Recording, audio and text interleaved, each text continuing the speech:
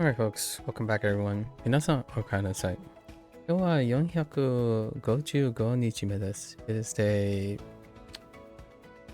455. We are going to have a 0 day tomorrow, so we can catch up on some stuff later in the day. Let's get right into it. Looks like we might have 2 or 3 things in action. Go relatively quick. It's not.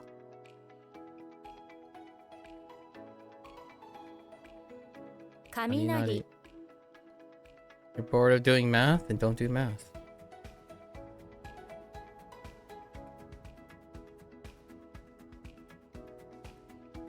訴求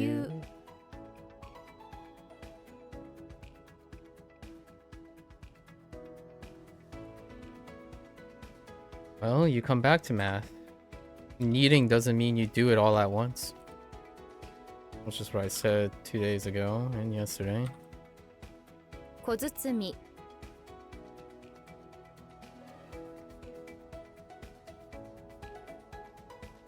Good.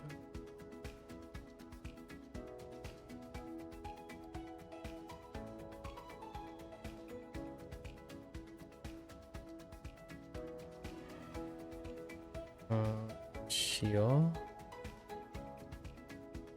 潮時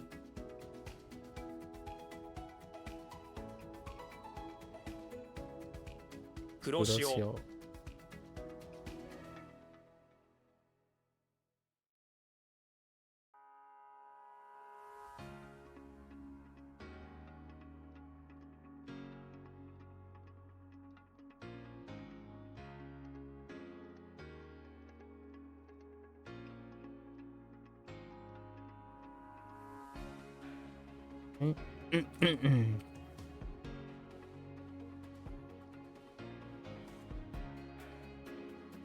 北斗七星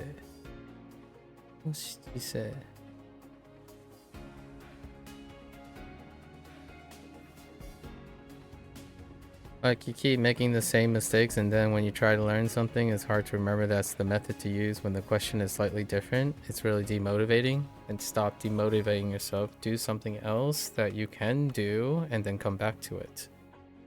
And take your time with figuring out why you made the mistake. You're making the same mistake because you never learned from your mistake. You have things explained to you, so you don't learn anything.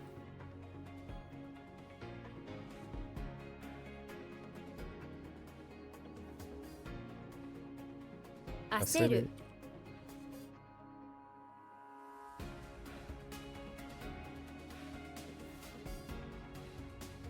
狐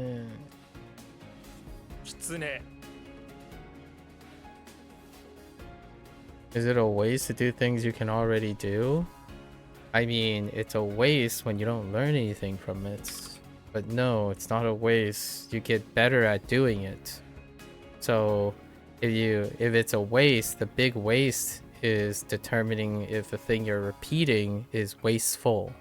So if you keep making the same mistake, then you're wasting your time because it doesn't get closer to your goal. How are you keep making the same mistake? Because you never learn from the previous mistake. So you get better at making the mistake. You don't get better at not making the mistake when you don't understand why you make the mistake. So it works both ways. When you practice something and you practice a mistake, you get better at making the mistake. You don't actually get better at not making the mistake. You get better at not making the mistake by figuring out how to not make the mistake. That's kind of like the whole deal with doing something the same thing over and over again, or doing something you already do. It gets better or for worse. So if you keep making the same mistake and you don't do anything about it, then you keep making the same mistake and you're going to make it even better. As in, the mistake becomes more frequent. That's what's often referred to as a bad habit. And it's only bad because you think it's wasteful. So if you think mistakes are wasteful, you're going to try to avoid them. And when you avoid them, you don't solve them. That's kind of the cycle of stuff. So the TLDR here is when you make a mistake and your first reflex is to go have it explain it to you, then that means that explanation has to be comprehended. How do you comprehend it? It has to be in the context of how you make the mistake. So if you don't understand the mistake, your context comes from here. So the mistake, you're supposed to understand the context of the mistake, which then you get an explanation so you can comprehend why you made the mistake. If you don't do this, then what you're going to do is you're going to get the mistake explained to you and it's going to go back to the mistake. But then you're going to do the same thing. You're going to keep going back to this. This, with context and comprehension, leads to not making the mistake. So then the next time you go and make the mistake, which can happen, you get to either go in this direction and decide to repeat the mistake, or you go back down this hole until this becomes greater than this. Which doesn't happen because what you typically do, in my opinion, is you take a mistake, you read something as one-to-one, but have no comprehension of it. Because every time I ask you, how did you make the mistake? There's one step here that is missing. You're not explaining how and why you made the mistake. In order to read something or comprehension to not make the mistake. This is not the same thing as reading to get the correct answer. I often hear you and the likes of other people who, when you read something, is to get the correct answer. This has very little to do with not making mistakes. You didn't correct your mistake. You look for the right answer. So the mistake you keep making, the nature of the mistake you're making, is not explained by knowing the correct answer. It's by knowing the nature of the mistake to not make it anymore. So you can turn a mistake into a not mistake, which leads to a solution. And that solution can still lead you back to the correct answer. So that's the part that you don't spend any time on, because it's faster to know the correct answer. It's much harder for you if you don't practice. It can be easy when you practice it. It's if you're curious about why you made the mistake. The routine that I was doing when I was reading the question and I was reading the rationale, I was reading it for myself. I was trying to demonstrate that I need to understand how to not make mistakes, how to minimize mistakes or misunderstanding. So it requires you to read the things. Here's another big one. When you don't make a mistake, when you get the correct answer, right, there's something above here. So when you get the correct answer, what do? Do you move on? So if you decide to move on, then that's all you'll ever know. You'll only know what is correct, and that's it. How do you understand another way not to make a mistake? When you get a correct answer, you look at the wrong answers or the less good answers. Learn from that, and you can still learn to not make mistakes and confusion while still having correct answers. So that is something you can do, and that's what we did yesterday. We did that yesterday. Despite me knowing or rationalizing the correct answer, we read all the other answers, because you have to read all the other answers to understand why they are not the correct answer. That is how you stop focusing on getting and confirming everything you know, which is very limited. You make mistakes because you only know a limited amount of information. So knowing why the mistake was made is something you skip. you don't ever think you make mistakes, is my honest opinion. And what I mean by that is, how do you know you made a mistake? How do I know that someone understands that they made a mistake? They first take accountability for it. So that's twofold. A mistake can be, you can be told that you made a mistake, or you can be held accountable for making the mistake. A grade typically gives you a form of accountability, but being told that you're wrong is different, and accepting that is different from taking the grade, figuring out why and how you made it, and then learning how not to make it. That's accountability. When you're saying something is wrong, and then you go and have it explained to you, and it's like, all right, I'll just know this right answer for next time. That's zero accountability. You have not entered an accountability stage. You do not understand why and how you made the mistake. So you can still get right answers. You can continue to get right answers. It's not going to fix or avoid whatever it is that's constantly making you make the mistake. I have no idea what it is. Because whenever I ask you how or why, you're like, it's too hard to explain.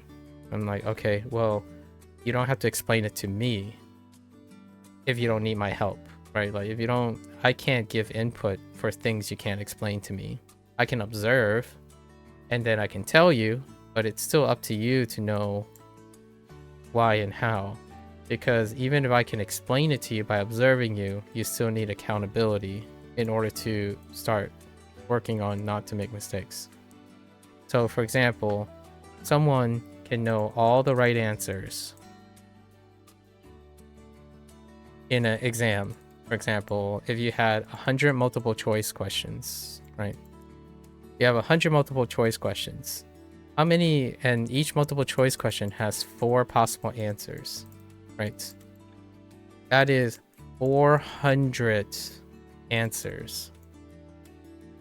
If you have a student that knows all 100 correct answers, they only know 100 correct answers. If you give me a student who can explain all 400 answers, I would take this student over this student. Without a doubt. Not no contest. A student that is able to know the correct answer and know why the other 3 are better answers. In these standardized tests, they don't necessarily have only right or wrong answers. They have better and less better answers. They have best answers and questionable answers, and then outright answers. So no, there isn't technically only one correct answer for most of these questions. They have one best answer. So the idea of constantly saying you made a mistake is also a mistake. That's kind of one of the things. Like, if you think your answer is marked wrong, like you chose A and the quote-unquote correct answer is D, you have to explain why you chose A over D, because you might actually be correct in the way you thought about it, but they would explain a rationale for D, which ends up flowing with what they think is the best logic.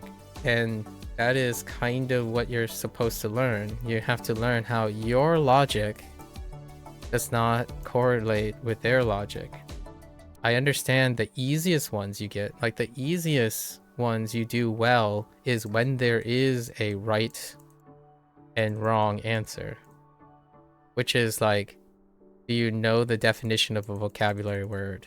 It's either going to be yes or no. And even in that situation, I would tell you that you can probably learn the vocabulary word's definition based on the prompt. The prompt could possibly even define the vocabulary word for you. But that's not what you think about. You think about, you test yourself if you know the correct definition of the vocabulary word, which is kind of like this. If you know the definition of this word, it's not going to necessarily tell you how useful it is in a sentence. So oftentimes, you do really well when you remember a fact, but you do not comprehend why the fact exists. So that's kind of the one thing that can be a little tough, and that's for comprehension.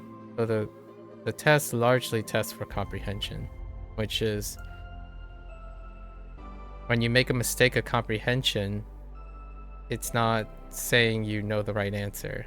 It's saying, where did your comprehension go? So if you made a mistake, it's more about the way you think, in my opinion, that you're trying to solve, not what's the right answer. So, like, for example, if I have an example, let's see if we get an example. Just now you said you're bored of math. And my suggestion is, then don't do math.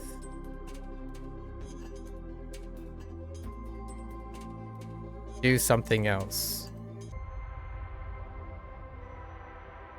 And then your response was, I need to do math.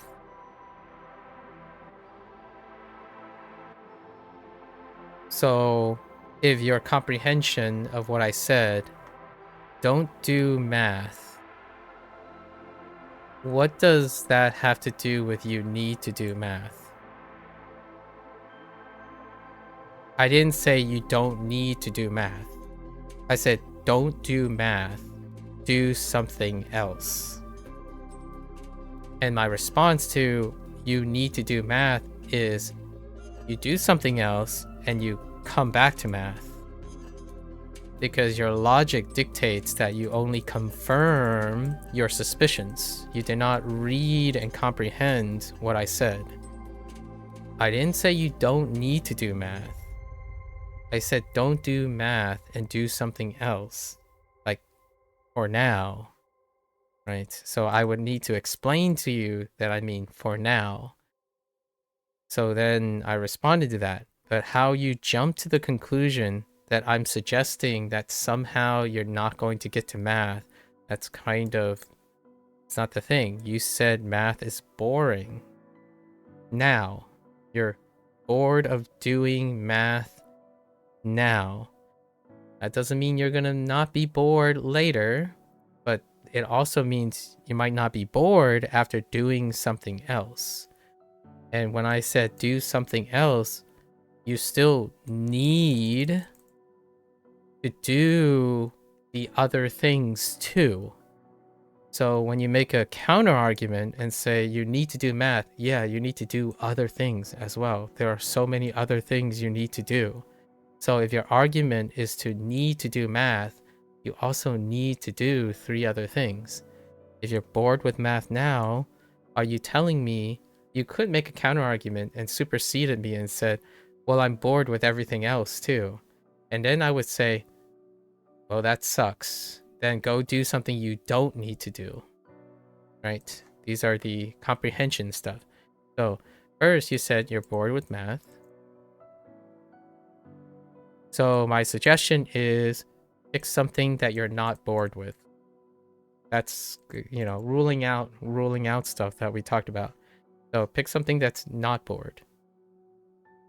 You circumvented my argument by doing something else, specifically not something that you're bored in, and you said you need to do math. Right? You need. Well, then my counter argument is, yeah, the other things that you're not bored with, you also need to do. So now what?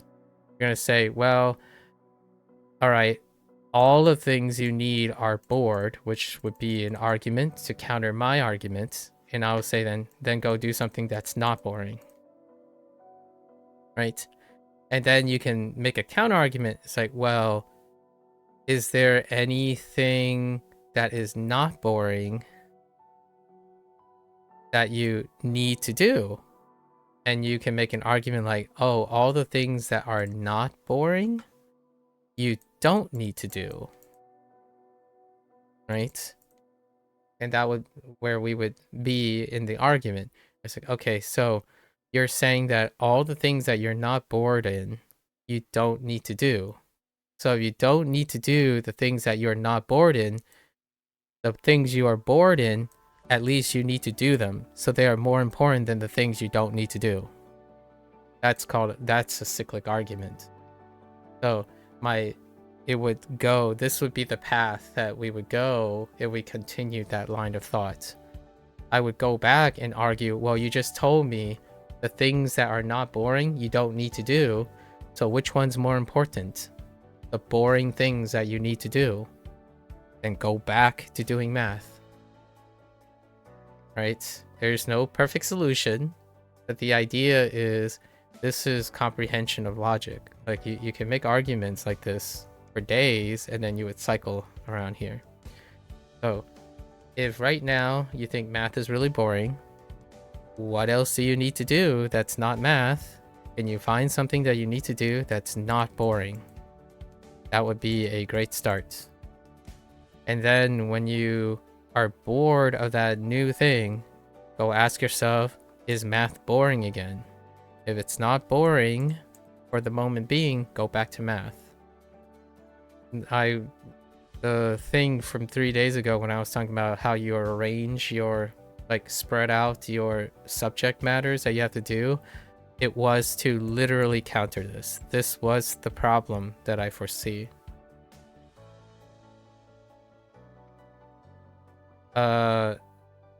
What do you mean? Mika is here, James. I don't know what's your deal with using bro there, but that's kind of weird. Anyways.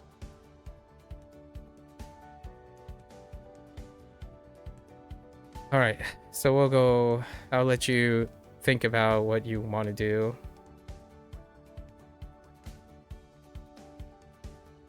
Yeah, YouTube metrics are not reliable. Just saying.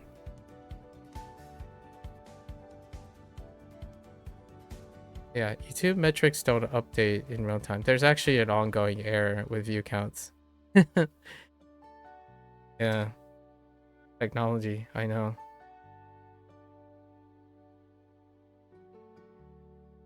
Anyways. Like, here's the thing about your mistakes. If you are getting something to explain the correct answer, it doesn't quite help you stop making mistakes. It helps you get the right answer. So that can be a solution for now. So here's the thing. I'm not saying what you're doing is not going to help. If you make a mistake and you keep on focusing on trying to get the correct answer, right? That will be often sufficient to get a good grade. Like, you know, you've had kids who memorize things just for tests and then they lose that information, right? However, when you are reading how to get the correct answer, it's not going to address how you're repeating the same mistake. That's not the same thing. Like, you have to understand how the correct answer is related to the mistake you're making. So, like, if I keep telling you the answer is A, but you have no reason to understand why it's A, you keep thinking it's C. I'm not explaining to you why you keep thinking it's C, right? The explanation, you have to look in the explanation, which, for the record, that software that we used yesterday It was really great. It explains the rationale of both the correct answer and the not as good answers. Like, it explained the best answer, and it also explained why the other answers are less good, and then some of them are downright wrong. So it's great if you read all of it. But from my brief interaction with you yesterday through like all the words, you read none of it. I asked you a couple of times, like, oh, do you read the rationale? And you're like, sometimes, or like, that's what the impression I get. And then when you get the right answer, I'm like, do you read the rest of them just to see like how it compares to the correct answer? Doesn't really quite understand what that is. And then when I'm reading the thing, like I was literally reading out loud. I wasn't reading out loud for my own benefit, for the record. I read out loud because I do that in my head. But I was reading it and going through the steps that I would do to demonstrate how I would go through the questions. And then I was reading the rationales, or wanting to read the rationales, is because that's how I would understand if my logic is sound or it agrees with them.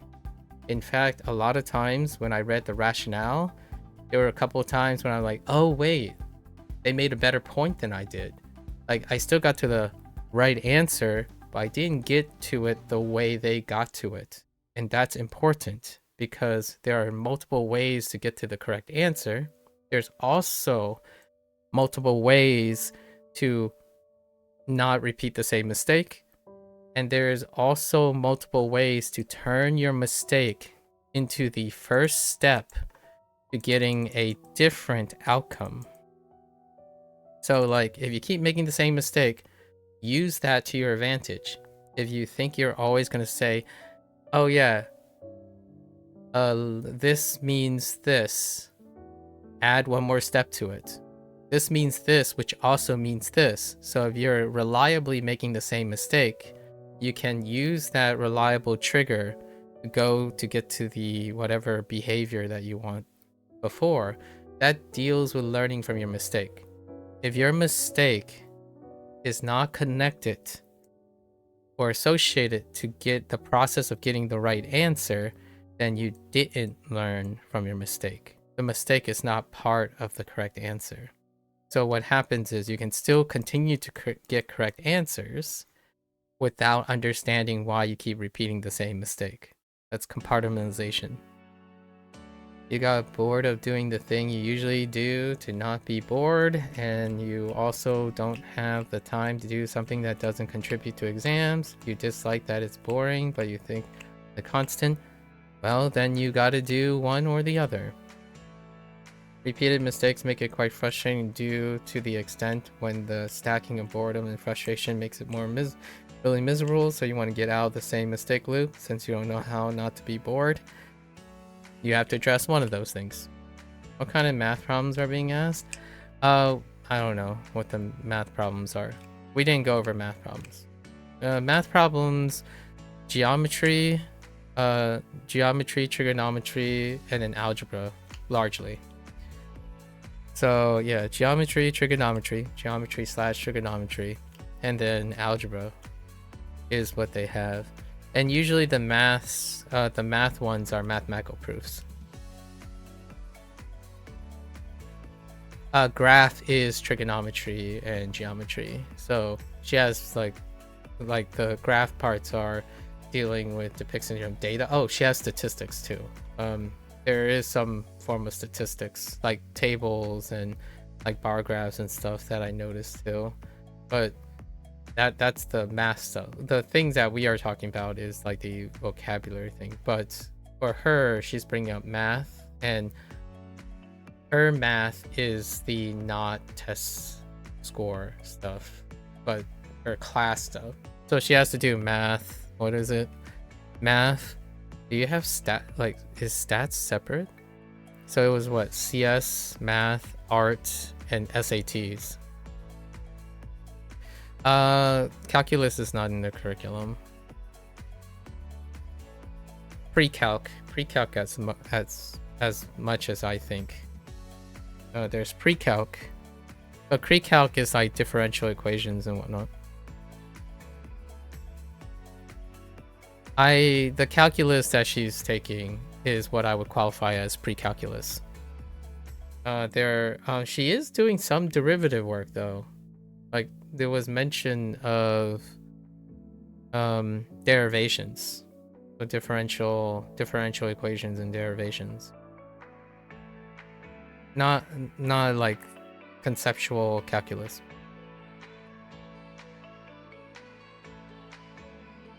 I highly doubt next year is going to be the calculus that I feel James is referring to.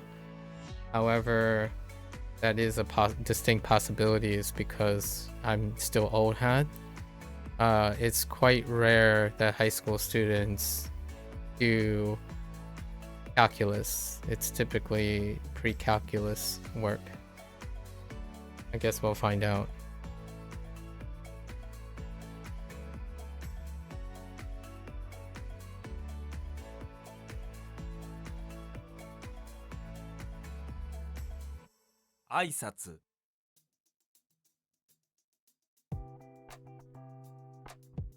Perhaps James have some insight as to why, or perhaps James might have some inspirations to make math a little less boring, I suppose.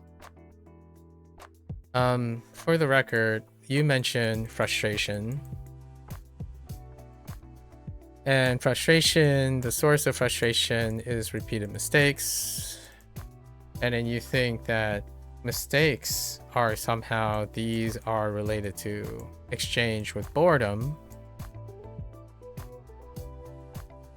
And I'm going to give some alternative perspectives about this.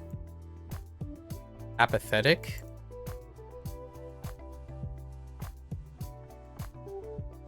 Incomprehensible.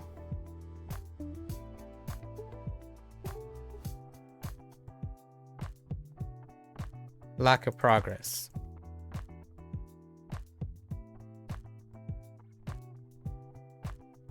So if I had to think about the sources of this triangle, or even probably a little bit more complex, this circle of stuff that you're talking about, like you get quite frustrated, and then the boredom stacks up, and then so on, this loop that you're in. The things that I would probably address is your mistakes, address your incomprehensibility of your mistakes, find something that alleviates your apathy, because you're apathetic about the subject you have, maybe an application or I don't know, a form of motivation, some sorts, to address apathy. Because again, boredom is not the same as apathy. I'm saying the source of your boredom is being apathetic. And then frustration is often the source that is most consistent, is a lack of visible or knowing of progress. And progress is tied to either avoiding mistakes, not making mistakes, or getting the correct answer more consistently.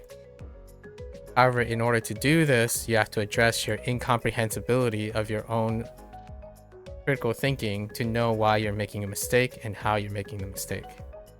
Which this can potentially use some sort of outside source of inspiration to solve that, which it can possibly be explained by someone other than you. But I would say usually this would deal with more, unfortunately, to be caring about it more, which then leads back to the problem of your apathy.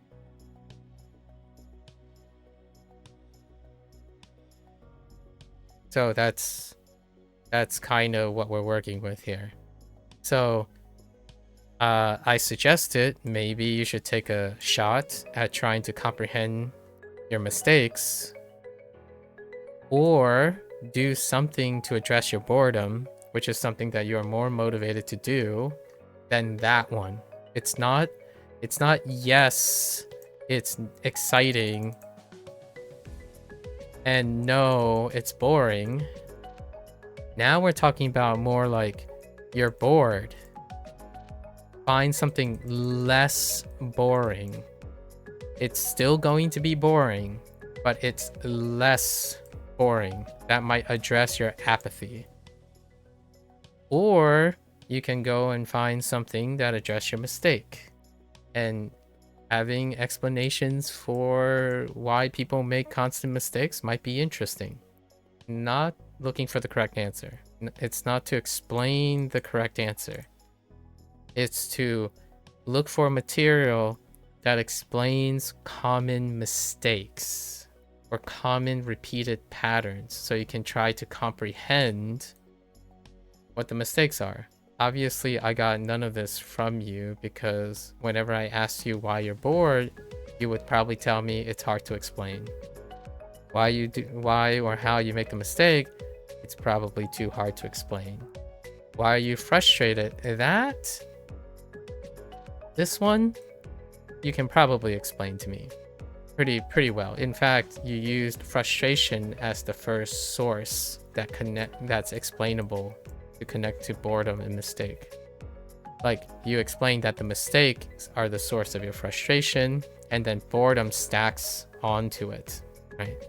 So that, no problem there. And lack of progress, you can visibly see your progress. It's your grade, right?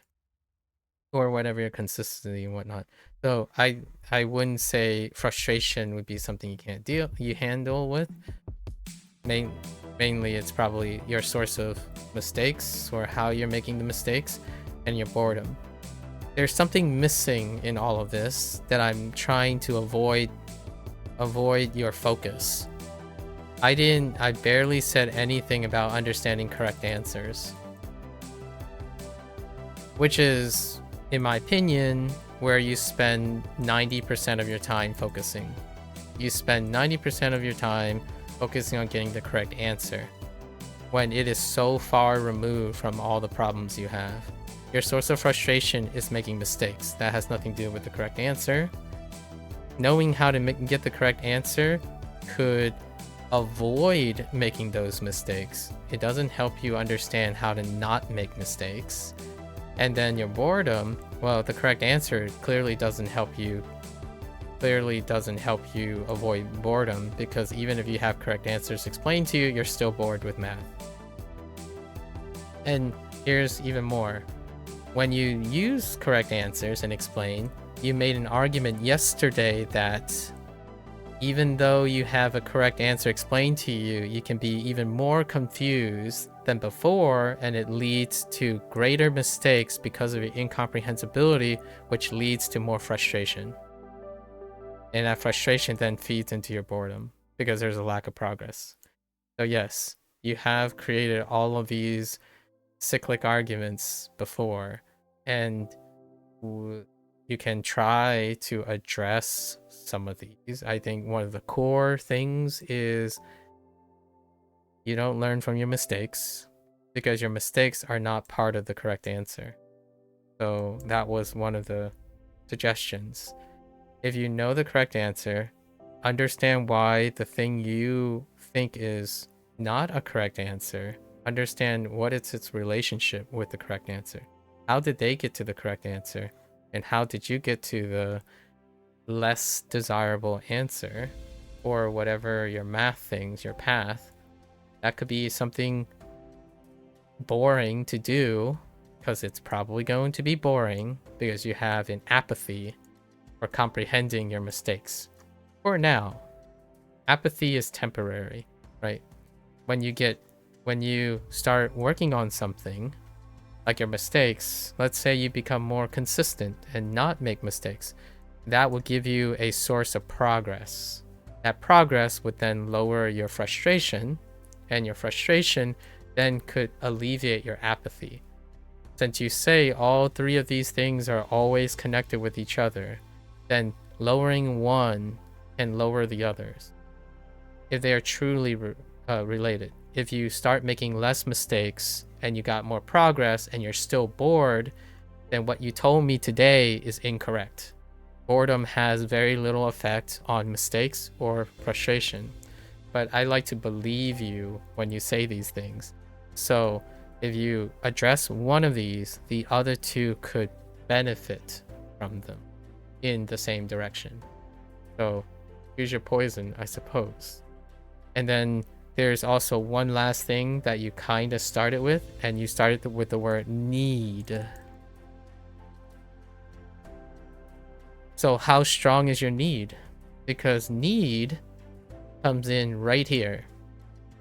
Need is like the correct answer to your incomprehensible mistakes. It's adjacent to it. When you define need imparts an antagonistic relationship with boredom. Because if the need is strong enough, it doesn't matter what your boredom is, your apathy has to go away.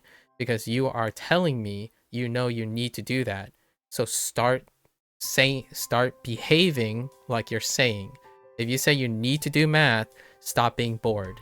Because when you need to do something, your boredom doesn't matter anymore. Because if you need to do it, you have to care about it. And caring about it means that you are not bored of it because you need to do it. There's no other thing. If you're saying you're bored, you don't need to do it. Period, to me.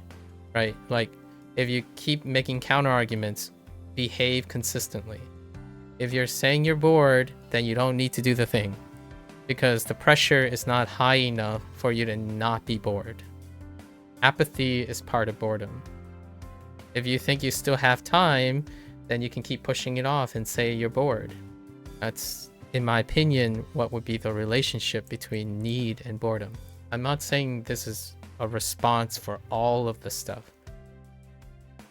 If you're gonna tell me you need to do something, it's neither boring, neither frustrating, neither depending on mistakes. Because if you need to do something, it doesn't matter how you feel. Like if you're bored, constantly frustrated, or having a mistake, you have to do it. If you don't, and you're pushing it off, like you're saying you're bored and you're not doing anything, then you don't need to do it. Like, that's my opinion. Because I don't need to tell you to do anything. Like, if I told you, hey, you need to do math, and you're like, I'm bored, then you don't need to do math. That's what you're telling me. If you're making an excuse, then it's not a need. That's the whole point of the word need. It's a necessity. You have to get it done. So if you can make an excuse for it, then you clearly don't need it. You want to do math. So own it. At least in my opinion. The word is want. You want to do math, but your boredom stops you from wanting to do math. If I want to be like really direct here. And also you can take the word for context for whatever you want, because this is me explaining something that is not inside your head. Like for myself, I'm sharing from my perspective, because being in your perspective is no longer sufficient, according to you, to do anything at the moment.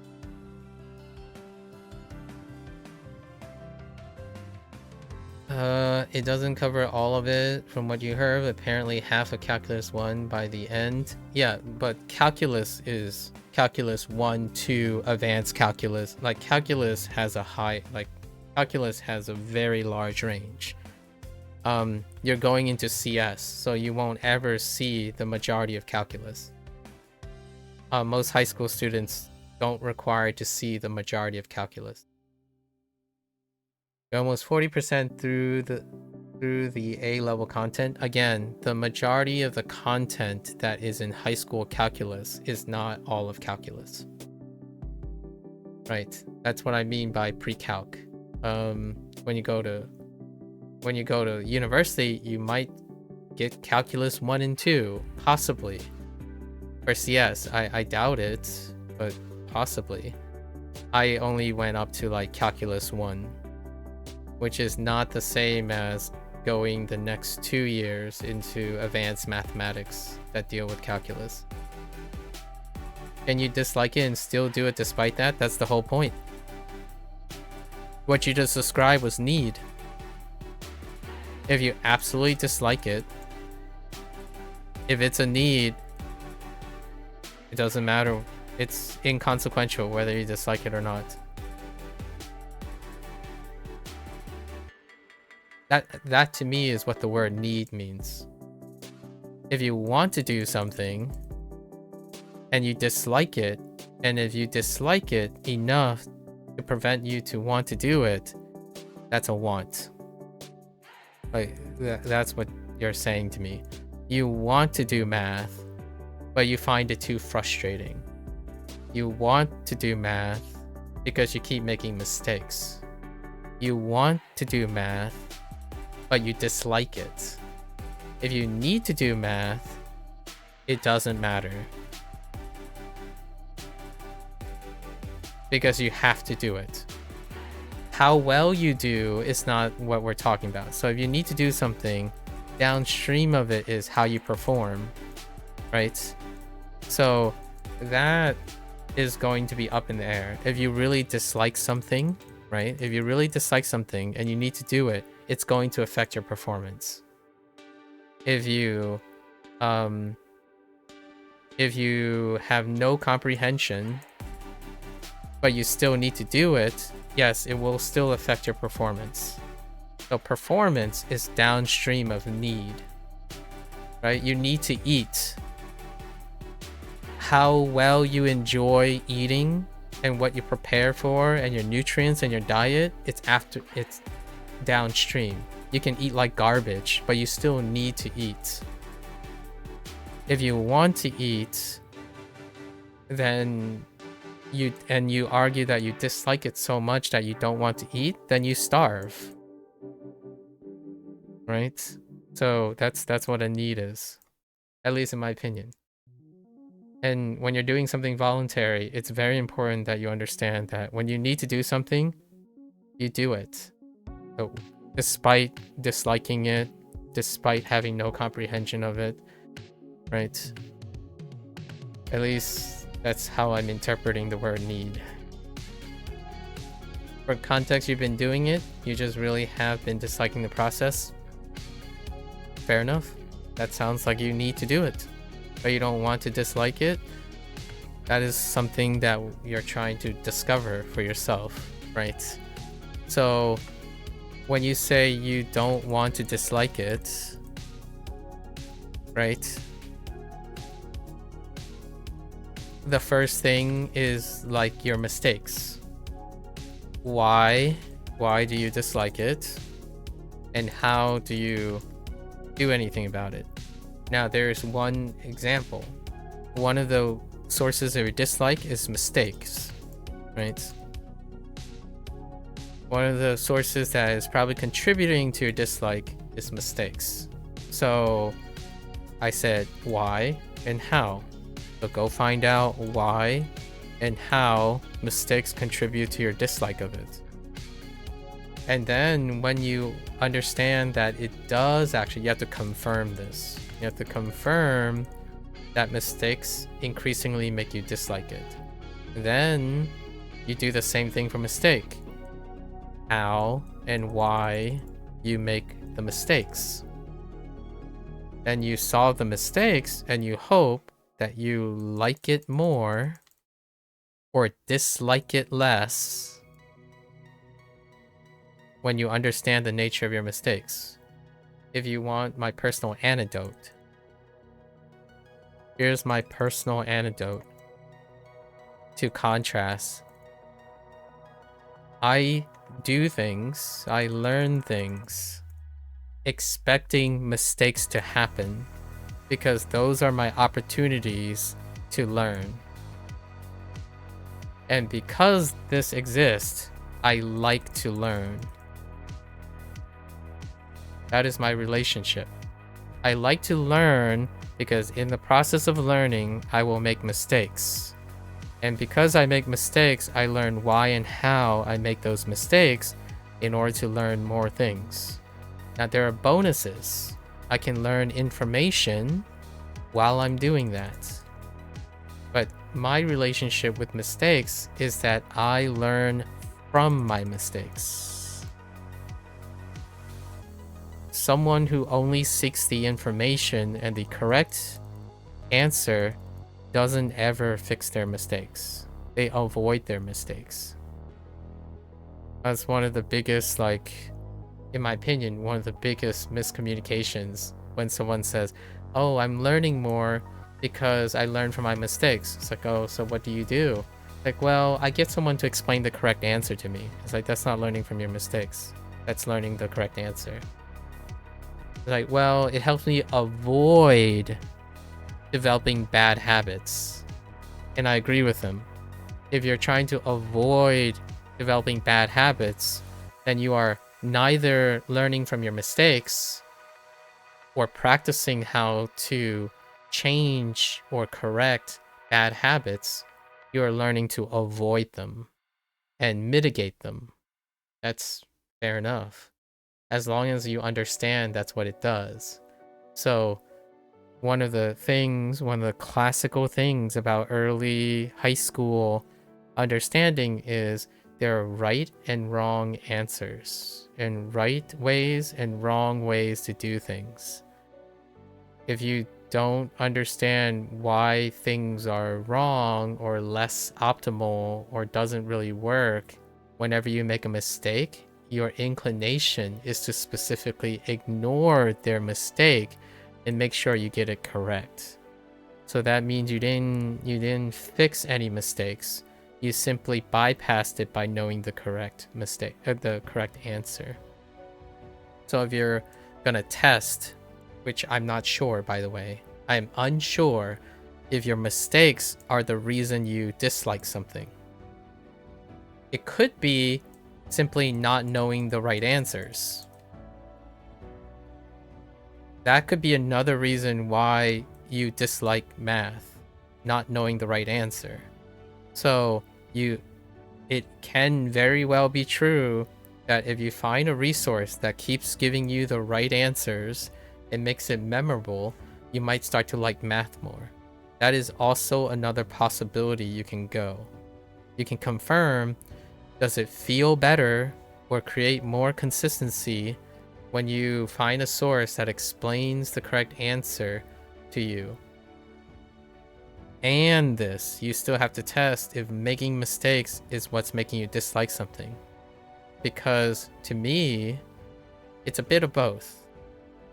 I think where your focus is you believe that not getting wrong answers or not knowing the correct answer is why you dislike math and everything else, pretty much. My argument is that this might seem like a very great place, maybe like 30% of the time. The thing that recurs so much more often is that you repeat the same thing. And that's not repeating the same mistake.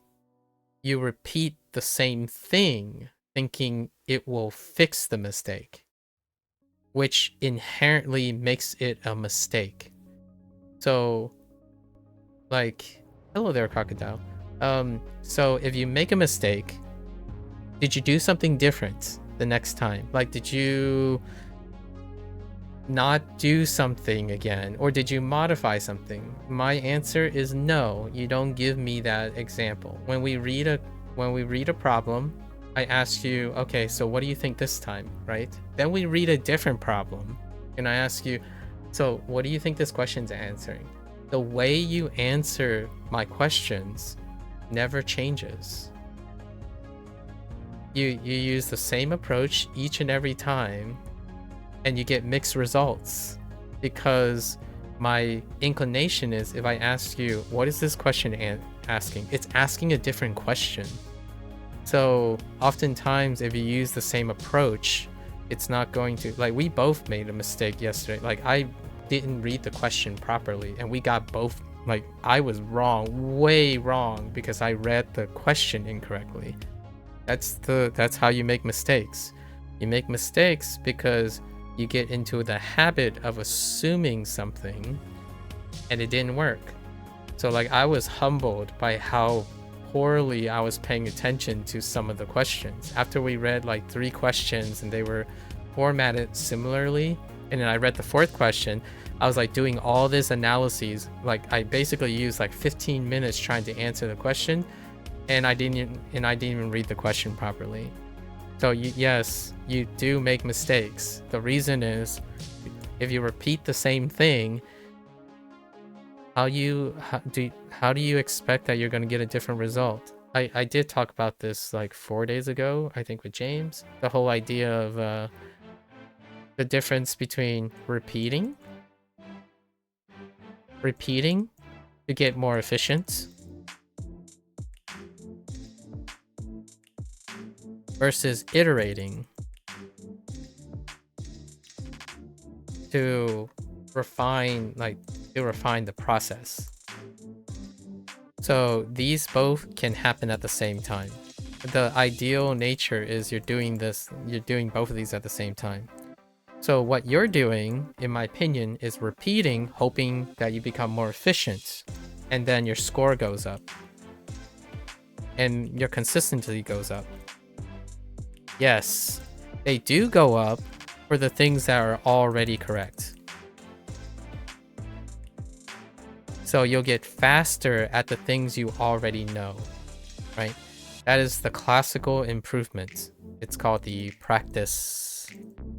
I don't know what, there's a name for this, like the entrainment effect or something. I'm taking a page from like sports like exercising. It's a practice. I'm just gonna call it the practice effect. So that's what you're doing right now, in my opinion. That's how you study for things. That's how you, quote unquote, correct for mistakes. That's how I feel whenever you're saying you're learning to correct your mistakes. You're practicing, in effect, that becomes more efficient at getting the correct answer. If you follow this path of logic, none of these steps have anything to do with mistakes.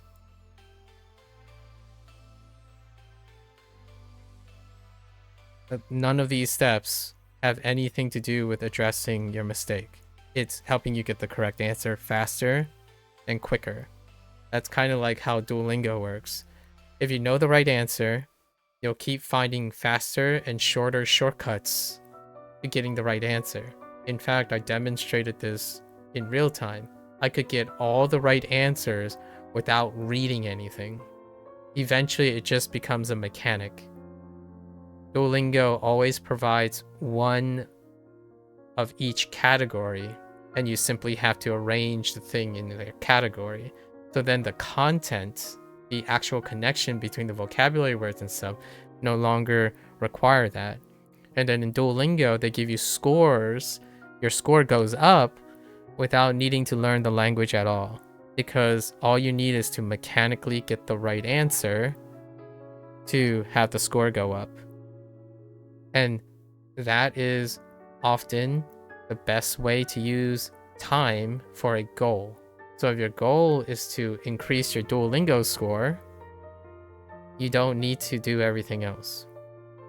So when we were correcting our answers or looking at rationale, you don't think it's necessary. You gave me the impression that it is not necessary to read what the people think is the rationale for the correct answer and the wrong answer. And then when we do math homework, like when we look at math homework and stuff, you don't think it's necessary to understand why your teacher and the other students diagram certain things, use certain terminologies, as long as you got the right answer. Like we did that probabilistic model with the splits, even though I wasn't even aware of this model to do probabilities, like combination of probabilities.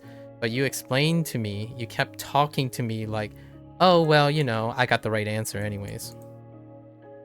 And the whole time, the only reason you talked about what the teacher did and the student did was because I was asking you to explain it to me. Like, oh, so what do your teachers do? Because the way you're doing it, it's hard to explain it in mathematical terms. And you're like, well, I still got the right answer. That's kind of your attitude. Your attitude is, oh, well, my way is good. I'm like, well, it's not going to help you understand how other people do it. So when your way no longer creates an adequate solution to a system that was designed by other people, for example, you double down. In my opinion, you will double down on your method, and your method might not adjust to their method. This is repeating what you know how to do and never iterating on your process. Like, you can still do your way. This is not your way, this is their way. And you can still do your way at the same time. That's how, in my opinion, you develop comprehension. In order to develop comprehension of a concept, you take what you have repeated and done really well, and then you take in new knowledge to adjust your process so you can understand that, oh, your way has a different way that leads to maybe a potential answer that isn't the answer that they have. Rarely is this relationship done. Like, there was one time when I was doing something, and the whole point that I was reading out loud, for example, the whole point that I was reading out loud is you're supposed to be reading it with me. Like, what I mean is like, when I was reading out loud, that was the whole point. But instead, if I had to guess what was in your head, it's like, well, I already did this question, and I probably already know the answer. So we'll just wait for him to read it out loud, and then only pay attention. In my opinion, this is how I think about it. Only pay attention when it addresses my problem, or whatever I find interesting, not boring. And that's the impression I get most of the time. And I wasn't reading out loud because I wanted to read out loud. I was going through the steps. Like, okay, here, let's do this routine. Let's go read the question first. Follow along if you want, right? I was giving you a free pass. Like, hey, let's follow along. So then I asked you, hey, do you know what structure means in this question? Like, when they say, what is the best way to summarize the structure of the text? Do you know what structure means? Because I had to ask myself, what does structure mean? What are they asking for? And then when we read a sentence, I was reading it out loud, and then I highlighted a word, right? Like ambivalent. And I noticed that ambivalent can be a key word, right? This is even before we started looking at the answers. I asked you, do you know what ambivalent is? Because I was keeping you in mind. So I was reading for a purpose. I was reading to see if there are any words that were sticking out. So the thing is, whenever a student or like a colleague, for example, a colleague of mine, we would read something. We would read like a paper together. Basically, we would have journal articles. All of us would assign articles that we wanted to read to our colleagues, and then we would have a meeting, and we would share our thoughts about the same text. And the idea is you're keeping your ideas with you, and you're hearing what your colleague says. Then you exchange ideas to see what the intent is. So whenever someone is doing something, the reason why I am fairly confident that you do not pay attention to the process or comprehend process-oriented things is because you're not interested in that. And that's perfectly fine if you're not upset about it, but you are upset about it. It's very tough to be upset at something you don't care about, right? But it does affect something you do care about, which is grades. So you don't care about the process, but that process is impacting your grades. So right now, you care about something. The thing is, there's a really big thing that's getting in the way. So in order to care more about it, like if you care about good grades, care about less frustration, making less mistakes, there's something in the way. So the alternative is to find the need to do it, which I don't think it's good enough yet. Like, I don't think you have felt enough pressure. I generally, I prefer not people like give themselves an ultimatum like, oh, you need to get good grades, so therefore you have to understand the process. That can be a wild place. It can be mentally draining. So for now, the idea is, well, kind of ask yourself, what are you doing to address your mistakes? At least in my opinion. If you're bored, adjusting and understanding how you're making mistakes might reduce the amount of boredom. It's no longer looking for correct answers that you're having problem comprehending, right? Like, here's a cycle that is concerning for me. You know the correct answer. You're right. You know the correct answer because you look for the correct answer. And that correct answer doesn't translate to a decrease in mistakes. Right? So the thing you keep doing, this is what you think is the solution. Your solution is to understand as many correct answers as you can. Yet over time, regardless of how often you are explained how the correct answer, like what the correct answer is, your mistake doesn't go down. It doesn't reduce the amount of mistakes. So what happens is it feels like it's a waste of time and you're repeating the same thing. And I agree with you. It's gonna feel like a waste of time in your opinion. And it's going to feel like you're repeating the same thing because you are doing the same thing. You are looking for the correct answer and not addressing your mistake. So your mistakes will stay the same. They're not going to go up per se because it would require new information for them to go up. But it will stay the same. So that means that you have no progress. You're going to feel like you make no progress in fixing your mistakes. But you will get more answers. You will learn and get more correct answers. And hear me out. It is possible.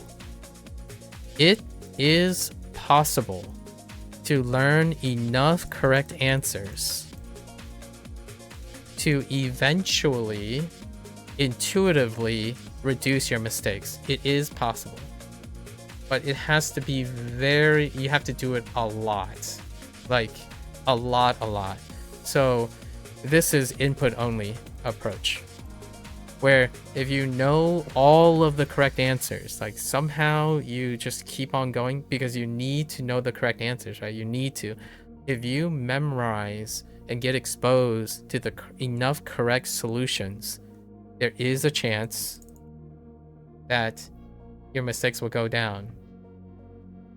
There's one big catch. There's a huge catch.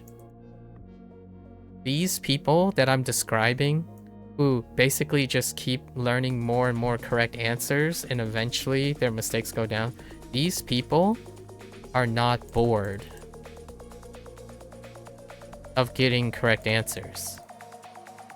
These people have a source of perpetual motivation. When they get something wrong, they'll go look for the right answer. They'll keep doing it. There's no diminished return on getting the correct answer. They love being right. So if you want to be this, know that mistakes are corrected by how vigorously you learn the correct answers. So there's no like dead end in here.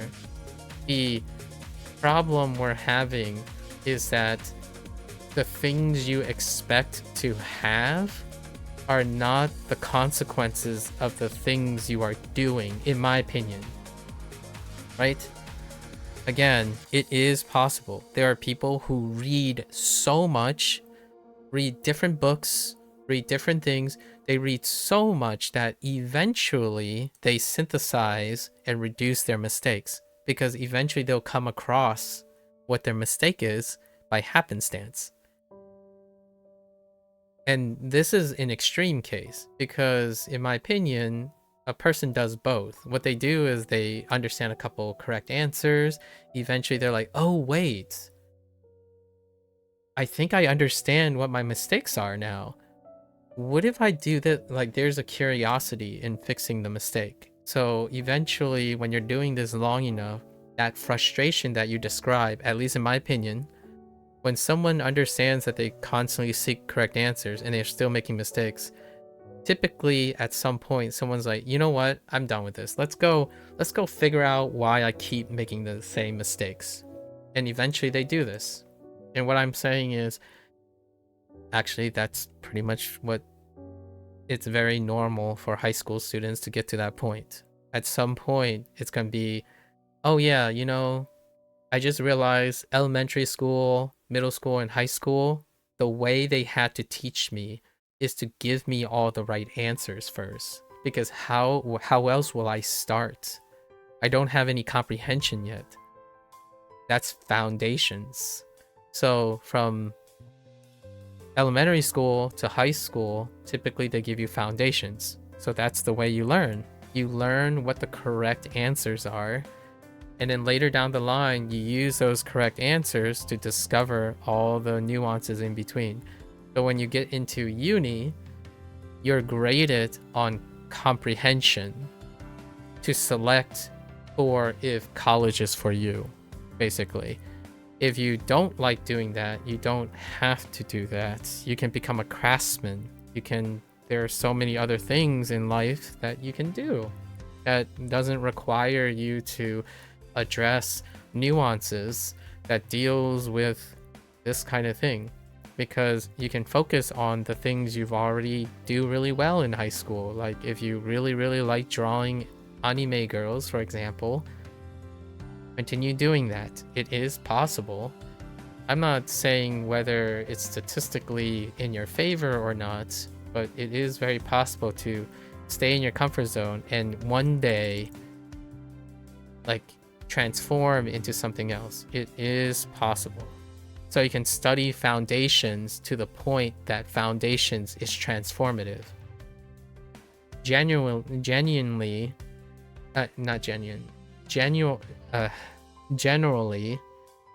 people do both at some point. They start with foundations and then they iterate on their experiences. Their experiences include their mistakes. In fact, most of the time, what is a mistake is more like a step to the evolution of someone's creativity. So what seemed like a mistake only became a stepping stone. So if you don't think mistakes are just a stepping stone, then yes, there's still room to grow, at least in my opinion. You've just been attempting problems, looking at solutions, being wrong, looking where you messed up during the example process. Okay, explain how you messed up during the example process. Then going for another similar problem until you start getting them right, by relating it back to understanding how you messed up during the example process. Taking a while to get better at the places you made mistakes, but right, you're doing similar problems by adjusting your process, right? So like you got, like say you got a problem and then you attempt it, and then you look at the solution,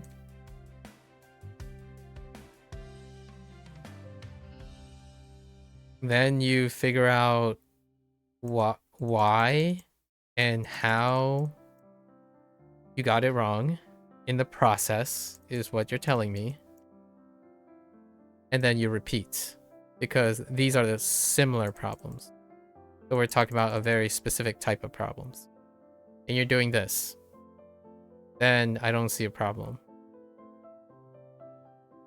You would get better at the things, for sure. to integrate some of the stuff that I mentioned. Yeah, so you go through a problem, you look at how... No, it's a similar problem. You just said it's a similar problem. We're not talking about new versus the same problem. We're talking about a similar new problem is what you're saying. So don't do that, right? Or you go for a new problem entirely. Now that's a different story. If you're saying then you go for a new problem, do you mean a new similar problem, right? Like, yeah, so you go through a problem, you look at how the book does, as in similar new. Okay, fair enough. Because if you look at an entirely new problem, that would be very difficult, I would say. Yeah, so you go through the problem, you look at how the book does the problem. So you make an attempt first. So let's keep it straight. You make an attempt, and then you look at how the book does the problem. You compare the work, right? The solution, until you find the point where your method differed from that, which was the mistake. So, okay. So, a couple more steps. So, you did a problem, you make an attempt, and now we're talking about specifically when it's wrong.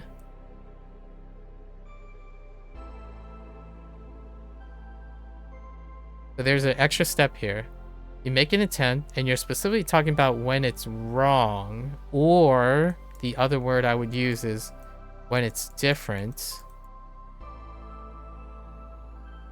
Oh, it's actually down here, actually. The step is down here. You make an attempt, you look at the solution, and the solution is different. Then you compare to find where the difference is, right? Between your solution and their solution. And then you go to a new problem. Okay. So let me add the points that we're making. So the thing you described pretty much ignored 6 or 7 points that I made in the last 40 minutes. Okay? So the problem... Do you understand the problem? Okay. Like, what is it asking? What is the nature of the problem? That would be your first step when you look at a problem. You have to ask yourself, do you understand what they're asking? Right? That would be the first step before you even make an attempt. And then you ask yourself, how or why? What are you going to do? Why or how you're going to make an attempt to answer the question. So like, if the problem asks, what is the Pythagorean theorem? Like, okay, so do I understand what do they mean by what is the Pythagorean theorem? Are they asking me to define the Pythagorean theorem in mathematical terms? Or are they asking for proof of the Pythagorean theorem? Etc. So you decide on something. Maybe they're asking for a demonstration of the Pythagorean theorem. So then you're saying, okay, well, they're asking me to demonstrate. So maybe I just choose a right triangle, a 3, 4, 5 right triangle, and then illustrate and derive the Pythagorean theorem, right? Then that's your attempt.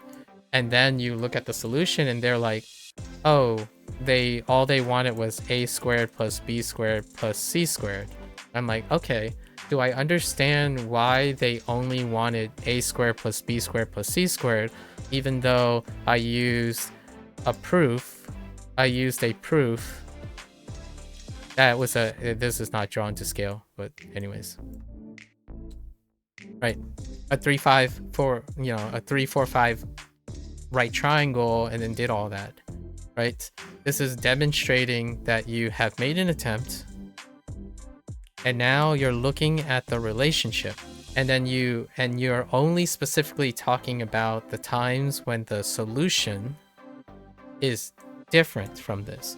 So say you didn't write a squared plus b squared plus c squared and it was marked wrong, even though you demonstrated the application of the Pythagorean theorem using a 3, 4, 5 right triangle.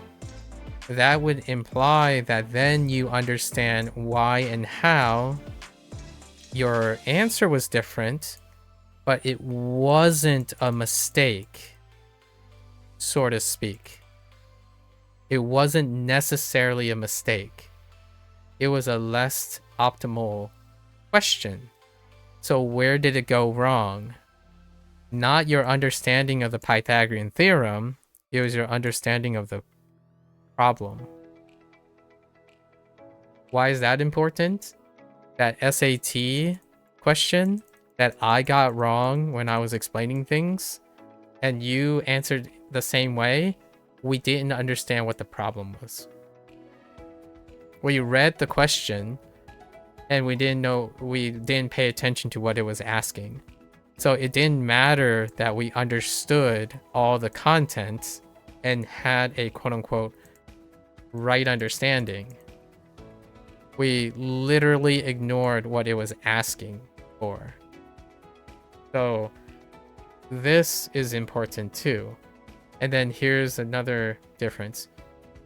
You didn't make an attempt. It's not clear if you made an attempt to answer to the best of your ability before you looked at the right solution. So when you look at the right solution and you make a differential analysis between how you did it and the solution, are you relating the two or simply looking for the difference? Because that's not the same. If you always look for the difference, then you don't know if the rest of the stuff you have is accurate. So for example, in this case, this doesn't look like a right triangle. Sorry, hang on. Let me draw a right triangle. So if your solution has this, and their solution has this, and you're like, okay, the difference is, well, I use numbers, and they used variables. I see now. That's the problem I was having. So in the future, when I get another question and say, what is a polar coordinate?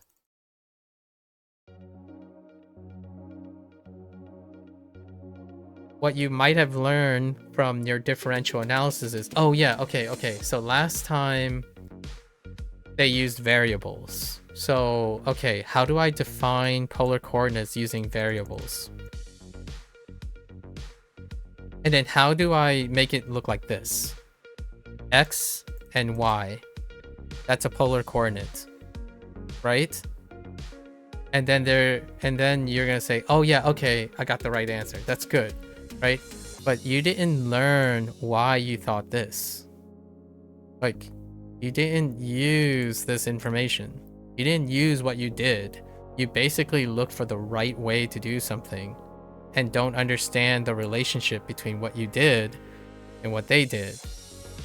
That's not learning from your mistakes. That's not comprehending why you're doing something often and knowing their correct mistakes.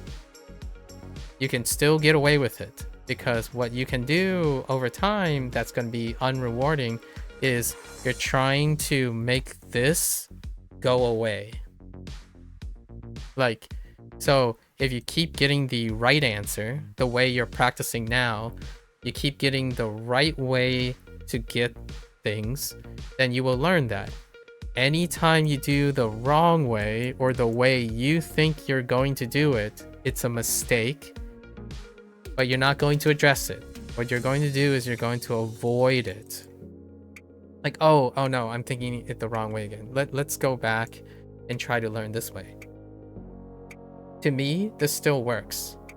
I mean, it's dissatisfying. It's certainly dissatisfying to me.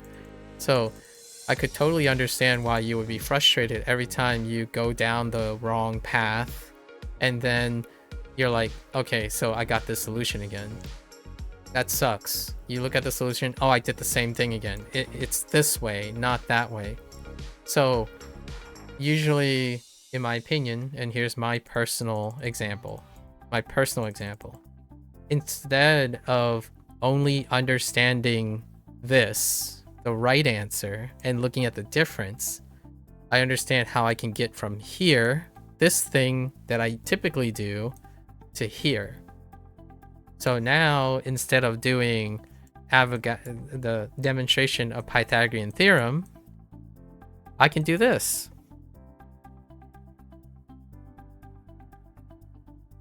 Now I can say a squared plus b squared, because if I think of 3, 4, 5, I think of a, b, and c. So now when I make the mistake that you would think is like, oh, I thought about the wrong thing, but it doesn't matter. If I think of the quote mistake, I will immediately go to the right answer that they're looking for, because I understand the relationship. I understand the relationship between what I'm thinking and what they're thinking. And one day, what you can do next is, it's easy to get from your answer, your problem, by skipping over a step, because you know the connection between the two now. So that's what I mean by comprehension. If you comprehend your mistake and you comprehend the answer, they're no longer different things. They are part of the same thing. They are part of the process. So if you're learning from a mistake to get to an answer, the mistake is part of the process of learning the answer. That takes a really long time. Might not be the amount of, so take it with a grain of salt. This takes a while. It might not be, you might not have enough time to do that. Here are some stopgaps, conditions that this method will work. It requires a lot of time because it's not a method you're familiar with. So you might not have enough time, right? You might not have enough time for that. It requires a lot of motivation because it's a new method. So you need a lot of motivation. And where are you going to get that motivation? Caring about it.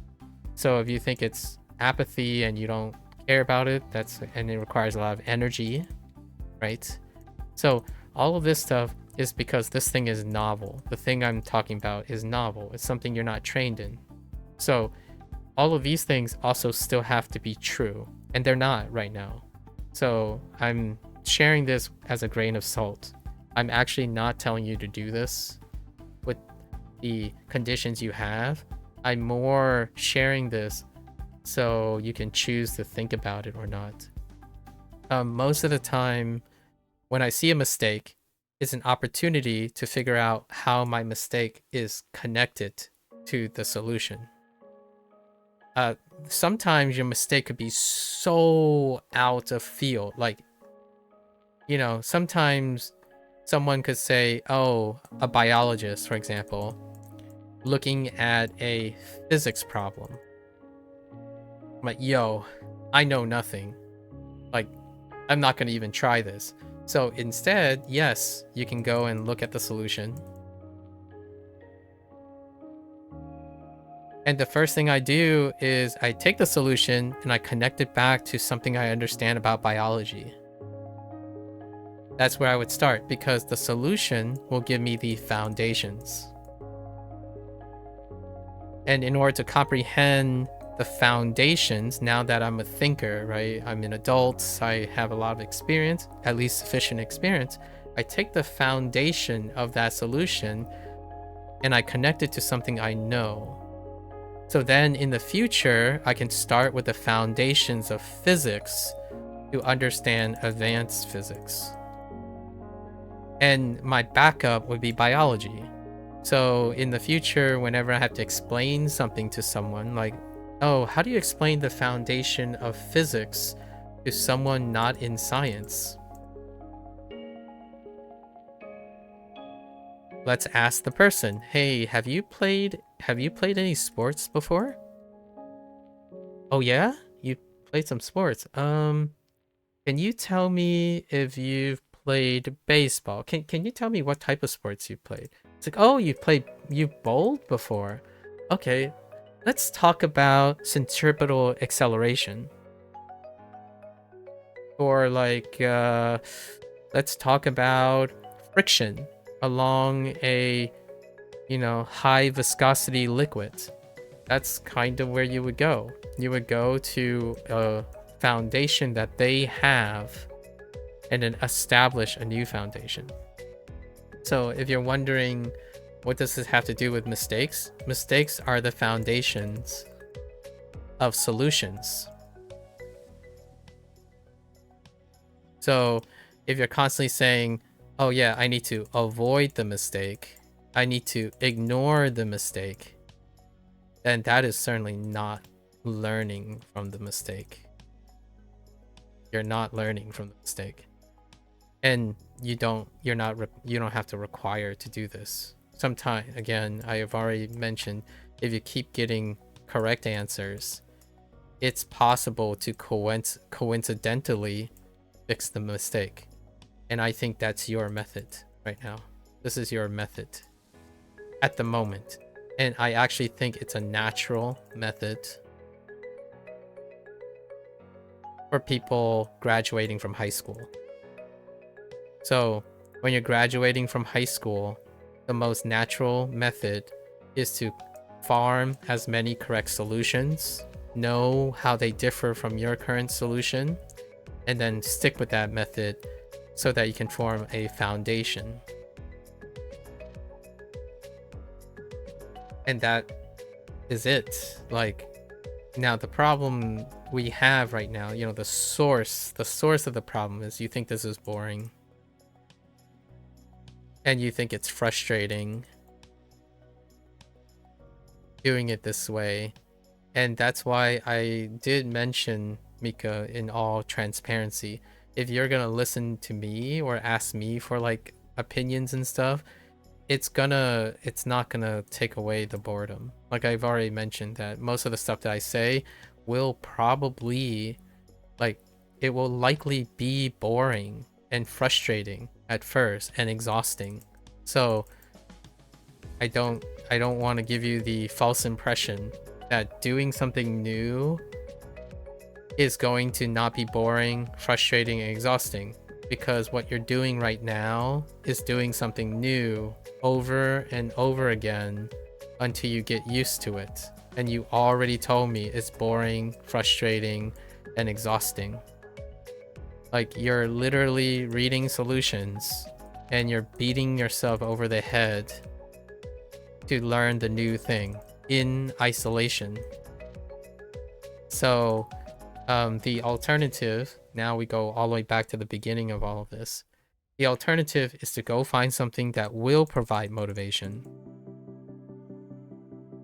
like energy and stuff that you already know how to do. So you already know how to do.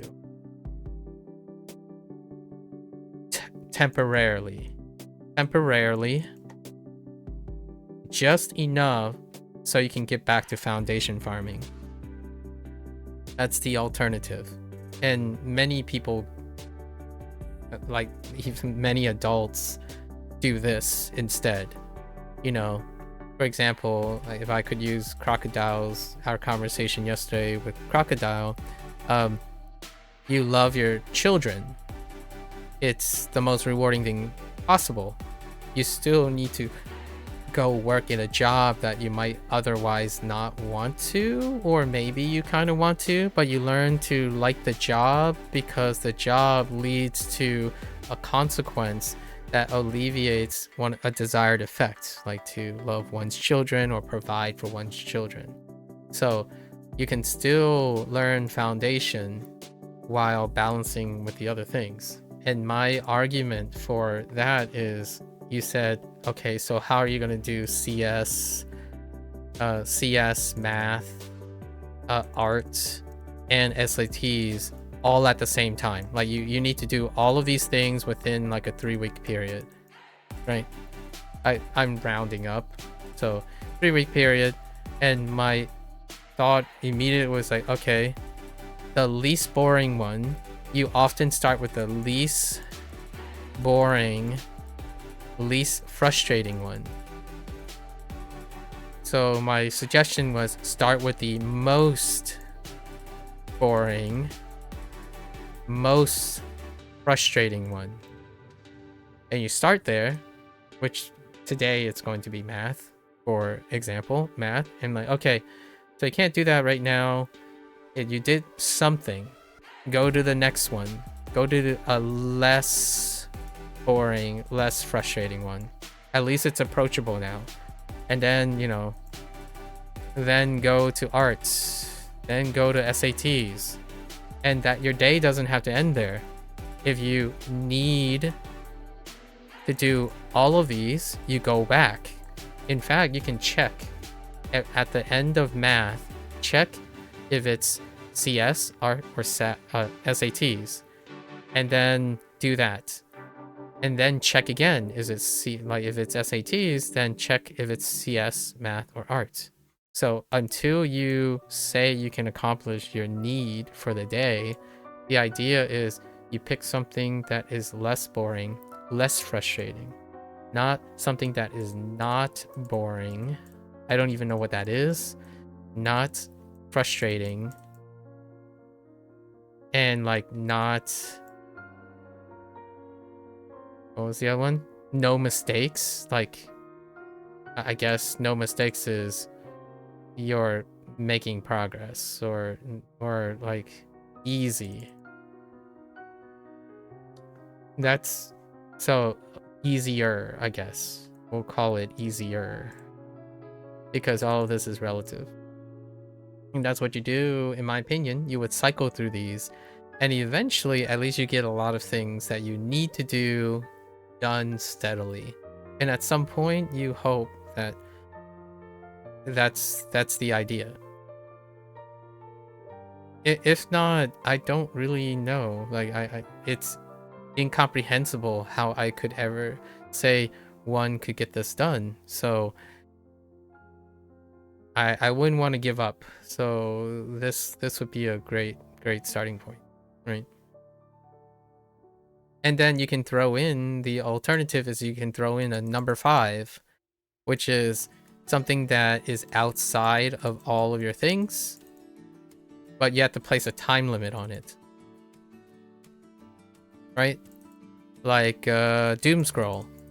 I don't know, maybe doom scroll will break your cadence, right? But you have to place a time limit on things you want to do, because if you don't place a time limit on the things you want to do, oftentimes they circumvent the things you say you need to do, which isn't true for most people. Whenever someone says they need to do math homework, they really say they want to do math homework.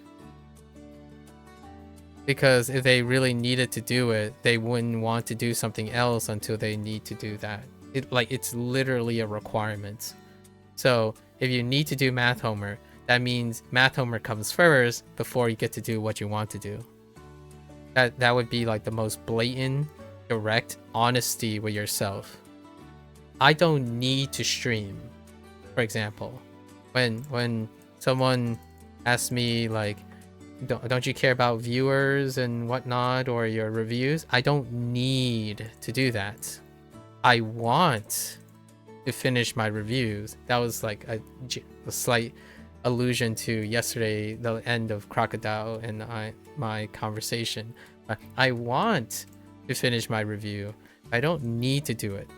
If I need to do it, I wouldn't be streaming, right? So, well, you can clarify that for a bit. And that's personally self-accountability. When I say I need to do something, I do it first. That's the whole point. So maybe you don't need good grades. that's a really tough one to understand, but there is a point in college sometimes and grad school that maybe you don't need good grades versus the need for experience, which I kind of touched upon before. There's a huge valley in college and graduate school between the need for experience versus the need for good grades. Eventually in college and graduate school, there's a shift from the need for good grades to the need for experience. Experience is irreplaceable. They only come once in a blue moon. These are opportunities that don't sit there. Getting good grades, you got plenty of places to get good grades on things. You can even take a test now if you want. Just go and apply for an exam and get a good grade on something. That's good enough affirmation in my opinion. But you can't gain experience. Like, in a way, taking an exam to get the good grade is still a form of experience. So that is still kind of nice, right? In some way. You have been on the exact same type of problem for 2.5 hours and you're stuck trying to get it? And what did you learn from the 2.5 hours on why you get stuck trying to get it? Because you have the solution, right? At least that's what you're telling me. You're learning from the solution. What is it about the solution you don't comprehend between the way you're trying to do it and the way the solution is presented to you? And then I will echo what James offered about like English comprehension and whatnot. You then go and read a different solution and then compare and contrast with the other methods to develop even further comprehension of it. Then you can compare 3 different approaches to getting the solution. Your solution that is incomplete right now versus whatever the school is providing, and then whatever other sources are providing. That's equivalent to what James said the other day about reading more articles. And then I doubled down on his reading more articles because generally when you read a lot of articles and stuff, there is, again, a propensity to increase diversity. So I wanted to emphasize that it's about reading more different articles. But if you're reading more articles, the likelihood is you will likely read a diversity of articles. So right now, if you're stuck with your existing information and you're absolutely convinced that there's nothing in the information that can get you unstuck, then you naturally want to look for more information on which you can comparatively analyze between your current experience and the new solution as well as the existing solution, right? So A, you get stuck. So then to unstuck yourself, right, you inject, right? Hang on. So to get unstuck, to get to the solution, you injected B. But then when you go back to A, right? When you go back to A, you get stuck again. Then you get the solution again by injecting B. So if you're been 2.5 hours, you realize that A and B are not sufficient to overcome how you're getting stuck, right? Because if you add B to this, you're hoping to get to the solution, right? So tentatively, whatever you understand about B, I'll call this B prime, like B prime, because this is what you understand. This is your B. This is their B. I guess we could just call this B naught. their B. So whenever you read their B, you get to the solution. Combining yours. So you use yours, you look at theirs, you get to the solution. Then when you do it again, you're using yours, your method, hopefully, with your B prime, as in you're combining your understanding of B with your current understanding. Not so this is what I think you're actually doing. You're starting over and you're actually using B prime and not combining it with your previous method to understand why you get stuck. So the B prime, this thing, is insufficient to get you unstuck. And because you don't use your previous knowledge, you are also having a problem comprehending what B naught is to get unstuck in the first place. So you're trying to create a new foundation out of B naught. So your B prime is not sufficient to get you to unstuck. If you are indeed combining A with B, which is what you're claiming, then you need to go find C naught. Because then when you inject C naught into the solution, right, when you do A, your method, right, if you go back to your original method, and now both B and C naught, B naught and C naught is added, you might get a better solution, a more comprehended solution, right? Then you generate something called, we'll just call it B prime and C prime put together. Now you can maybe, let's say you just forget about what you used to do and try to test B prime plus C prime and see if you get unstuck. If you don't, maybe you can add your A method back, or you combine these already and test if it gets stuck. If it doesn't work, it's time to find another one. Time to find D naught, then E naught, and so on. So the idea is you iterate, you test. If you're convinced you're stuck, you need more information. This is absolutely assuming that you are actually creating and combining with your previous methods. If you aren't, then it's cycling, which is what most people actually do, where what you do instead is you take A, right? You do A, you get stuck. A is your method. You inject B naught. It doesn't work. So then you start over again. You're still stuck, right? And what you end up doing is you're doing the same method because you didn't understand B. So B didn't carry over. So then you go and look online for a C naught and it gets stuck. You repeat. D naught. Get stuck. And then eventually you do this like maybe 5 times. Hopefully you do it 5 times and you get to F. And you're like, yes, this works. F works. And then the moment you get F to work, which is a coincidence, by the way, because you're not using your understanding. You didn't understand B, you didn't understand C or D. You simply gambled and look for a solution to be explained to you. There's no critical thinking involved. You simply took some dice, gambled online. In fact, it's even less gambling online because they're going to select the best solution for you using an algorithm, right? You go from the best solution and go down based on an algorithm.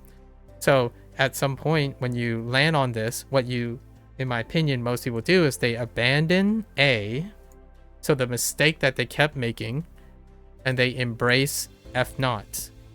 F for foundation. And this is then, in the future, what you take is, you take F naught, right? Just vanilla. Whatever they do, that's what you're going to copy. So you're going to take F naught and you're going to test it. And if you still get stuck, that means the problem with getting stuck deals with A, not F naught. F naught did not solve your problem. So then what you're going to do a lot of times when people do this is they have already forgotten A. So A is gone. They're going to take F naught and then test it, inject it with B naught, and they still get stuck. Then they're going to test F naught against C naught and D naught and so on. And then they're going to find, oh, hey, D naught and F naught, you get unstuck. Like, just get unstuck. And this is where I think most people online have a problem. Now, what do you do now? Do you combine F naught and D naught to get A prime, as in a new version of your method? Or do you choose the best method and assume that it covers the previous method? That is someone that says they start with Duolingo, they learn something, and then they go to WaniKani and like, oh, WaniKani is better. Duolingo's trash. Let's just forget everything we learned about Duolingo. Let's go to WaniKani. And like, oh, you know what? WaniKani is not as great as Anki. It's like, oh, well, you know, WaniKani's trash. Anki's the best. And then they go around saying Anki covers everything that WaniKani and Duolingo does. That's what solution is. That's called the best solution approach. What is another example of this from earlier? That's called the correct solution approach. The person did not comprehend the relationship between Duolingo and Anki, the relationship between Duolingo and WaniKani, the relationship between WaniKani and Anki, and the relationship of Duolingo and WaniKani with Anki. So, choose your poison. And again, those who did this still reach their goal. They understand that if they are always relying on the best, they need to form adaptations that when this fails, they have to go find something new. That's how in my opinion, this is the healthy routine for someone who constantly thinks there's one solution. And they will constantly rely on the best solution. Then when the best solution fails, you have to find a new one. The solution makes sense when you look at it, but it's not like what comes to mind when you're doing the problem yourself. That's exactly the point. So now I'm not surprised. So now can you get the solution? You're saying you said you're looking for the difference, right? Between your solution and their solution. That should be explaining why your solution, the relationship between your solution and their solution. It should. But you look at the differences. What about the similarities?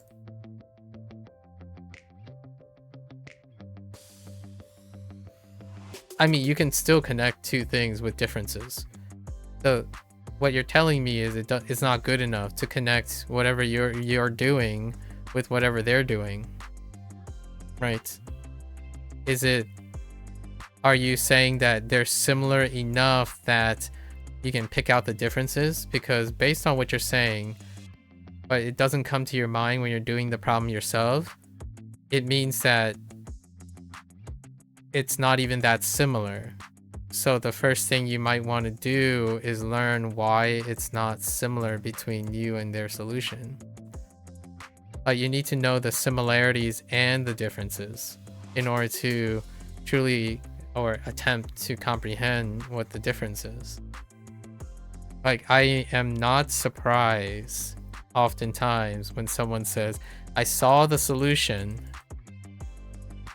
and then suddenly when it's left up to me, I repeat my solution. That's the diagram I was doing. So when you do A and you get stuck, what you do is, in order to get unstuck, you inject B, and then you get unstuck. And then when you go back to do it, you repeat A. You didn't acquire anything from B.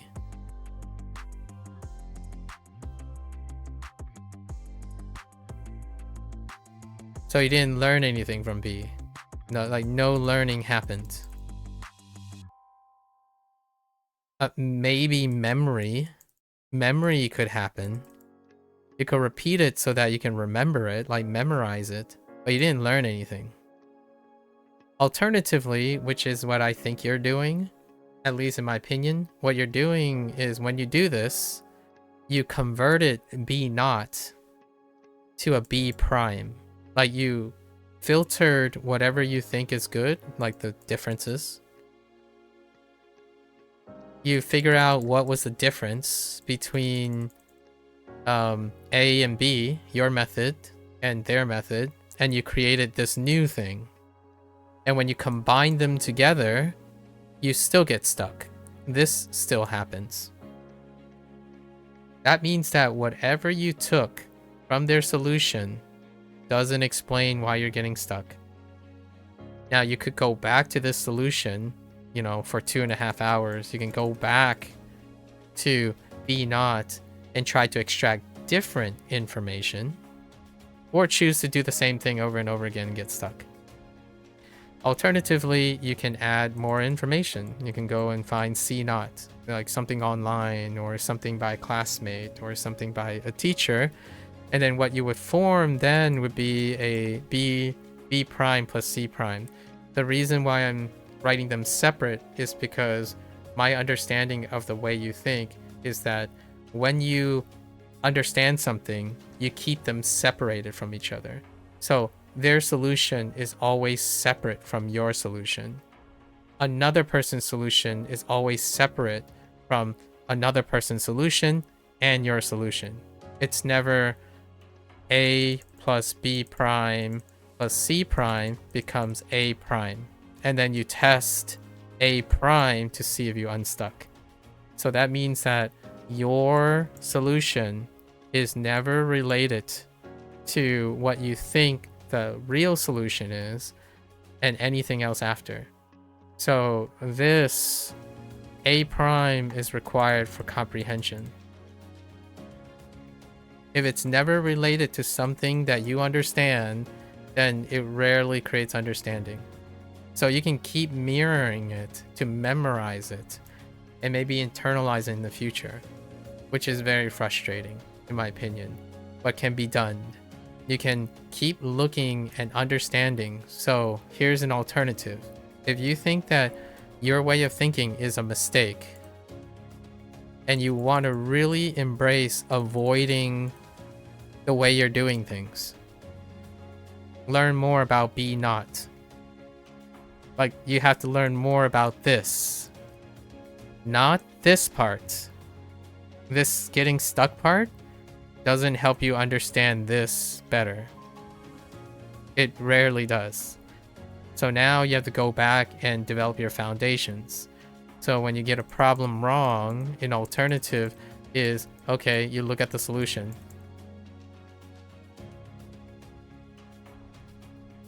Don't compare it to your old method because you clearly don't like your old method or it's irrelevant.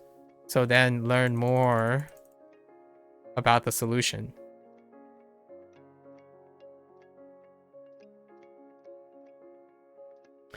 Not gonna lie, sometimes you just get stuck playing games and YouTube's joking, but also not. Oh, Beth. Hello there, Beth. Hope you're doing all right. So that's what I mean. So in the future, you could, the alternative is maybe your foundations are not good enough, Mika. Like Maybe your foundations are keeping you back. So when you get a problem wrong, you got to learn more about the solution. That might be interesting.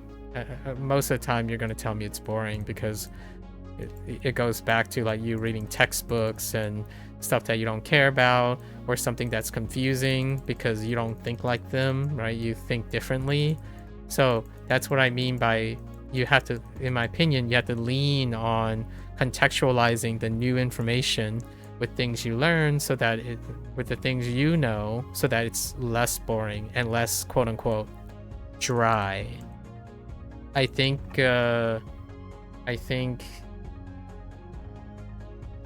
James used this word before. Dry.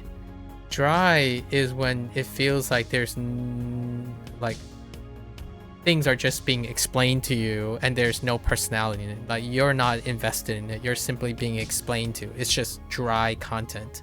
Like here's 2 hours of explaining this solution to you that you have to learn to care about because it's no longer the way you think. So you abandon your own investment.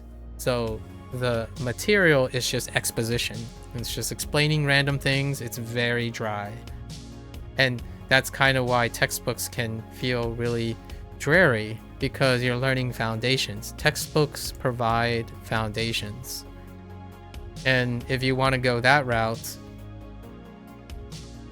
I'd probably say you better, like, you have to embrace the boredom, because you got to develop a liking for it. You've been lurking a bit? Yeah. You do then? Okay.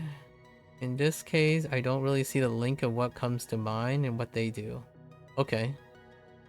And you do then do what they have, and eventually it makes sense and comes to mind. Okay. But then it takes a long time to get better, and the process is really miserable and difficult. Yep. That is the growing pains. Like, there's really not a great way to beat around the bush around this. So you basically then you did the B knot until it's like, until you can reproduce it, right? Until you can reproduce it. And this takes a long time. You adopted B knot and you abandon, basically you adopted B knot, so you abandon whatever you did before, right? Imagine how long it took you to develop this, right? So now you ask yourself, is this going to take a long time to reproduce and become more efficient at it? Right? And that's accountability, because it's going to, you have to do it a lot for it to be efficient.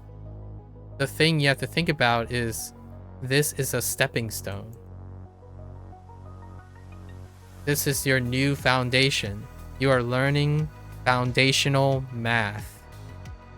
The reason why I say like you're learning pre-calculus, for example, is because most of the time when we talk about advanced calculus and like university level calculus or grad school calculus, most of the people are not learning this part.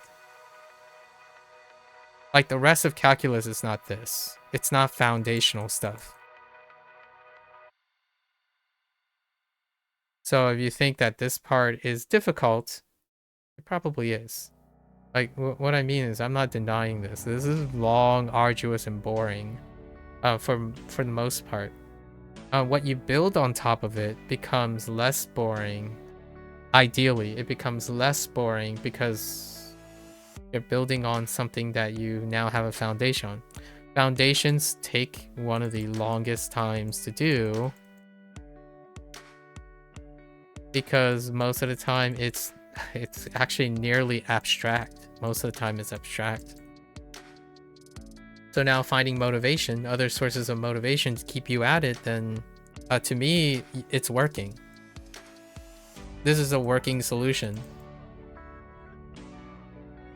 It's certainly not a sustainable solution for you, but it is a working solution. So why are you not happy about that? I don't know. Like overall happy about that. You spent the last 10.5 hours going over foundation from the start of the textbook, and it's currently a foundation-ish topic you're struggling on. Yeah. I don't see a problem. I think you're doing really well. That's certainly the way to go about it. And so if you're doing that, then I'm back to math. Go and work on some other foundation. Maybe a foundation for art or SATs, or maybe you can do not foundational work in CS or art and then come back to math. It sounds like you already know what to do.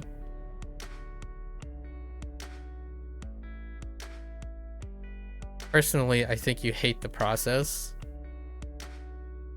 but the process is working. Yeah. 忍ぶ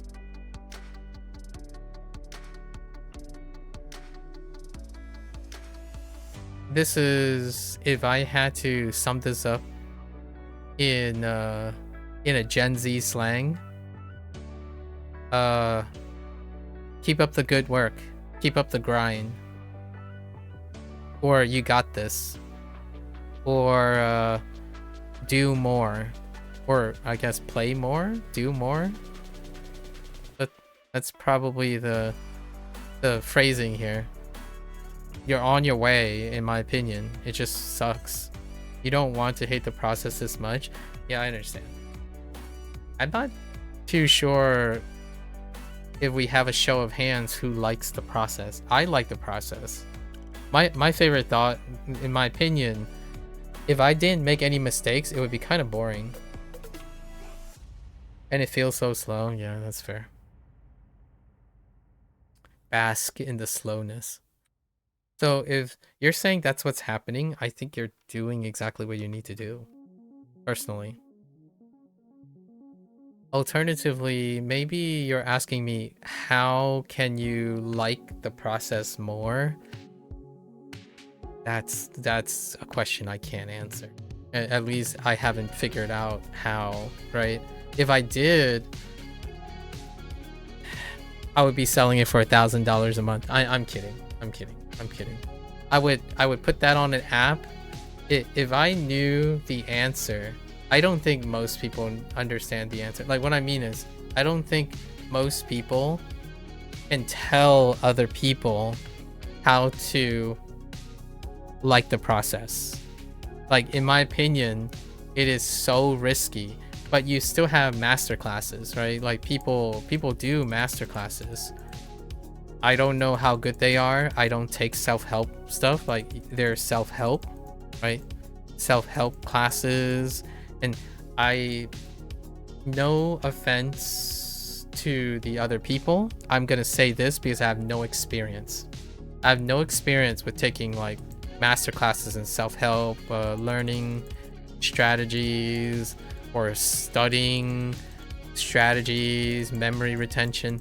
There are people who are trying to do this. They are trying to make it so that it's easy to create liking the process. Like, in fact, I legitimately watched someone who I kind of come to respect, who sells a class on how to instantly like to read books, or like how to learn how to read love to read books in like 3 months.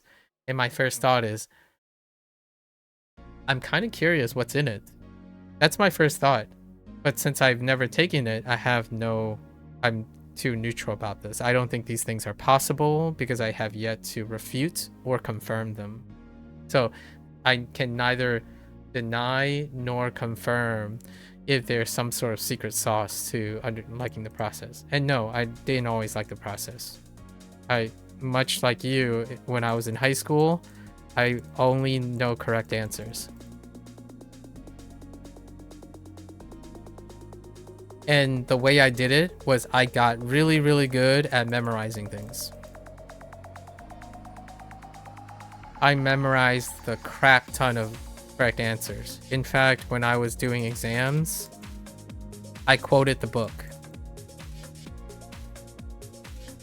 All my exam questions were quotes from textbooks. And if you're wondering, well then how did I do that?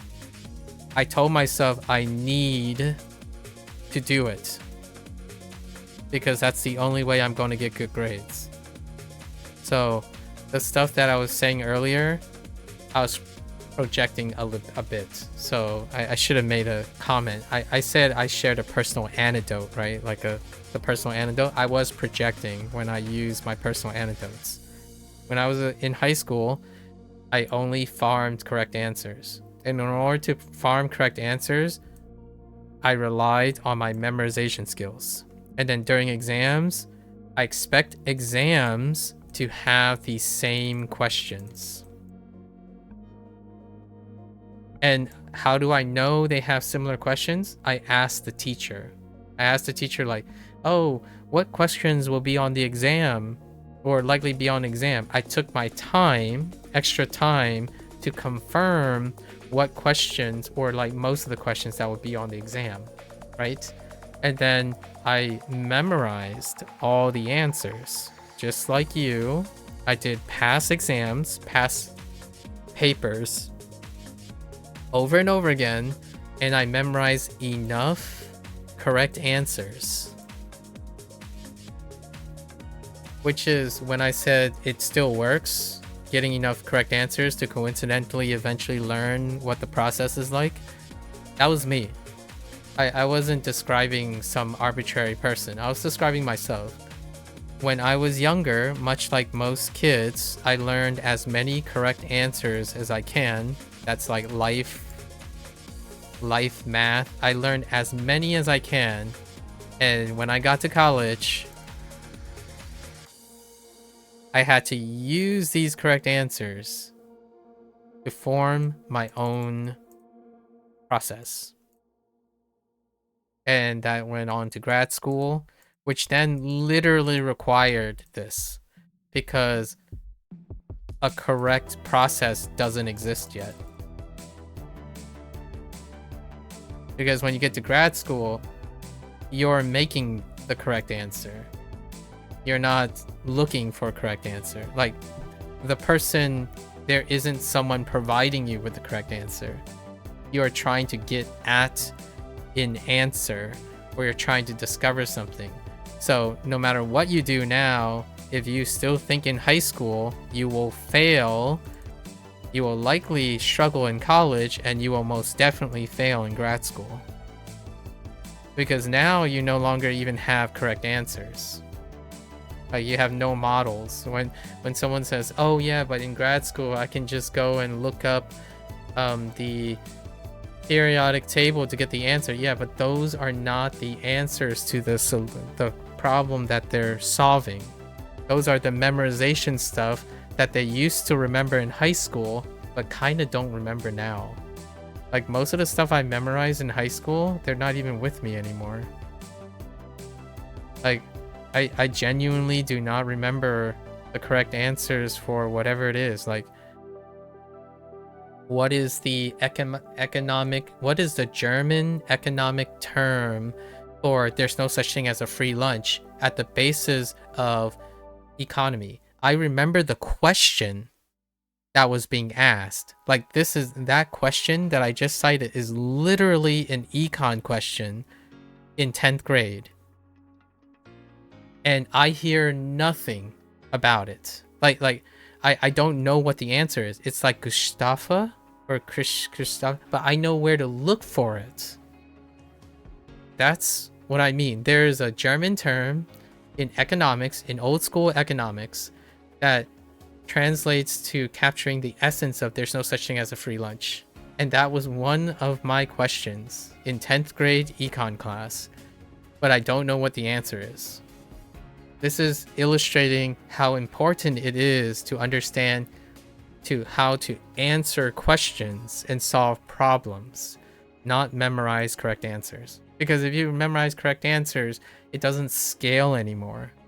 By the time you get to college and graduate school, none of that scales. There's no like grade 6 point, pi, average Avogadro's number. It's like, yeah, but do you know the concept of Avogadro's number? Do you know why Avogadro's number exists? And what was the meaning and function of it? Those are the kind of questions you get later. Which is not necessary now, in my opinion. Foundation is tough. It's hard to replace foundation. If this is about math being struggle and promise you're doing a lot better than me, sometimes I can't even fractions. Oh, that's okay, Beth. It sounds like you don't really need fractions or application fractions. Sorry, grammar got away from autocorrect though. That's fair enough. We understand what you mean, Beth. What will you do at my age to go and get those good grades in the time span I'm dealing with? Exactly what you're doing. But I power through it. Like, so if you want me to sugarcoat it or not sugarcoat it, I literally did what you did.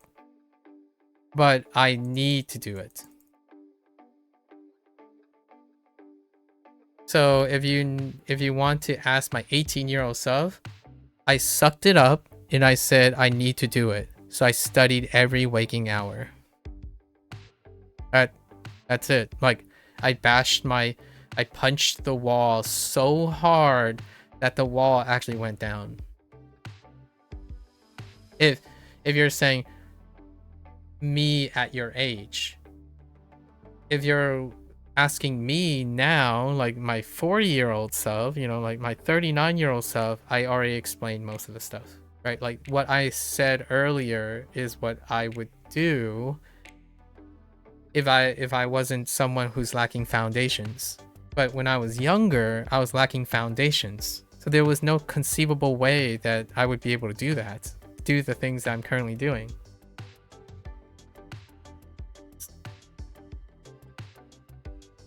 "12 hours per day isn't good enough." You're making the mistake of saying, when I say every waking hour, to be 12 hours of studying. You aren't studying for 12 hours. I assure you, based on what you're describing, you are not studying for 12 hours. I'm not even studying for 12 hours right now.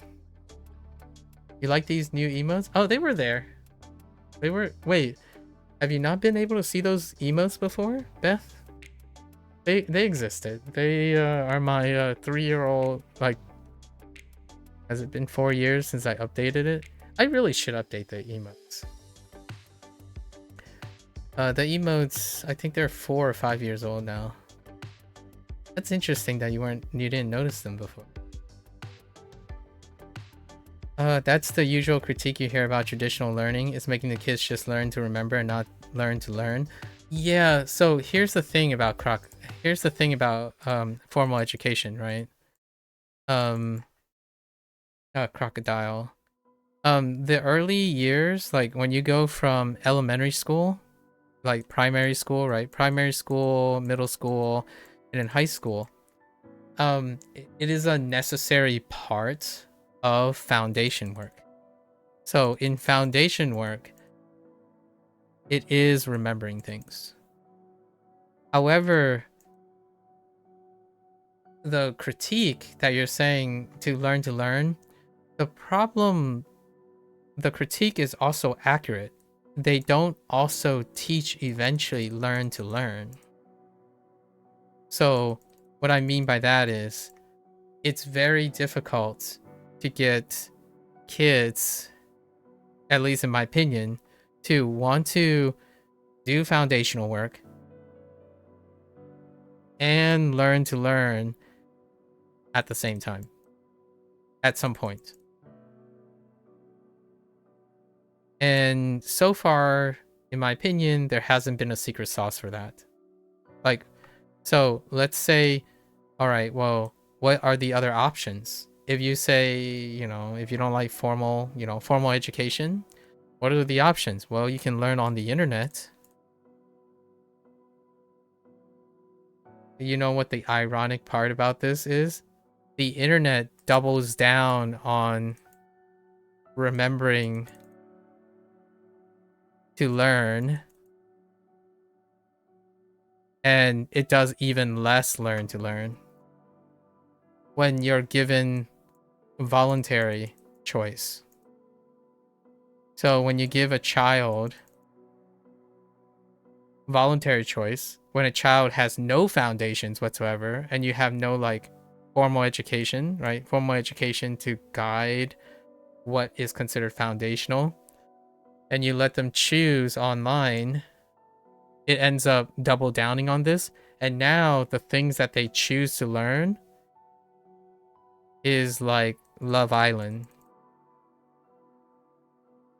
or their 3000th hour of Coco Melon.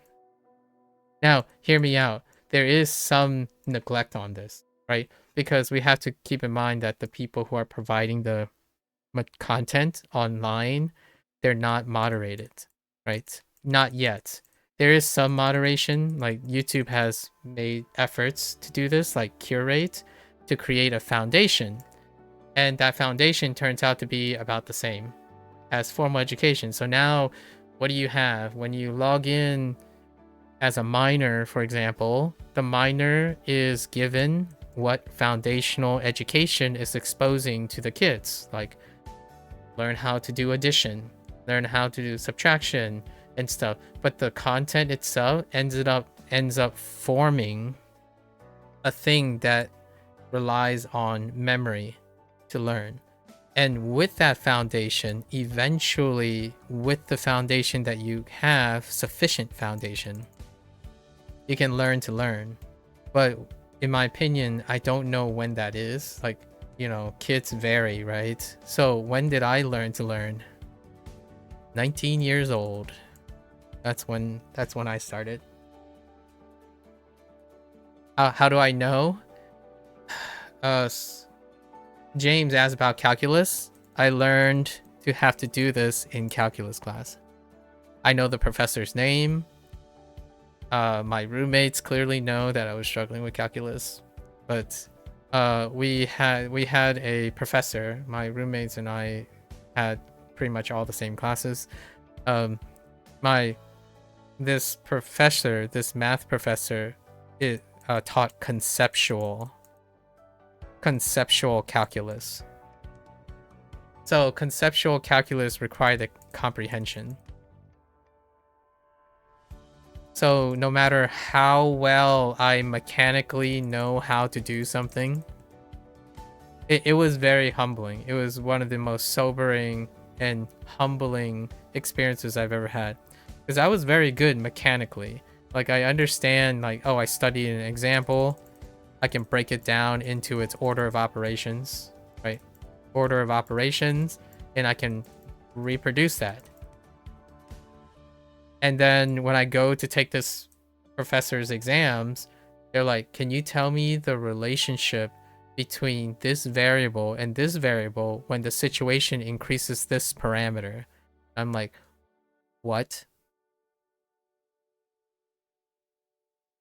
Like, okay, so, all right, let me do a math problem. Okay, so this number goes up. What does it mean if this number... I'm actually saying more than I did when I was younger. It's kind of like this, where we'll use our Pythagorean theorem example. Whoops, that's not Pythagorean theorem. So a squared plus b squared equals c squared. What is this saying? What is the relationship that it's saying? So we're not going to even use calculus, right? We're going to use Pythagorean theorem. What is this literally saying to you? A mechanical student would say, well, a squared, b squared, a squared plus b squared plus c squared is saying that a on this one side and b on this one side and c is the hypotenuse, that these values equal this equation. I'm like, okay, that's great. Sort of. Like, okay, so if I were to tell you, can you prove or disprove Pythagorean theorem by if it's true or false, if a triangle like could exist if B is greater than A, which is greater than C? And explain how this can't be possible, explain how it could be possible. This destroyed me. this type of line of thinking destroyed me. This is conceptual. This is how you, in my opinion, this is to explain the difference the moment you start comprehending things and not memorizing things. Because yes, here's the concept. Here's the application. Do you understand this concept well enough to understand this theoretical situation, either support or negate or counter-argue the situation? And when you're talking at a high level, when you're analyzing like problems and solving things, this involves critical thinking. Knowing the right answer involves zero thinking, because you can literally memorize the answer. You can't memorize this. Like, you could try and then they'll, and you're like, do you understand it? So, well, no. The next question you have, it's going to be like, okay, so imagine an equilateral triangle. So imagine an equilateral triangle where they're going to phrase it as A equals B, where both is greater than C. Explain if you can explain if this could be a right triangle.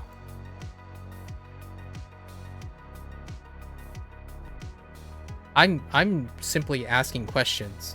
Like, it's a lot easier to ask questions to test a concept than to be able to sufficiently explain the concept applied to a question. So that's kind of like scientific inquiries.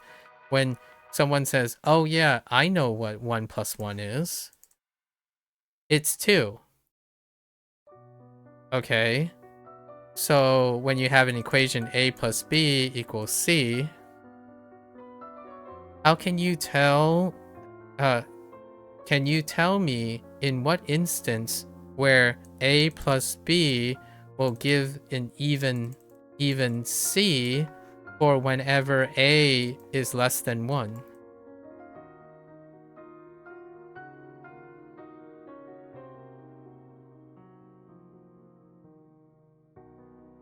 There is a particular answer to this, by the way. I'm just making these up as I go. So you understand the concept of addition, right? It's a very simple, like somebody would, like a high school student would say, I know how to add numbers. It's like, okay, well, this is algebra. I know this. All right. And then I asked them, all right, so give me a theoretical or situational with numbers, please. Prove that you can have a situation in which A plus B can equal all the situations in which A plus B leads to an even C, where A is less than 1. Explain. And you can get wild answers like, well, there's an infinite number of C's or an infinite number of A's that are less than 1.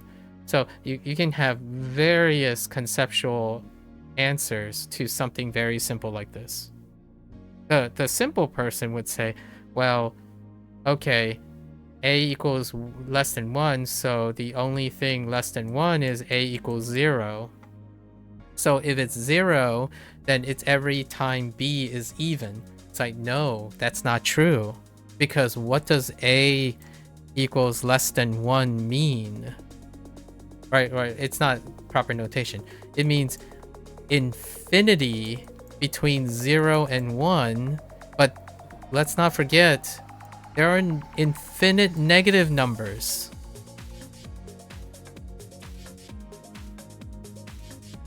Right? So concepts like this tests the limits of one's comprehension. This only tests the correct answer. Looking at mathematical concepts, as well as scientific ones, biological inquiry and stuff, when you're looking at only the correct answers, you only have that limited scope. So the moment when someone says, oh yeah, this is easy, I'm like, it's probably not. That's the tough part.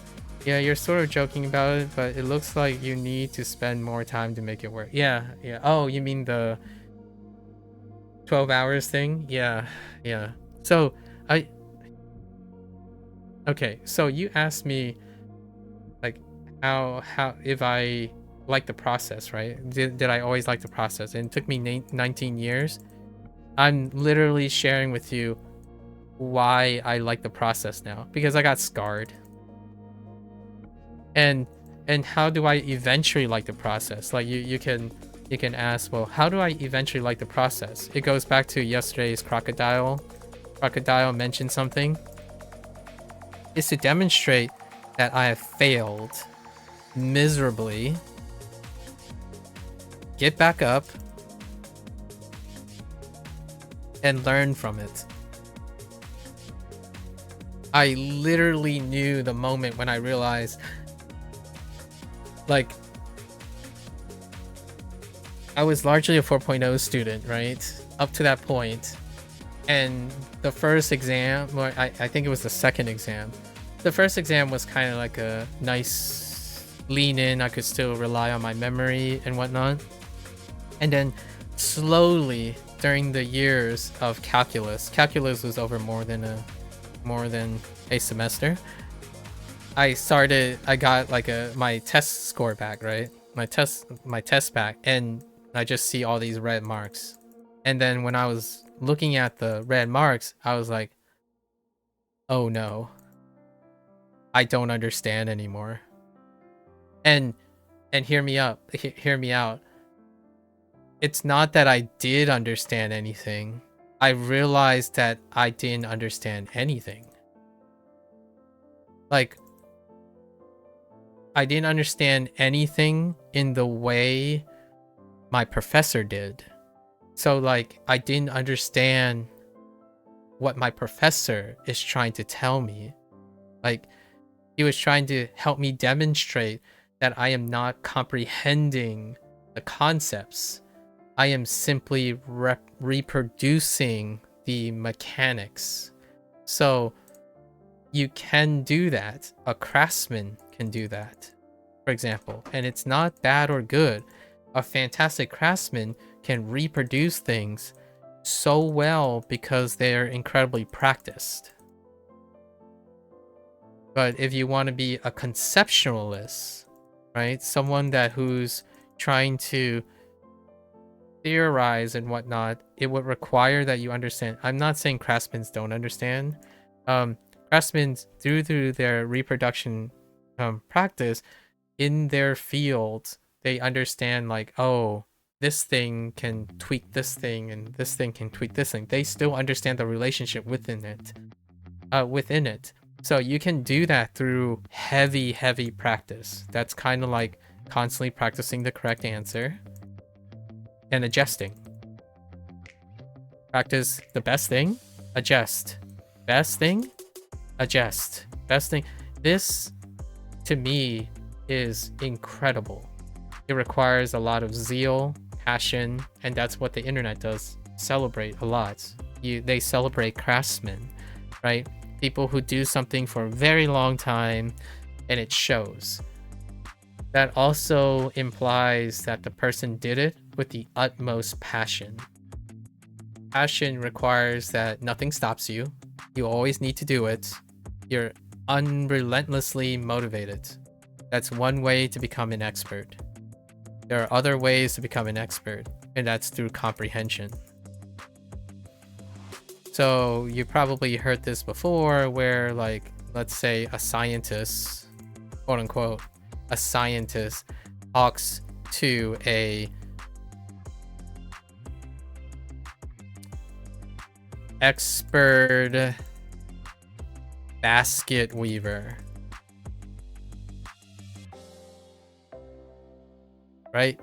So this expert basket weaver can explain nearly all of the intricate details and things that are involved in basket weaving, and the scientist, who is more likely to be multidisciplinary. I'm not saying all, but they are more likely than how specific basket weaving is. What they can do to comprehend this unbelievable nuance is they can immediately take the nuance and contextualize it in their idea, so this increased comprehension. And that is what I use today. So whenever someone explains to me a problem, which is what I did in the last 2 hours, I try to recontextualize it to see if it resonates with Mika. Yesterday when I was talking to you, Crocodile, I was trying to recontextualize the details you were sharing in order to make it like empathetic between the two of us, at least in attempt. So it's rarely ever like, oh, I don't go to someone and say, I think you're a high school student, so now I'm going to treat you like one. Right? That is, in my opinion, low-level thinking. That's when you think you know the right answer, and then you execute on the right answer. You rarely ever interact with whatever information's coming in, even if it's the solution. So like, for example, someone who thinks, I know the right answer.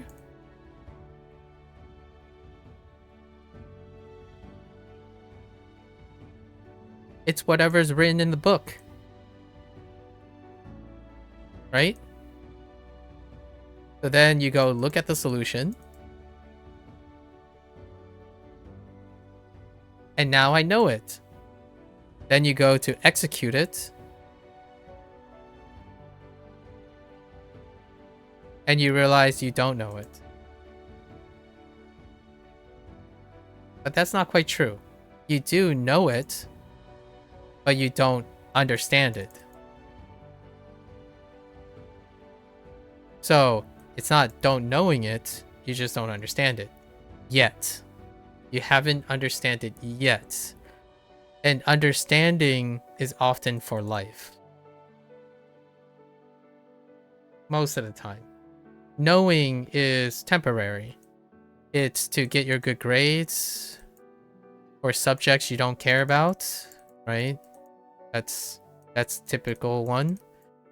If you don't care about math, but you still need to know math to get your degree, that's knowing something. You know something temporarily to get the grade.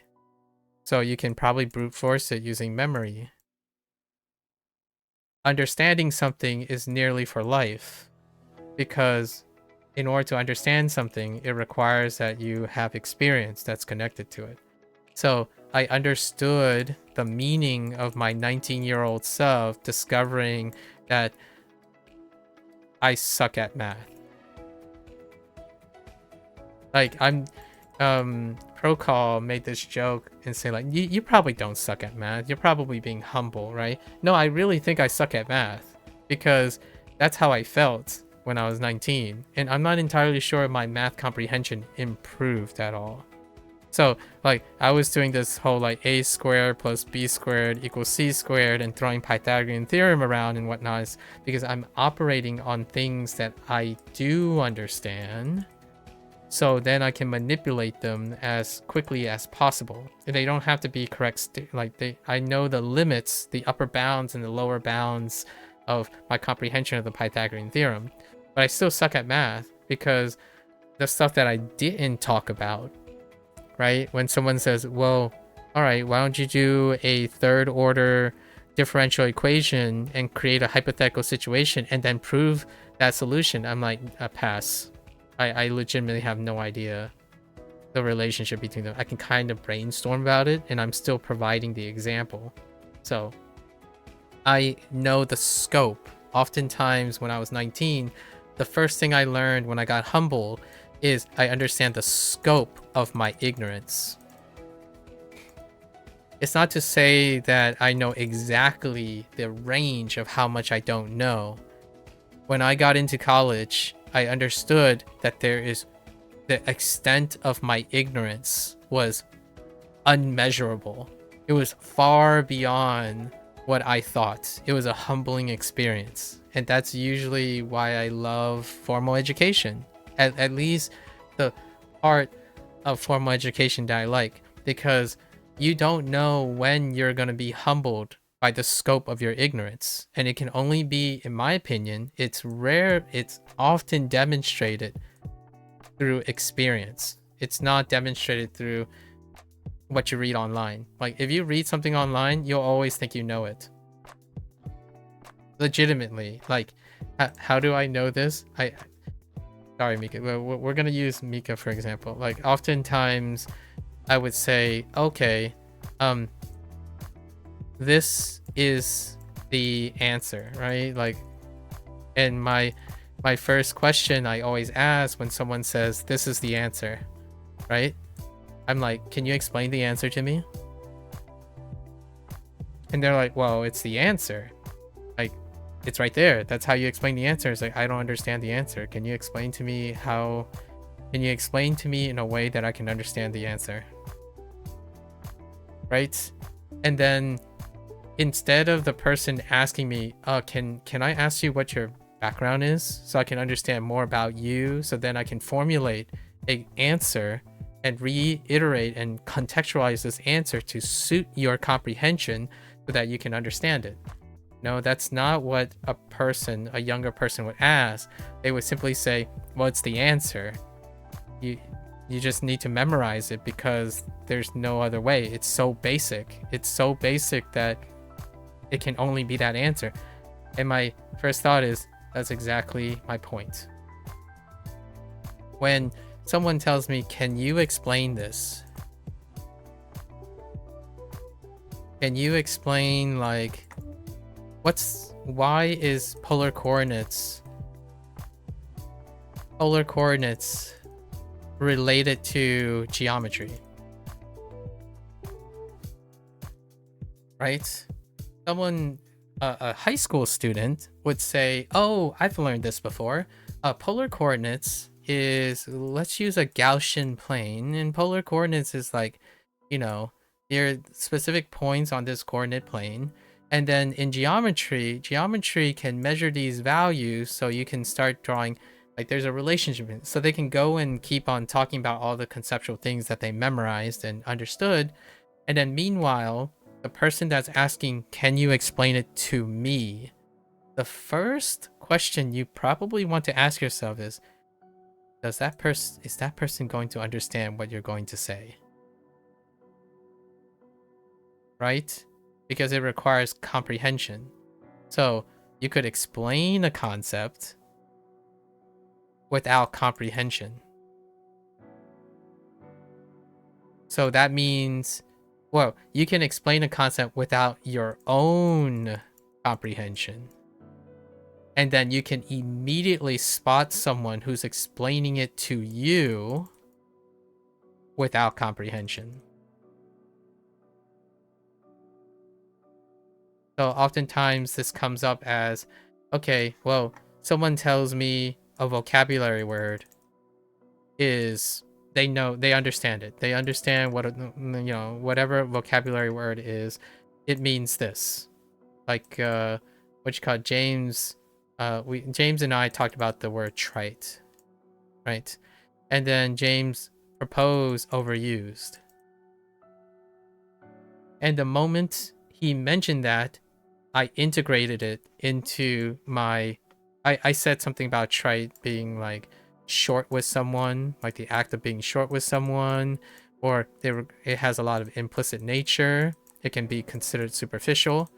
And then when James contributed additional things, the use of overuse or cliche, I already know that because I've had conversations with other people. So what happens is, it's both of these. I contextualize why something that is trite can feel short with someone. Cliche and superficial and usually implicit is because it typically is overused and cliche. That's comprehension. So when you're trying to talk to someone and explain the relationship between things and whatnot, that's demonstrating comprehension. If you're gonna immediately just say, it means, trite means equals overused, and then that's where you stop, to me, you either only comprehend yourself, which is projection, or this is simply a memory technique. Like you just memorize a synonym for trite is overused. So I get to test that. And obviously, James, in my opinion, did not disappoint, because James can make his own connections with whatever, and he can choose to refute or reject what they are. So that's what I would typically call an intellectual exchange, as opposed to dictating. Like, I didn't tell James like, oh no, it doesn't mean overused. Oh no, it's not cliche. That's not true. Like, but I have to entertain the idea that, but he thinks it's overused and cliche. So where's that coming from? And then now we're back to the very beginning of Mika's journey right now. Right now, when I was 19, I discovered that I didn't understand what other people were telling me. So I didn't understand my calculus professor. And my calculus professor humbled me by demonstrating that I only memorized my mathematical concepts. I didn't comprehend what they meant at all. And that shaped everything else. So nowadays, what is an example? I already set this up, by the way. When I started 2.5 hours ago, I set all of this up. The reason why I started using notations like A, inhibiting stuck, and then A, creating stuck with an F naught, and then an F prime, which is integrated in with this. This is what I learned. This is how I learned that mathematical notation can also be used to create relationships. These little arrows and stuff, they come from cellular signaling pathways in molecular biology. So all my shorthands are literally the examples of the most important concepts of math and stuff.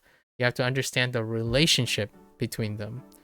If A gets you stuck, then you have to test if A is the problem. So one way to test is pick up a new source, test it without A. If the new source gets you stuck still, then there's a chance A is part of the problem. Right? So this is mathematical notation in a simplified way to illustrate syllogism as well. And syllogism was in college. I took a class on logical systems. How is logical system related to math? Syllogism uses variables, and those variables are used to be presented as arguments. And then when I later learned about cellular signaling in my immunology class, I adopted signaling arrows and inhibitory arrows and equilibrium, which is from chemistry and signaling pathways, equilibrium notation, and combined all three of them. So my math understanding of relationships, then I carried my calculus understanding into my chemistry, which then influenced my immunology, which in my graduate school, I usually do signaling pathways. So all of these things are connected now. They are rarely ever disproportionate. So whenever I think about syntax, whenever people talk about syntax, how is it relating to right now? Let's throw it all the way back to language learning. Language learning is syntax heavy. Like the reading of language at the beginning of its foundations. you often have to rely on syntax. What is syntax? I'm using the word syntax because computer science, but the other word for syntax would be the script. This is how I personally create analogies to these words so that I understand their concept. What is a script in a language? Kanji. Kanji is a script. It can be equivalent to my syntax from the days that I learned Python. And then my Python days went back to the days when I conceptually understood my calculus concepts. So all of these things continue to build on each other. I can talk about one subject and I can always bring it back to every other subject that I understand. Because what connects all these things, in my opinion, is the concept of having to learn it and then develop comprehension for it. I rarely ever say, when someone says, do you know something, for example, I would often reply, I know of it. Or I could go further and say, I understand some of it. And I really do mean that. When, of course, in colloquial speak, when someone says, do you know, they actually infer that they understand the thing. But ultimately, in reality, when someone says, oh, I know that, I usually follow up with a question. And then I will know what they mean by, do they know it? And usually the answer is, they seen it, they memorized it temporarily, but they don't understand it. So when I tell someone, oh, I understand what you mean, I literally do mean I understand what you mean. And how would I go and demonstrate I understand? I use an analogy that can be relatable to the person I'm talking to the person, right? If they say, no, I still don't get it, then I retract my statement and say, oh, okay, can you explain it again? Because I'm having trouble understanding you. I know what you're trying to say, but I really don't understand you, because if my analogy fails, that means that I'm not processing, I'm not relating the stuff you're telling me. So that is the technicality when it, in my opinion, that goes from someone who maybe likes critical thinking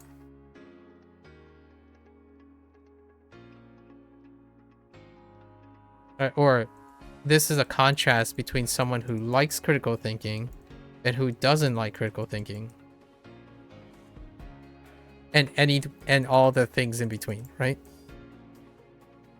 So if you don't think it's interesting to be wrong, critical thinking is not for you.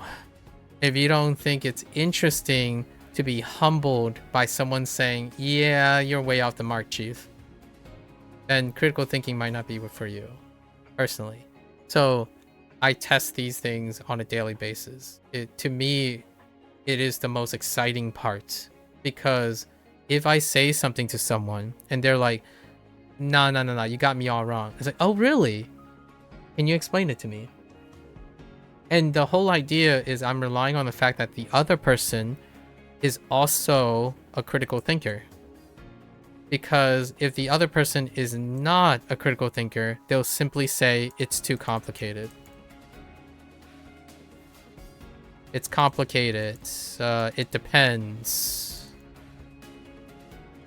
I'm like, okay, well, that's fine. Maybe I'll learn from observing you in the future. That's what I would say. I would say something like, perhaps we can do something in the future or exchange ideas in order for me to figure it out myself. Because clearly I have to respect the person that I'm talking to. They don't want to think that deep about whatever they're trying to do. They're not in the business of explaining their problems or explaining what they learn and stuff with other people. And that's how I respect the space of people who don't want to be critical thinkers. Now, there is a problem here that I encounter very often, and that's when people want to like critical thinking, but they actually hate critical thinking. That's a problem. And that's when you have college dropouts.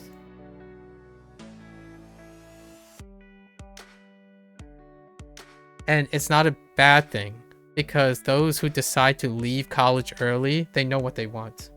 At least in my opinion. They knew that college is not for them. The most disheartening ones are they manage to scrap on by in college and they continue down that road and basically just hate the thing that they're expected to do. That's a different story.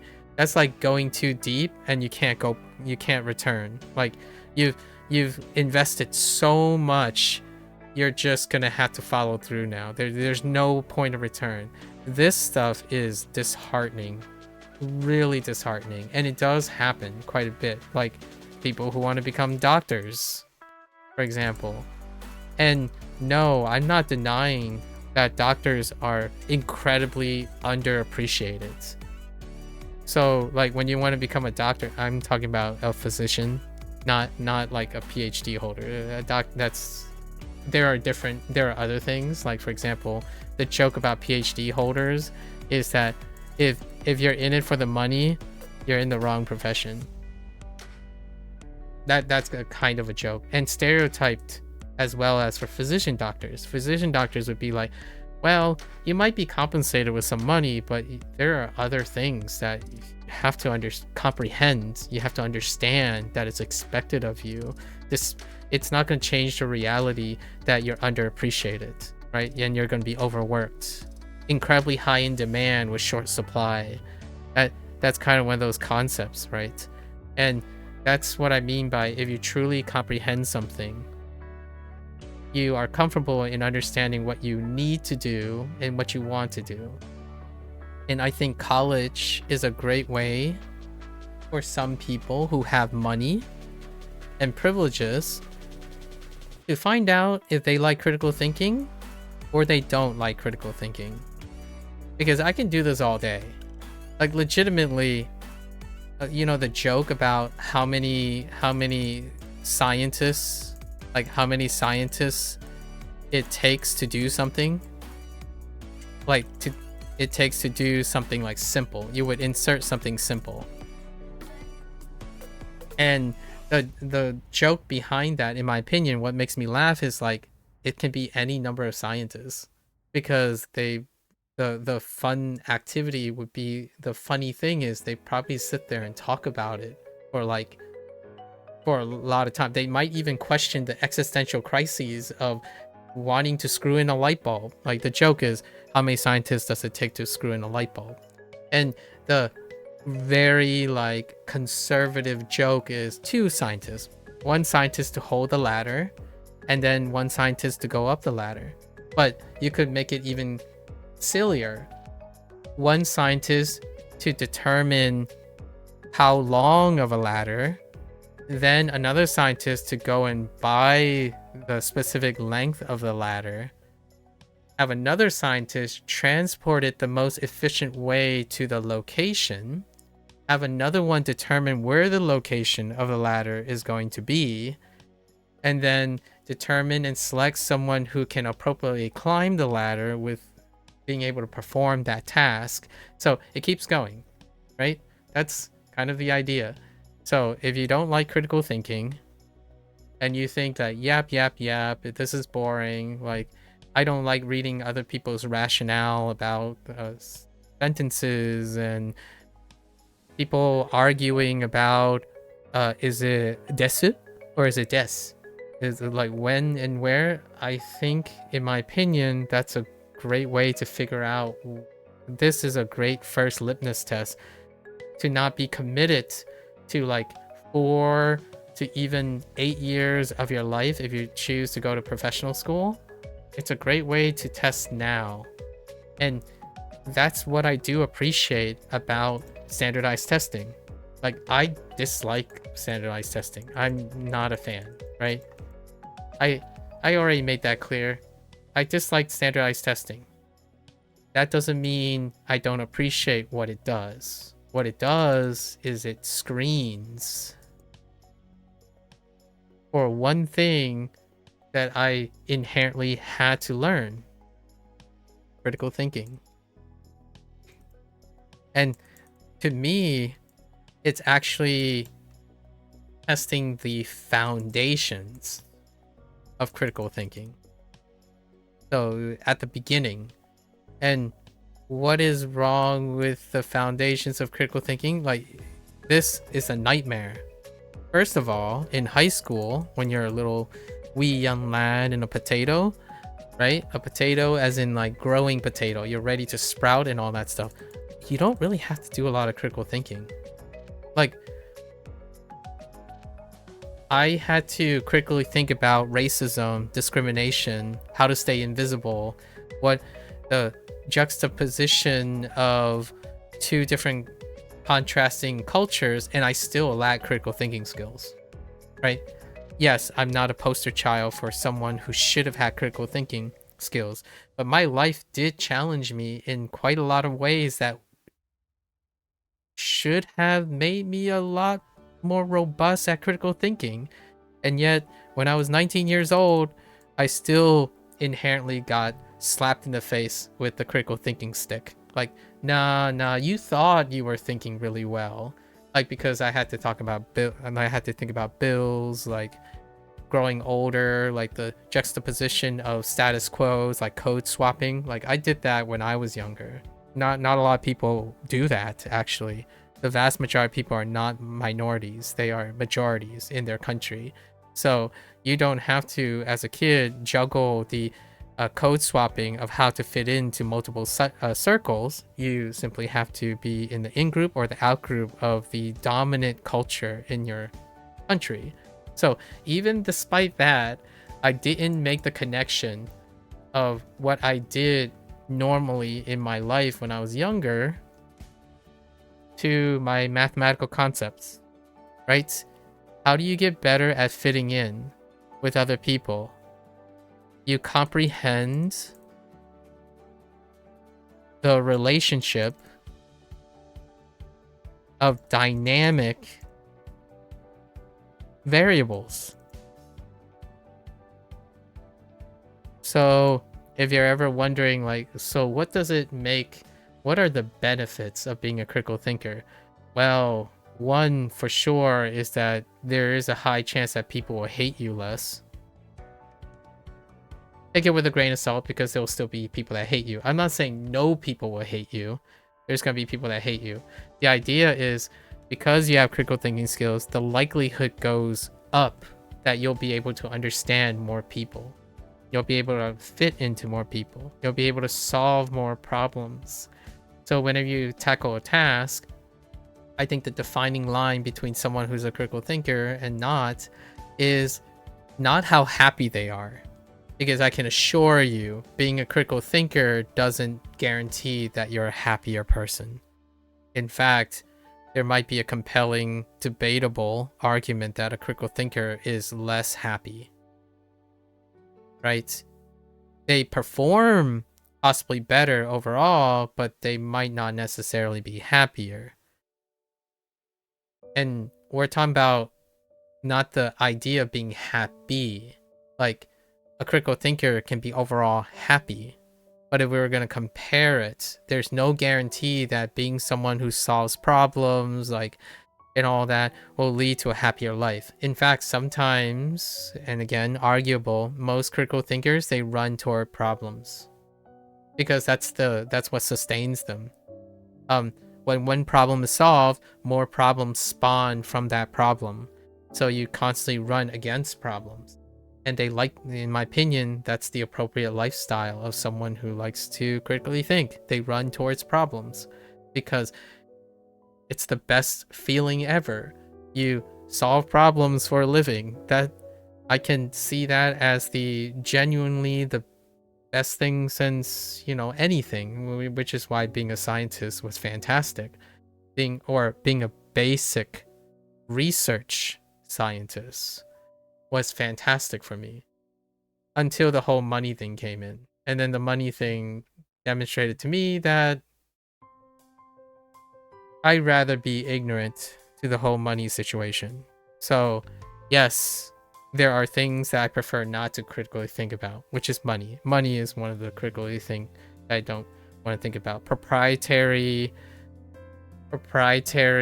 information, I don't want to think about that. So I did choose my poison, you know, the things that I wanted to avoid and whatnot. And the idea is you get to choose between them, right? So this is my personal antidote. I also did all the silly goobery things that everyone else did when I was younger. It didn't. Now, if you're wondering, then what is the difference? Was there a difference? If I had to say like what I'm comfortable in saying, like, so there must have been a difference between me, right, at 19 than others, right? Well, if you wanted to do logical things, I was multicultural. It's actually what I wrote most of my essays about, by the way.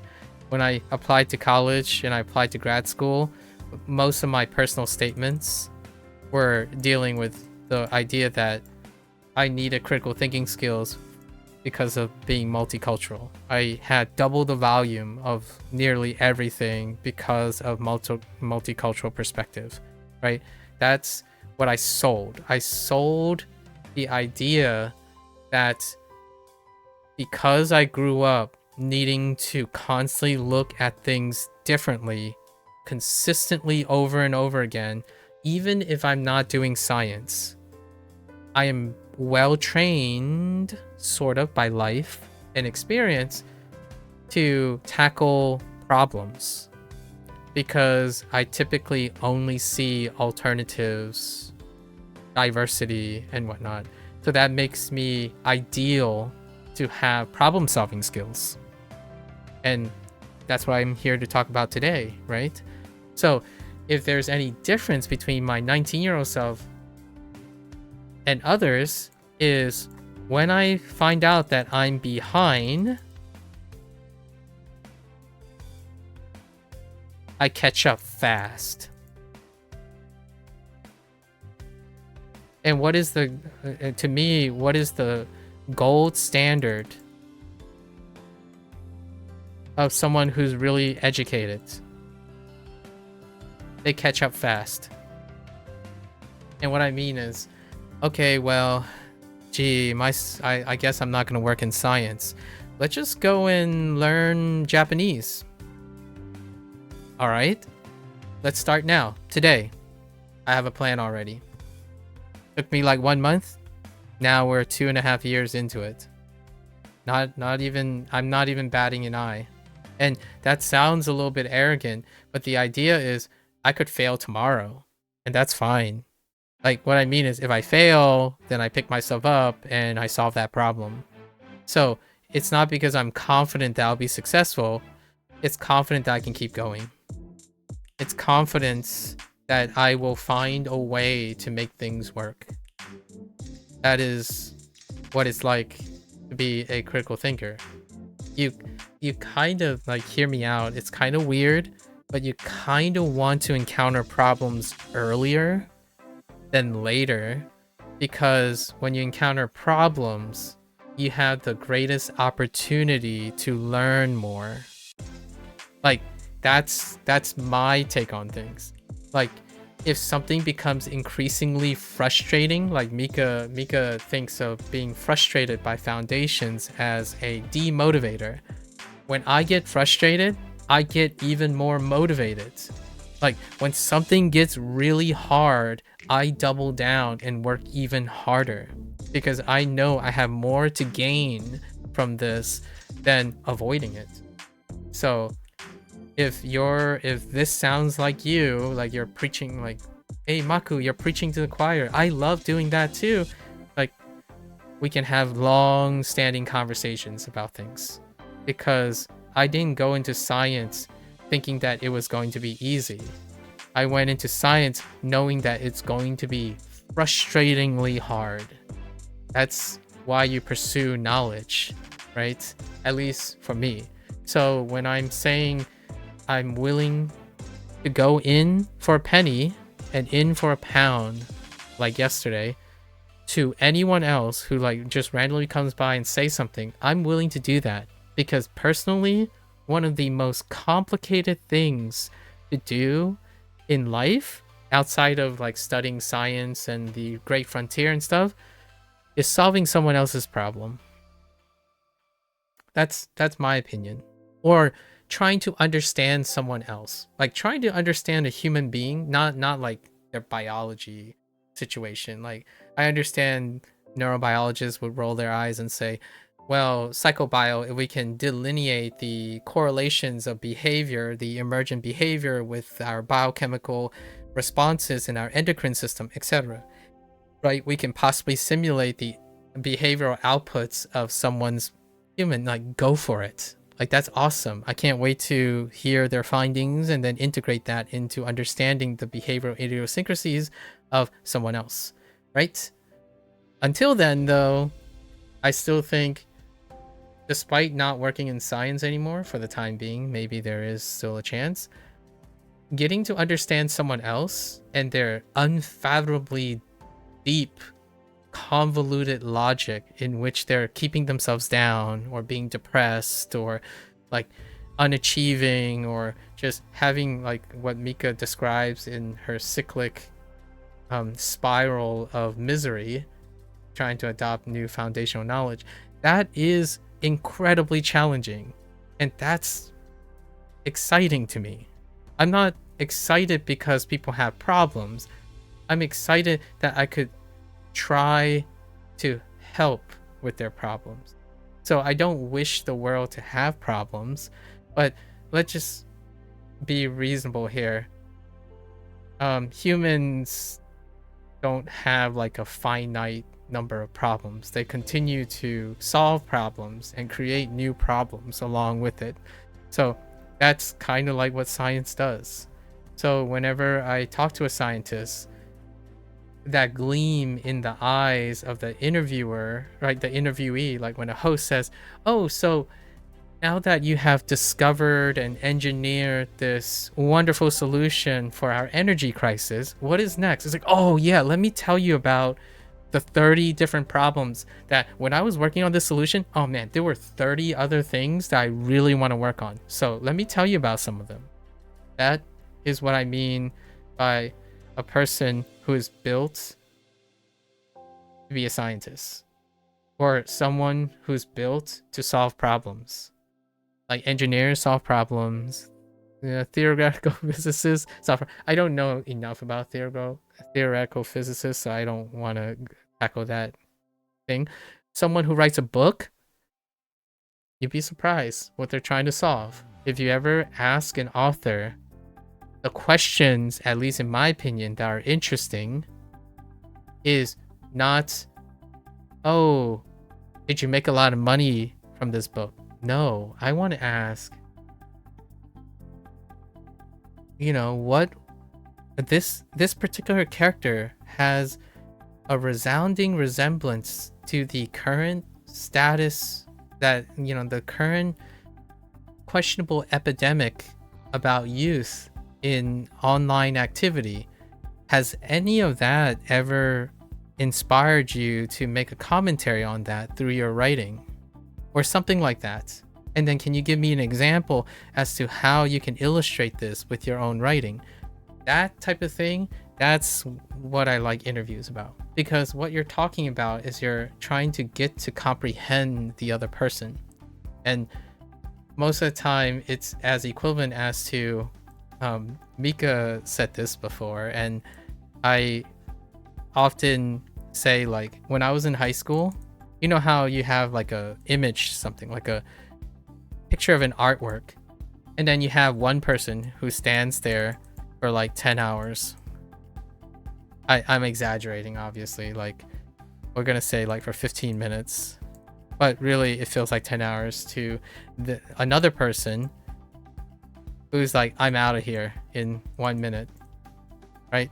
15 minutes might as well be 10 hours to someone who can only stand here and look at a piece of artwork for 1 minute. In high school, that's me. After grad school, that's me. So the question is, what happened?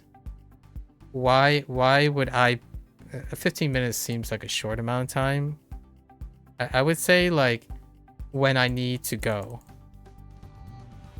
I decide how much time I would spend in front of the portrait, in front of the painting, because let's say the place has 30 painting and the place is only open for 2 hours. I would have to pace myself between them. So that's how I would determine my limit. But however, if it's just one painting and it's open for 2 hours, I'd probably stay there for 2 hours. I could, and talk about it for 2 hours. But when I was in high school, because I lacked experience and any form of comprehension, right? Like all of my stuff is foundational. So I barely have enough experience to create any depth in my understanding. I would stand there for a minute and I'm like, I'm done. We just went through all the stuff that's relevant to this. It's not like I have a lot. Like I barely even drew in high school. I had to take art class, but I like drew one portrait or something like that, and that's about it. How could I ever appreciate a piece of artwork, however convoluted or high quality it is, if I lack the foundational concepts and as well as lack experience? Here's one last anecdote that, oh, not anecdote. Here's one last thing that I'm taking from someone else, and it's more like multiple people. There's a time in someone's life, especially a critical thinker, in my opinion. You don't have to be a critical thinker, but I would say it probably happens far more for a critical thinker. You're like in your 30s. I'm kind of describing myself, so it's sort of an anecdote. And my father's doing this before. So it's anecdotal as well as other people. Where if you have the privilege of having your parents still around, you look at your 60-year-old father. Specifically, this is making an anecdote. I'm talking about my father here. When I get up to go to run, occasionally I would see him walk out of the house and stare at the tree. Sometimes he would go to the side of the house and like stare at the sky. And when someone spends enough time thinking about stuff,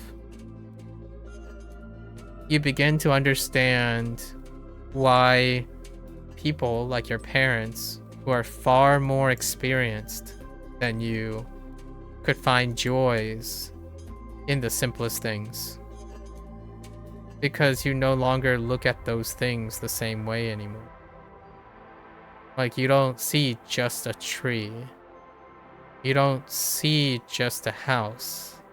Like, whenever my parents like visit a place after a while, you know, like they visit a place like thousands of times, but then one day something changed about it. They could spend the whole day on those small changes. That's the transformative events of human thinking, in my opinion. So in a way, it's kind of humorous because I said the same thing too. Like, why would anyone stare? I still remember in my teenage years, like, why would anyone stare at a piece of painting for like 15 minutes? I'd give it like 5 seconds. You see the whole thing. Like, you just snapshot and you go. Like, what's the point? It's not a big meaning about it. And the funny thing is, I didn't want to be an artist. Like, when I was there in my teenager years, I didn't tell myself I was going to be a painter or I was going to do art. But now I encounter people who want to do art and legitimately they are struggling with appreciating the things that are required to be artists or required to be computer scientists, or in my opinion, or going to be brutally, honestly humbling by the time they get to it.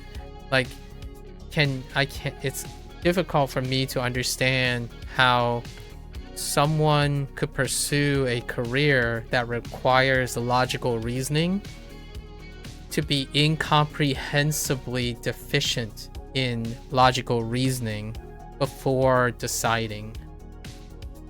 So like things like and it's still reasonable because these are young people I'm talking about, but we're, you know, someone like 23 years old, they're like, yeah, I really want to make a living with content creation.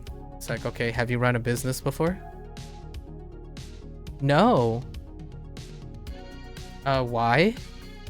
And their first response is like, oh, I hate business owners. Like, because business owners, they're all about making money and making sure that profit comes in, making sure they're staffed. Like, I hate business. I don't want any business skills. And my first thought is, but you want to make a living off content creation, right? So have you considered that you may want someone who is a business person? Like, nah, I don't chill with business people. They're all greedy slobs and stuff. Like, okay, but you know that there are other business people who aren't greedy slobs. Like, no, they're all the same, because I don't care for business. I know I can run a business without knowing how to run a business in order to make a living. That's kind of how I feel about talking to people who maybe lack enough critical thinking skills to pursue a professional career that requires critical thinking minimally. They could also be very lucky and have like someone else mentor them, right? So you don't necessarily need critical thinking skills. It's nice to have if no one else is there to provide a model for you, right? So that's the age we live in, at least in my opinion, when someone says, yeah, I could do this, and then later on down the road, they either fail really, really hard and blame everybody else, or, and I love these stories, the first thing they'll say in an interview in retrospect is, oh yeah, I didn't realize how much I needed to understand how to operate a business. And then we encountered all these other problems that I needed to solve as I was going. I was kind of inexperienced, but it was incredibly rewarding to understand my failures in order. I'm actually paraphrasing Stephen He in one of his interviews, where he talked about his very first like multi-million-dollar like fumble on his first venture, his largest venture. So, and he got up, turned it all back around, and he went going. So that's what I mean by, yeah, there's a appropriateness for it, and it doesn't come from liking it first, at least in my opinion. I don't think I've always liked the process. I just like what it comes with nowadays, at least in my opinion. All right. Now I'm truly done with this digression. Thank you again for all. You're probably not big brain enough for research science, but you respect that goal. That's fair enough, Beth. That's very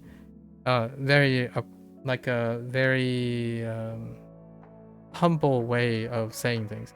I'm not, so I would say I'm reasonably equipped to do research for science. However, I decided that I was not reasonably equipped to handle all the other logistics of science. Like, personally, like, I'm not regretful about it, but more so I accept that I can pass. And that's like persuading people to fund my research, or competing with other colleagues for the importance of your data versus other data, or the encroaching impending doom of requiring all science to be application oriented, or pretty much considering the idea that I might just end up in a like quality control or an R&D department in a biotech startup company in which they can just specifically fire me whenever they want. Those are like the potential possibilities that I had to weigh, and it wasn't sufficient. I was not sufficiently interested. And the nice thing about this is, or like the silver lining here is, unlike other people right now, unlike younger people, for example, I have a lot of other things that are interesting. So whenever I quote unquote pivot from something else, I already have hundreds of thousands of things lined up that I want to do in life. So it's not like I don't have choices. So whenever, and this is about privilege, about like having the ability to do the things. So I'm not saying high school students should be able to do this yet.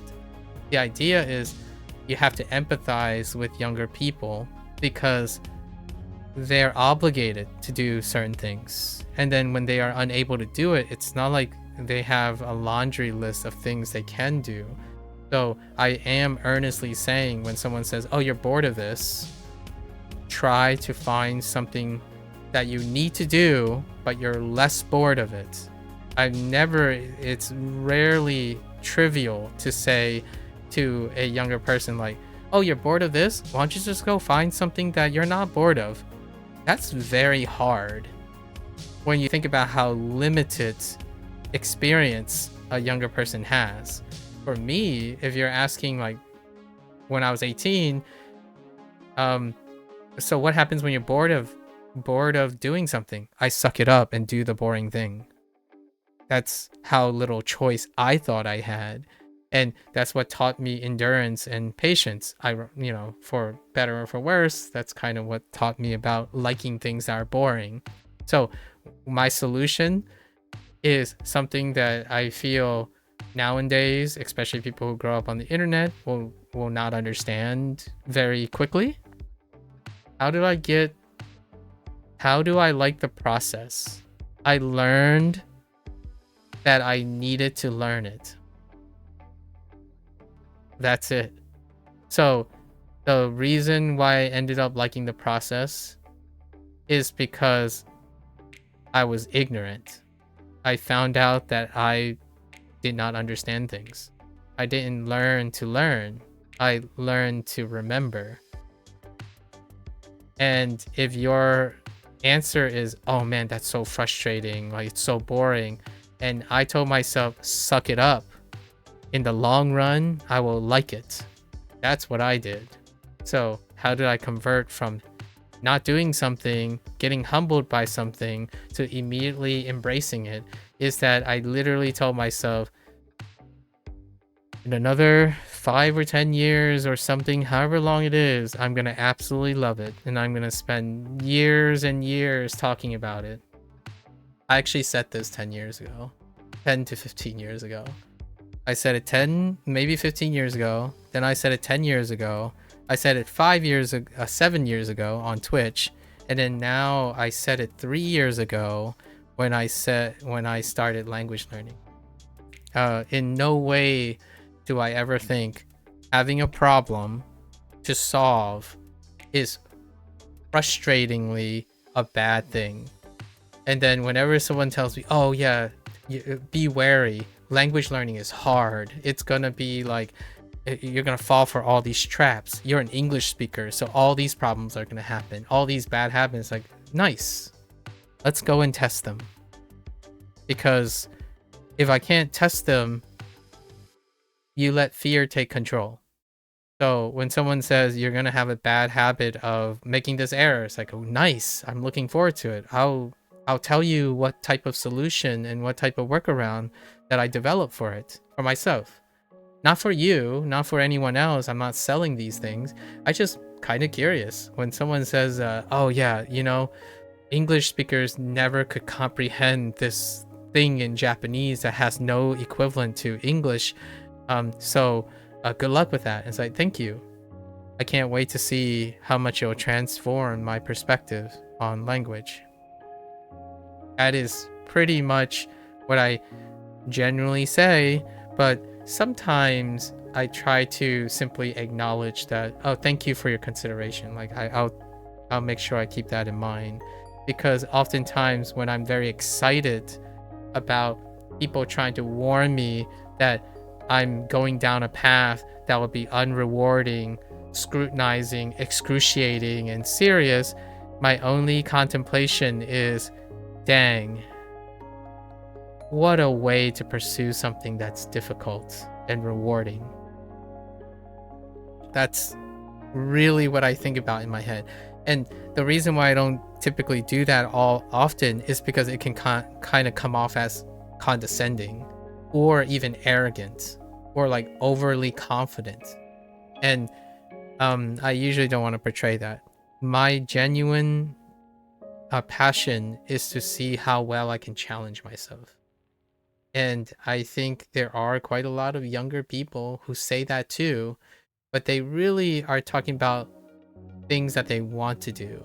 So like they like challenging video games. And my first thought is, oh, you like challenging video games? I bet it's a Souls-like game. I'm like, oh yeah, I absolutely like Souls-like game. Why don't you just play a puzzle game? Like, nah, puzzle games are garbage. They're like, I don't get them. I'm like, isn't that a challenging video game though? And then they're like, well, yeah, but they're not the, like, you know, the type of challenges I like. It's like, oh, so not challenges. That's what it would sound like. It would sound like a interrogative. It would sound condescending. It may even sound like I'm personally attacking them. So I rarely ever use that line of thought. I typically would share something like, someone's like, oh, I absolutely love challenging games. I play rhythm games for a living. It requires like pinpoint accuracy and whatnot. And I would share with them, it's like, maybe I'll try the rhythm game. So I played OS, right? And then I talked to this guy for some time, like, do you like puzzle games by any chance? I really like these puzzle games. Maybe you can give them a try sometimes, right? Or, hey, I really like deck builders. Can I explain to you why why I'm very interested in the multiplicative interactions of manipulating probability while using set interaction points between effects on decks or like on cards, right? And then, you know, negotiating and monitoring your probabilistic nature of being successful through various permutations of obstacles. That sounded like a gigantic string of jargon, is because that's kind of what's happening inside my head. So oftentimes I would say, oh, roguelike deck builder is pretty fun too, because there are many ways you can win.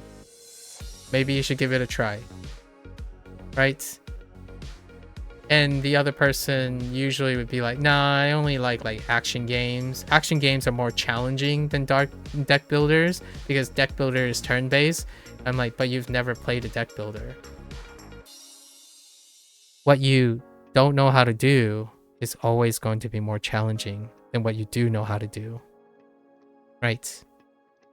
That might change in the future. Like the people that I typically talk to are in their 20s, right? And in their teens. Over the years, I've gotten to know a few of them for like over 5 years now, and their perspective slowly, you can see their perspective slowly change, because now it's not the same as, oh, I don't think that's challenging, that's why I'm not doing it. It's more like they become, it might be because of my influence, I have no idea, so keep it with a grain of salt. Now it's more like Mika mentioned earlier, like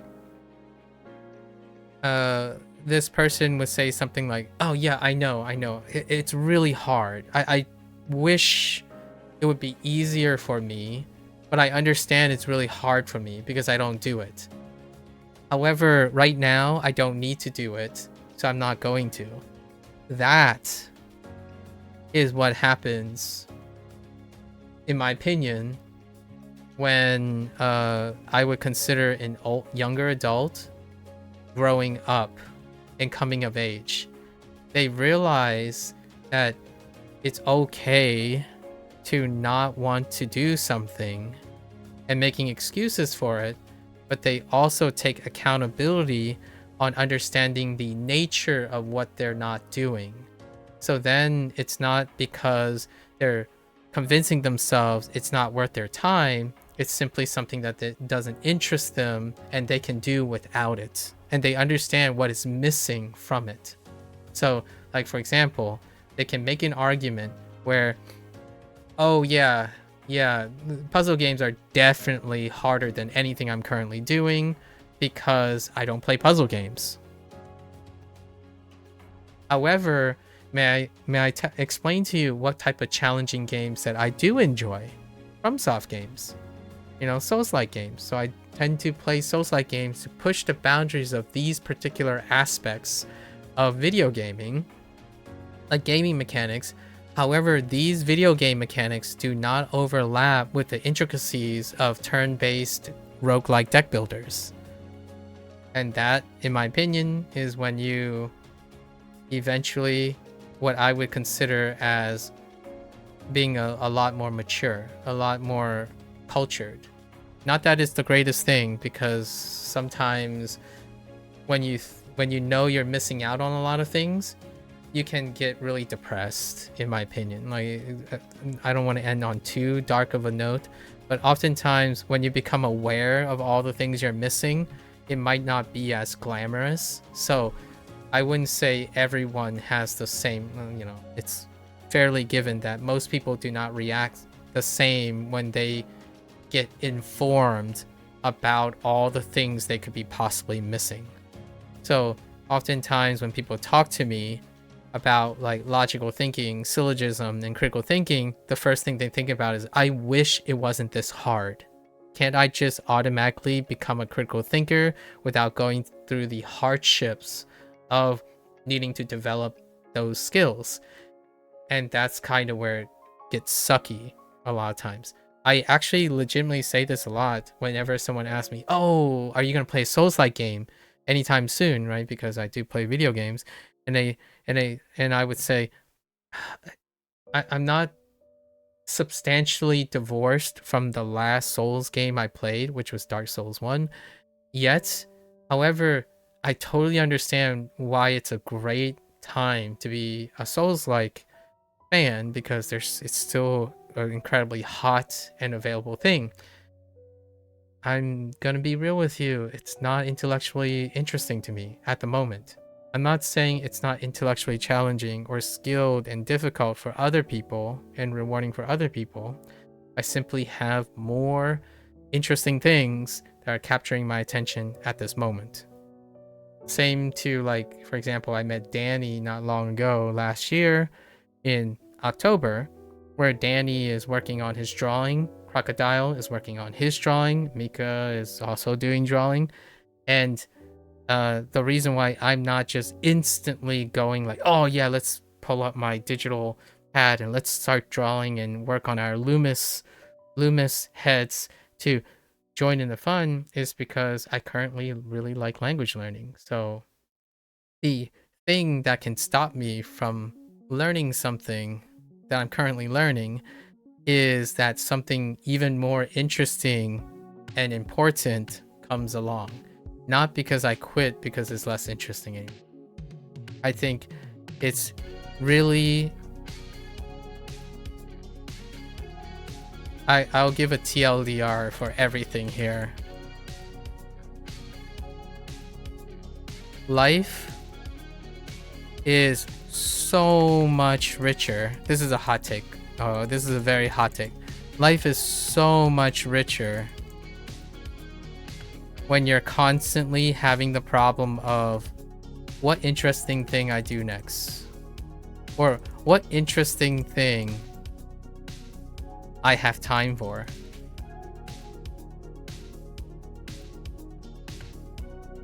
That's the thing that I feel nowadays younger people are trying to get to most of the time. Because if you do not have a life in which you're constantly thinking, I don't have enough time to do all the things I'm interested in, then it would usually mean that most things in their life are boring. And usually the boring things are probably things that they believe they need to do. And for myself, if I have to do something, I will at least make it interesting. So if I need to do something, the greatest thing to do, the greatest superpower is, if I need to do something, I sure as heck am going to want to make it interesting.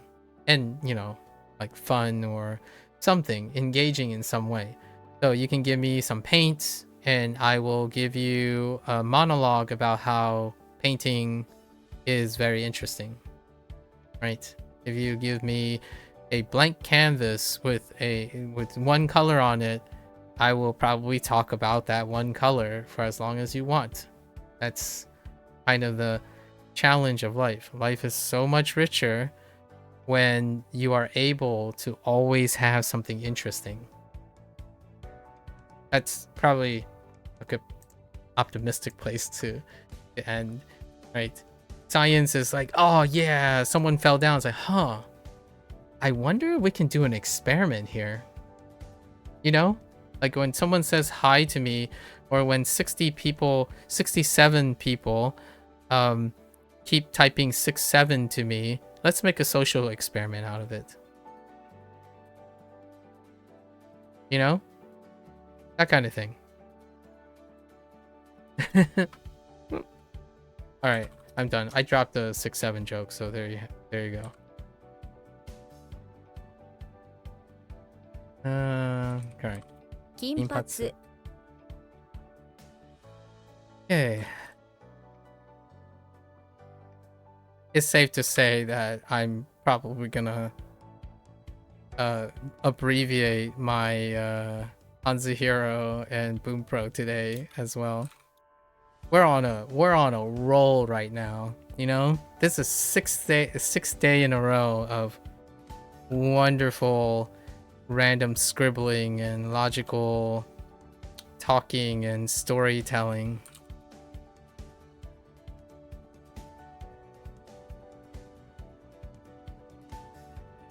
Oh,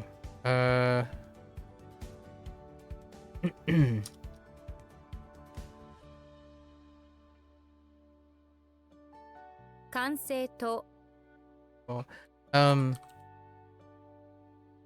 you know, I often wonder, how yappy I'm going to be when I'm 60.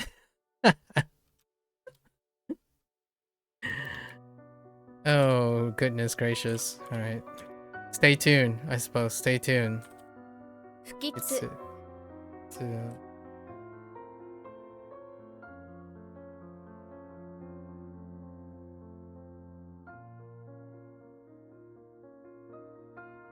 Shugeki.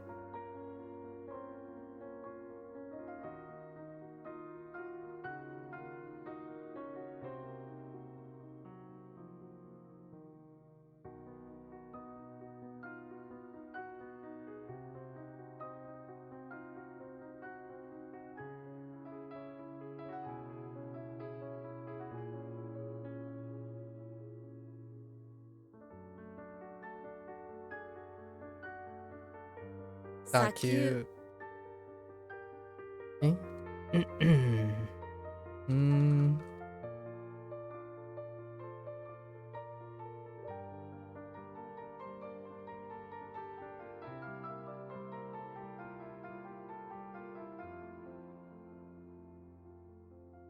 Oka.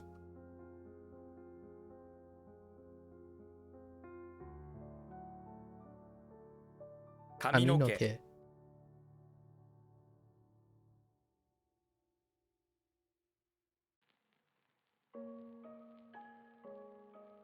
止める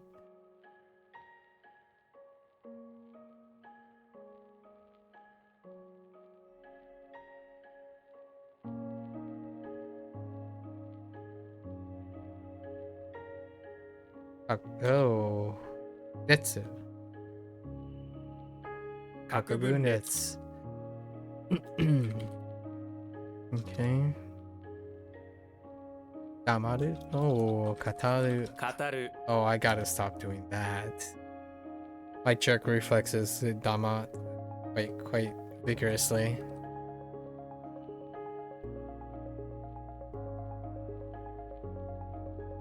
I'll have to slow down on that one.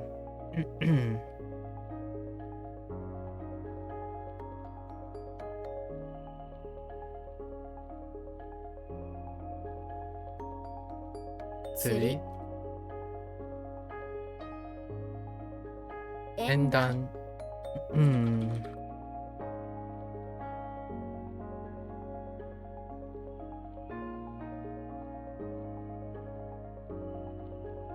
献立滅びる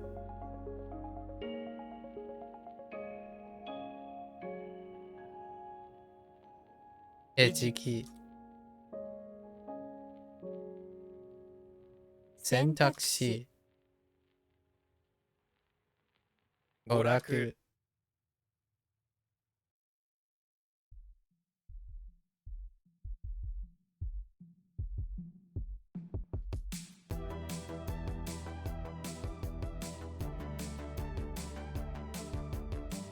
短距離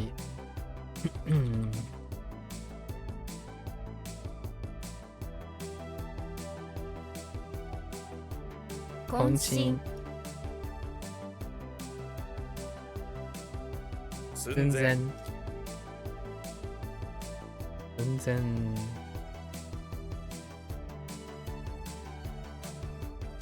にOh no, that's not right. 刃物刃物Yikes 朱印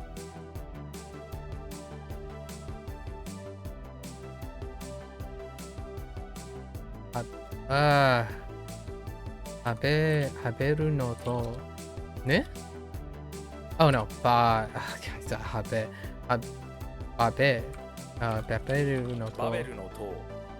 食べるのと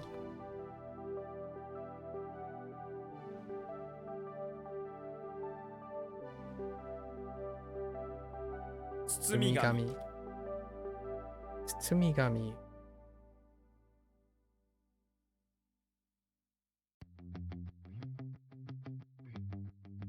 なぞなぞは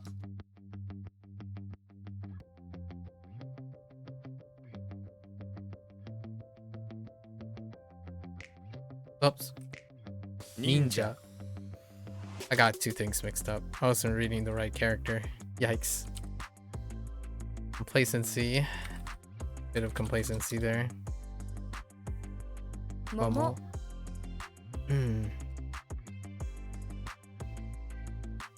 Oni.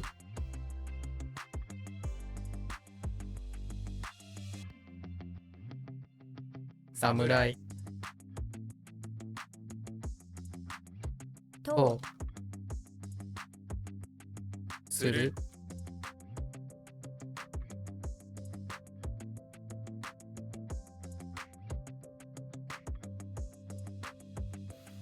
刃先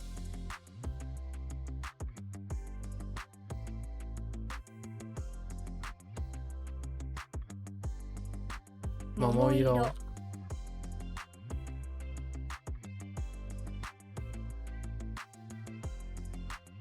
シ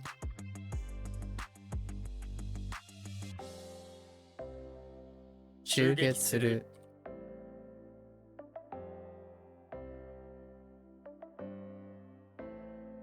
叫ぶ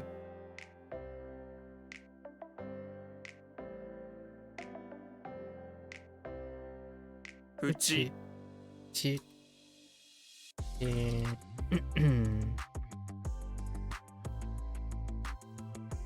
サイナム髪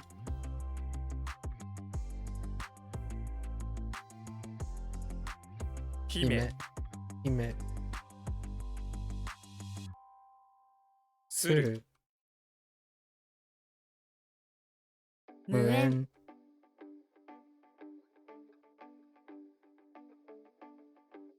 こんわ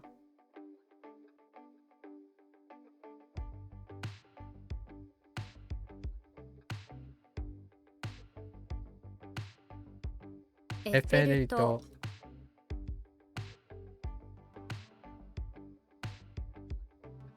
後年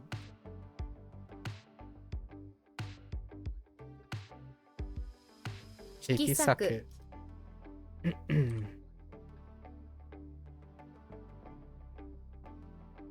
粒子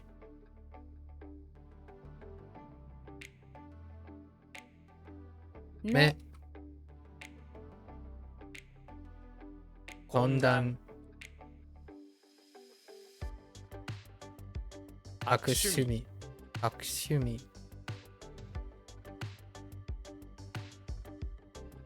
雷雨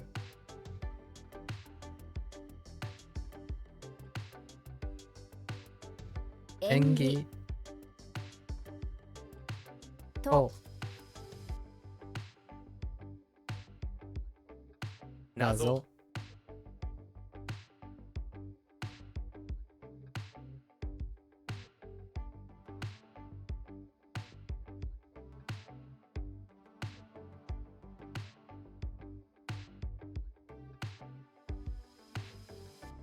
逆襲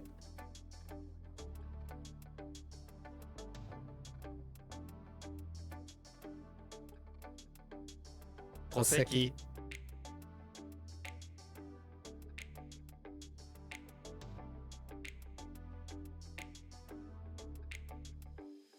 一斉に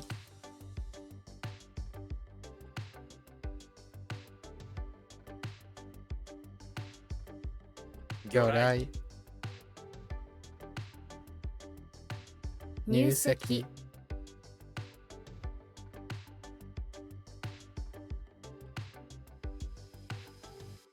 寸遠距離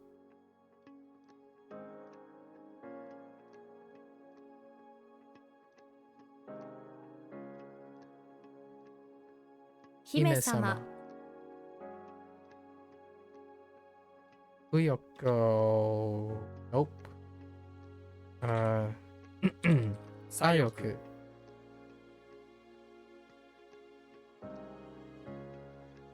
行方右翼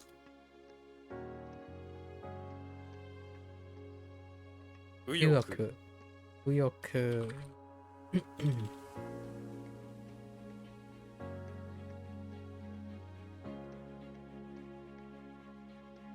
なし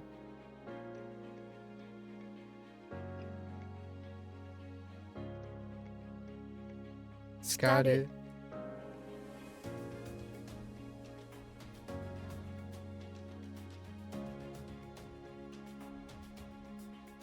大砲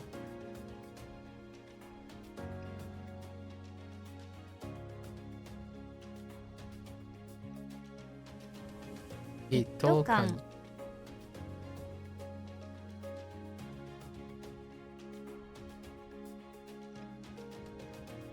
近距離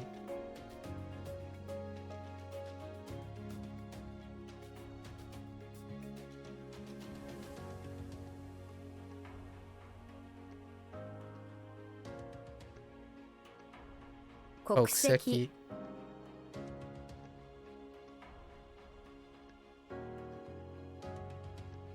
基地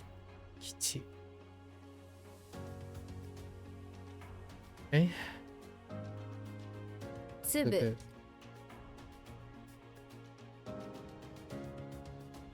寸法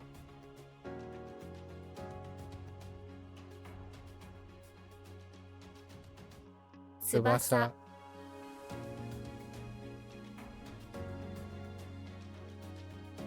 絶叫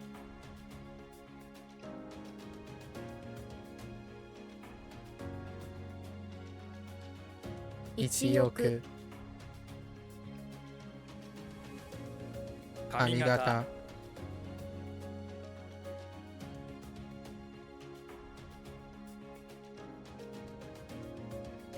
襲う襲う襲う or assault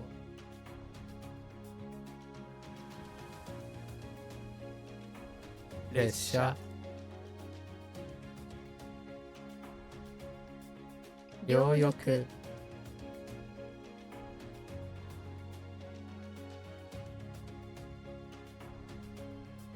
空襲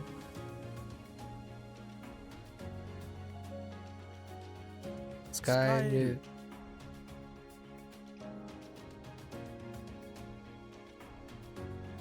奇襲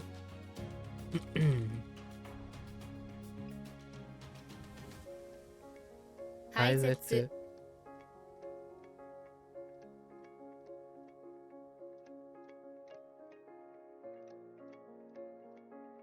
落雷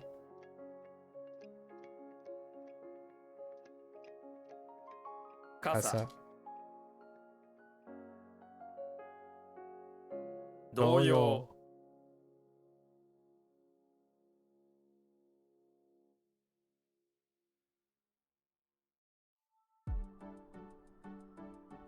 誠に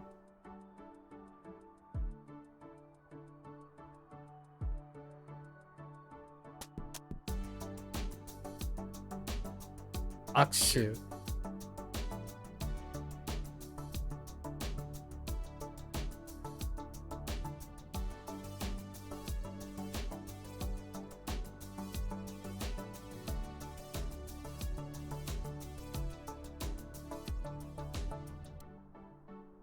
のき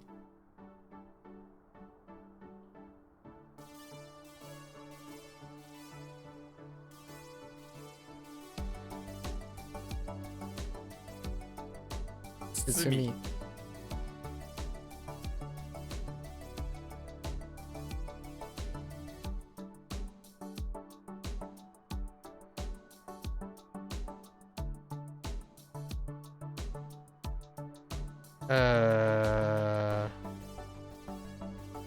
え Oh no.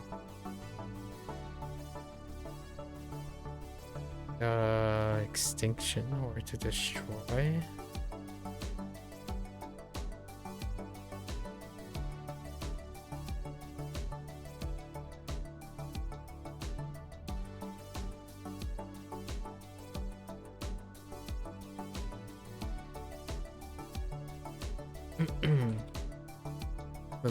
Oops. 潜る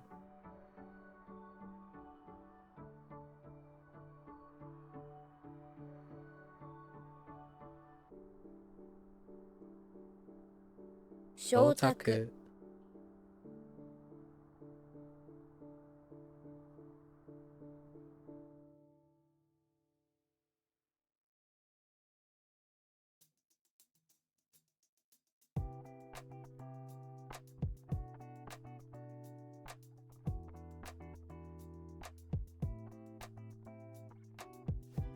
Kagi? Oh, that's just a character.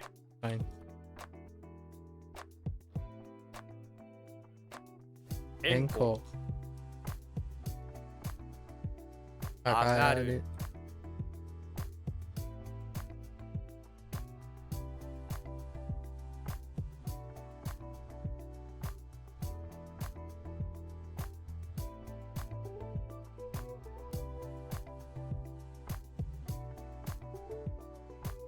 Ooh.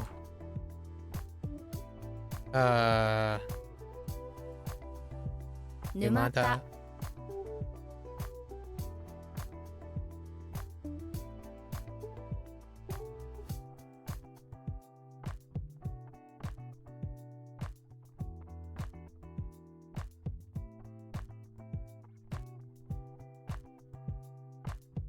握る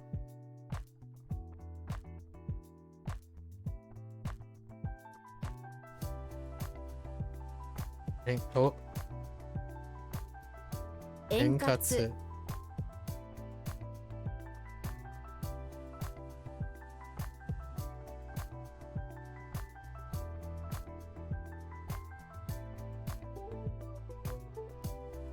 It's Oh no. 偽偽物物。群がる、る。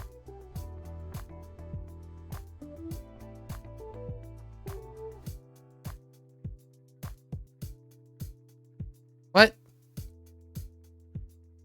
Fine. Same difference.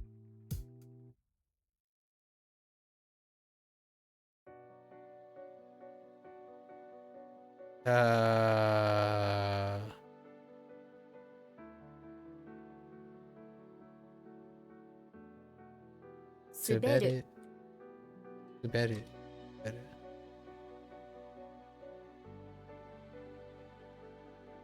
Gunkanjima. Gunkanjima. 軍艦島 There's a typo in there somewhere.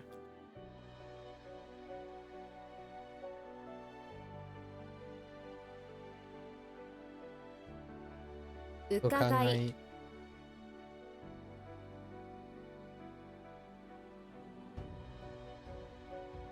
Oh, what?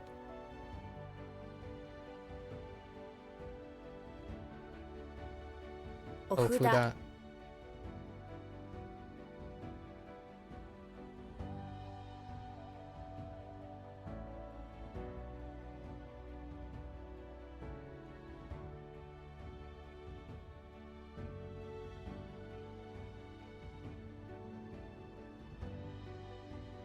Man, I didn't realize we had 200 today.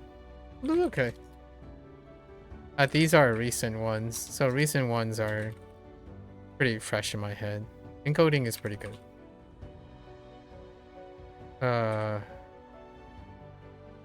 Akuryoku. ゆる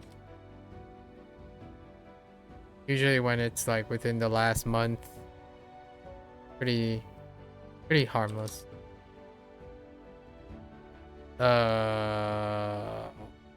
Uh-oh.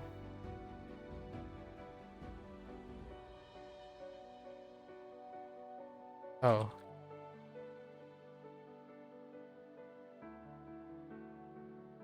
すごく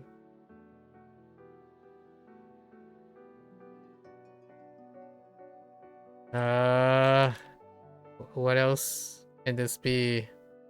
How do we do like maybe like awfully? They're all related. Okay.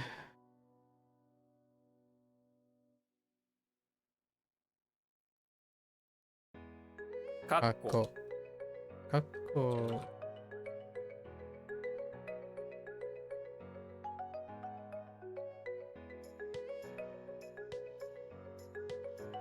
Oh no, Nure. Ine.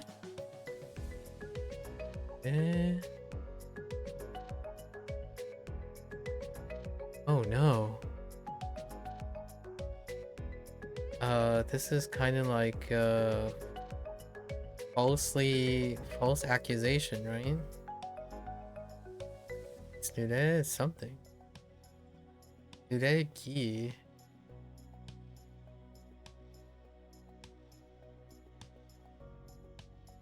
Romo is the other one.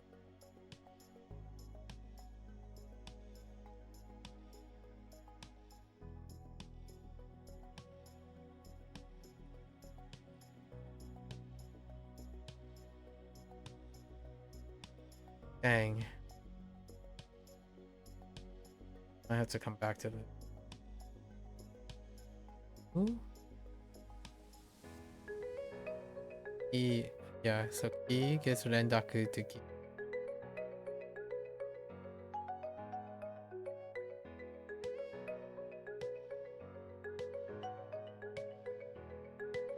Maybe like, oh no. This one's like super special. Extra special.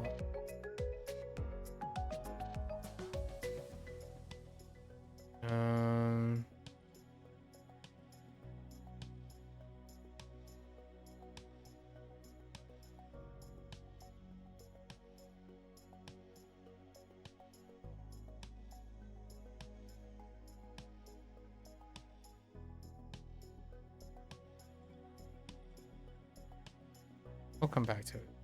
I don't know what the special read is. Okay.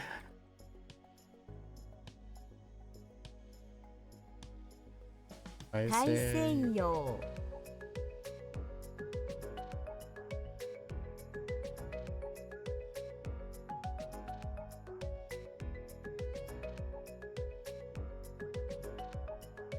Aku?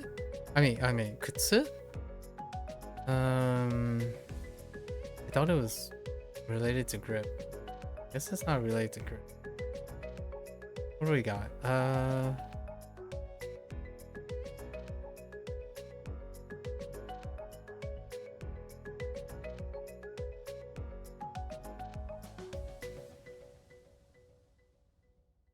相対 Otai.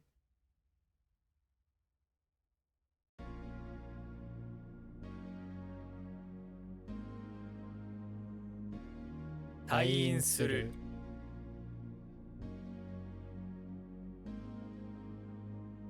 Oh. Wait. 昇進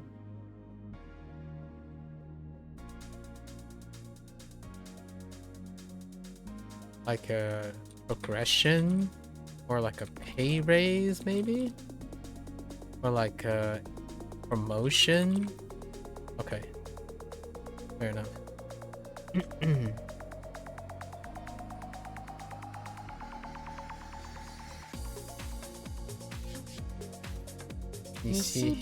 Nishibi or he. Maybe.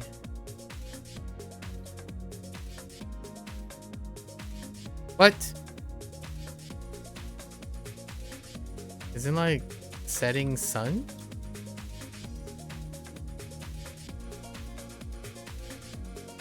Oh, okay. Like an evening sun? I don't understand why sunset didn't, but I kind of get it.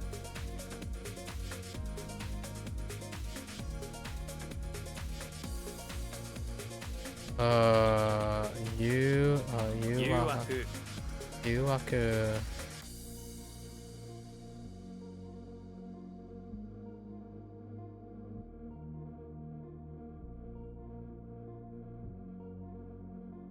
値段 値段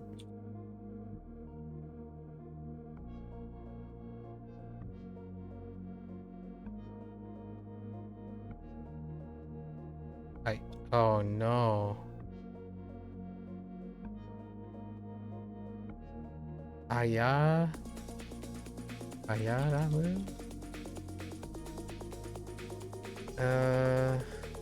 No, Nayamu. 悩む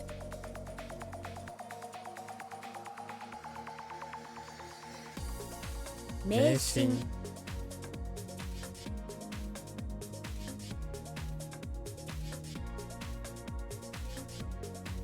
頂上 頂上 昇級 That's a big one. 第一弾第一弾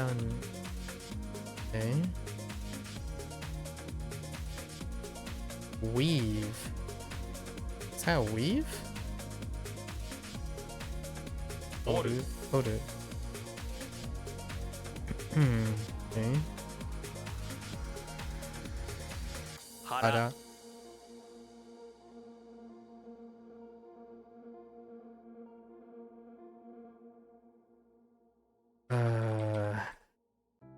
腹 究極 wait.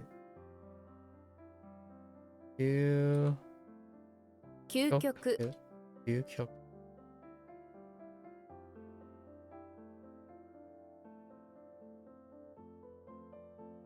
迫害 Prosecute? Or something like persecute? Oh, it's probably like persecute.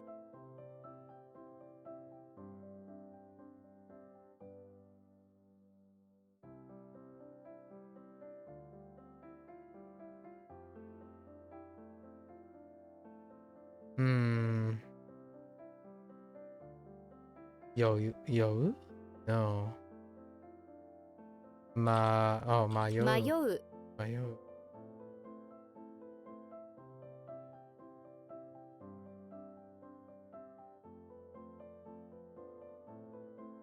切腹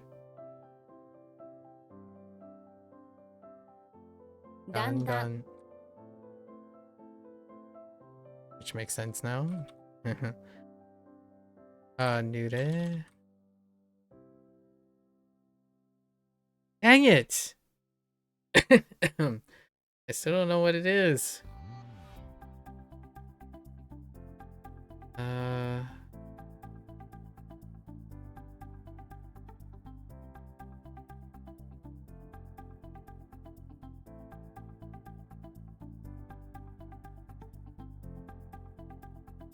dang it.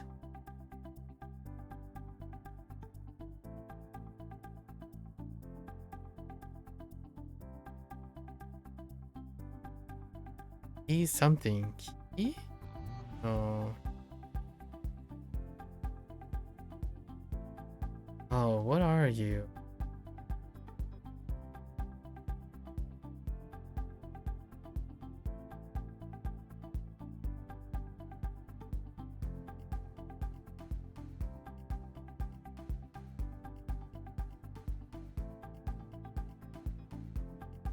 Can you talk through your thought process with trying to figure this out? For this part, basically, here, well, new, since we already triggered new, and this is wet. And then, E is for clothing. However, E is the onyomi. But this here, nure is like a conjunctive form of nuru, which is to get wet. And since this is kunyomi, this is the kun. This is a special read on the kun. And there are two kuns for this. There's kurumo. Kurumo is one of them. And the other one is ki something. And the reason why it's gi is because there's a kun next to another kun, which typically rendakus. So it'd be, so ki would be gi. The problem is I have dropped the mnemonic for the clothing is the problem. Like the clothing, this is a really special read. Kuromo and E something. So the idea is then I need to figure out what it is. And the mnemonic is something like the eagle, something about clothing is the key to clothing is the key to maybe like clothe what our kuromo chromosomes. Chromosome is the kuromo chromosomes. Maybe it's naked or nude. It's probably nude. So this is probably new. That's not how you spell. That's not how you write new. New is So this is probably nureginu. Nureginu is probably the thing. Nureginu. And then this is a pivot too. This definition is a pivot from the study as well. So this is wet, and this is clothing. And then when you have wet clothing, it's kind of a figure of speech. It's one of these type of things are a bit of an idiosyncrasy with like kind of Japanese and Asian culture. So wet clothing is to be falsely accused. Or like false accusation or something like that. Yeah, false accusation. Yeah. It's kind of a figure of speech is what happens. Sometimes like things that deal with like licking, going smooth, being slippery, deals with like being excused or being doused, or like putting water on one sub is like throwing it. It's this one is very special, so that's why it can linger. and its read is special too. So this particular read over here, I have a special place in the corner of my head that deals with special reads. So most of the time is E, and then occasionally is kuromu.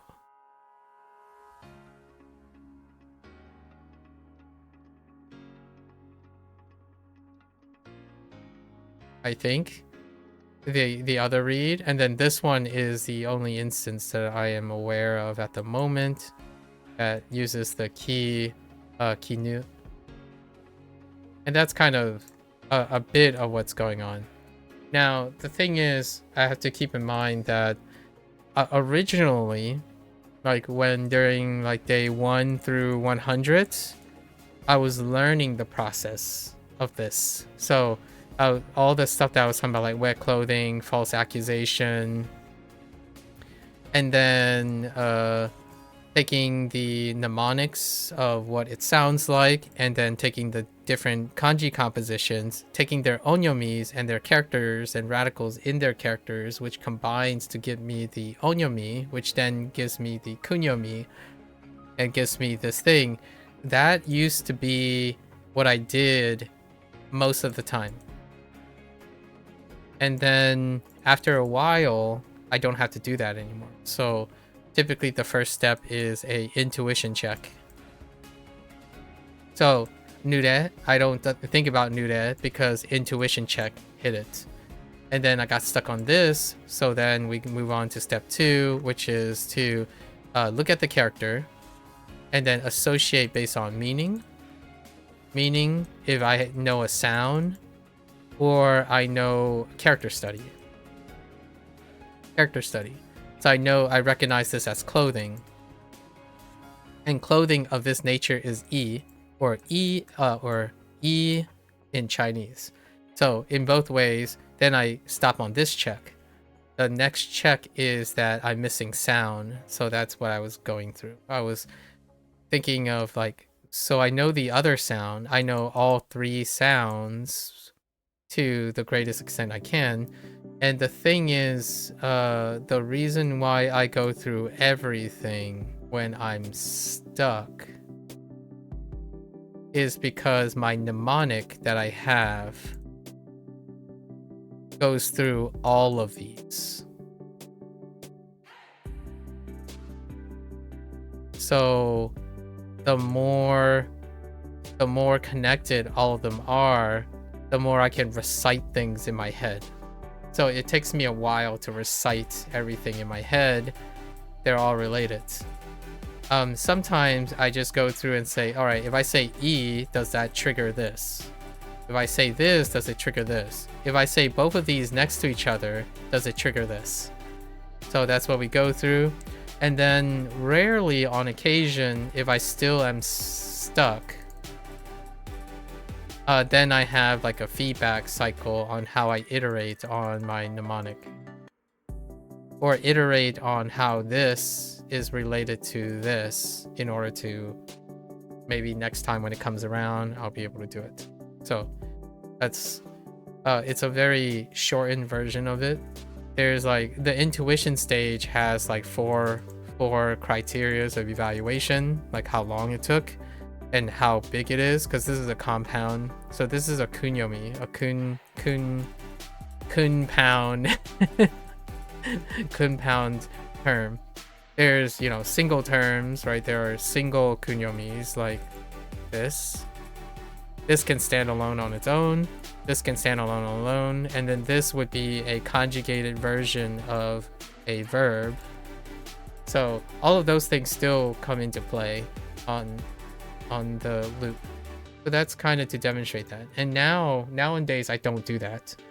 When I was using Duolingo and early stage WaniKani and early stage Hanzahiro and even Boom Pro for example, I would go through it. So I would literally talk through every single step. And then when we get into the honeymoon phase, so I already mentioned this in like day 200 plus, that's when we expedite some stuff in order to scale up. And then occasionally the reason why I don't need to practice like all of the mnemonics, like step 2 used to be step 1, is that whenever I have problems, what I expect to forget some stuff. So this step 2 typically applies to like the volume that I have now. It applies to like 20% of the stuff. So 80, roughly pretty much all 100% of the stuff involves intuition now, and 20% of it still involves the mnemonic. This allows me to practice my routine. So all the stuff that I extract, the process that I extracted from WaniKani still gets reinforced. Any particular term will require a similar routine. It's not the content that I'm focusing on, it's more the routine to boast it. But it does get me to the meaning, the content, which is to correct if it's the correct answer. But the routine itself is reinforced. Now 20% is what I call the maintenance frequency. So basically, I load on enough volume that I still have the opportunity to practice my troubleshooting or the mnemonics. And in this routine, the correct thing here is Duolingo. So the routine number 3 to correct is Duolingo. Duolingo is based on correct associations. So that's what you have to do. And my routine for this was explained in Duolingo's reviews. So like 300 days of Duolingo, there was a routine here too. So when I was using WaniKani, I used Duolingo at a lower frequency. But typically these two steps are coupled together, right? Originally, I did this 80% of the time and Duolingo's routine 20% of the time, which is to leverage what I learned how to remember Duolingo stuff. You dozed off? Oh, no worries. No worries. Hopefully it's a good doze off, Beth. Are you getting enough sleep, Beth? Yeah, so then we're moving on. So now it's 20% and these combined are 20% and it's 80% for this. Because now this new method is going to be carried as a litmus test. And then now this stuff is tacked on to Boom Pro. So Boom Pro now we're starting to test our intuition. Boom Pro is still not in the intuition testing phase. It's more like the first step is to use Boom Pro's things, which is grammar related. And I check for sentences. I check for sentence association. So when we move to Boom Pro later, that's when I have a different step in front. And then we do the WaniKani step plus the Duolingo step, right? So that's how I'm building. The Duolingo step is formal education. Like, Duolingo gets a lot of hate and whatnot. It's because it reminds them of like formal education, especially less than high school. It's about repetition, and then you're responsible for understanding and comprehending the connections between all the implicit triggers over and over again. So that's why its efficacy is passé. It's quite dated. But I don't think of this as dated, but more like you combine it with a more transformative one. WaniKani uses mnemonics.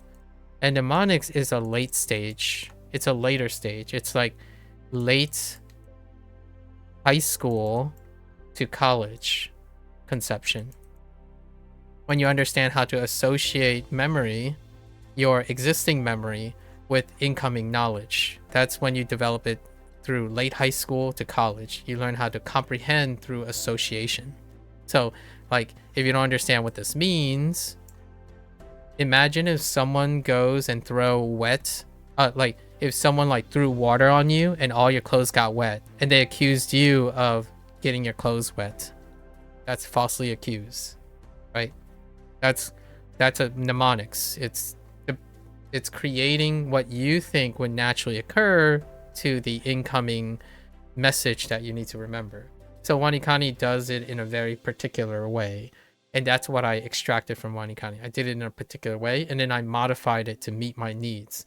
So whenever I'm in BoomPro, which we'll go to soon, if I say, oh, this word is kind of tricky, should I write a mnemonic for it? It would be my WaniKani mnemonic.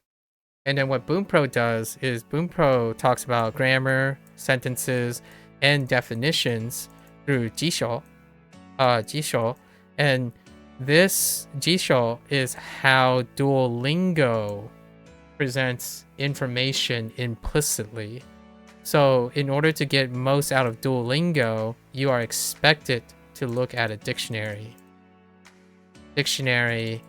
look at the sentence relationships, and outside grammar sources.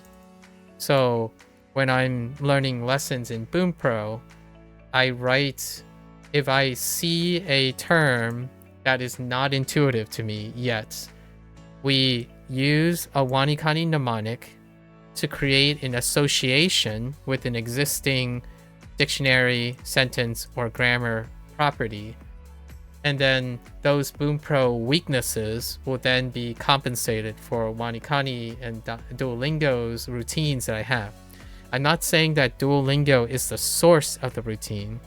Duolingo is the trigger. It's how I learn from Duolingo. Like, Duolingo does something, but I need to remember its information. So I took what they did and I created a routine around it to extract the information. And then I used that and adapted it to WaniKani. And then I take both of them and adapt it to BoomPro. So we'll continue this over and over again.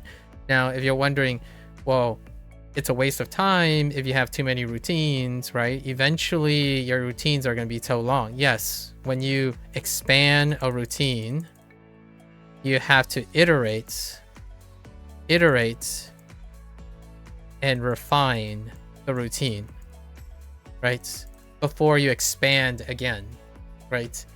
You can't keep expanding or else you end up like a startup company with like $1 million of debt and it all collapses all at once, right? If you keep expanding faster than you iterate and refine. That's the natural order of things. So in this case, in the BoomPro section is when I'm doing refinement. So WaniKani and Duolingo of the past, which I still have to go back to Duolingo. There's something else to do there at some point.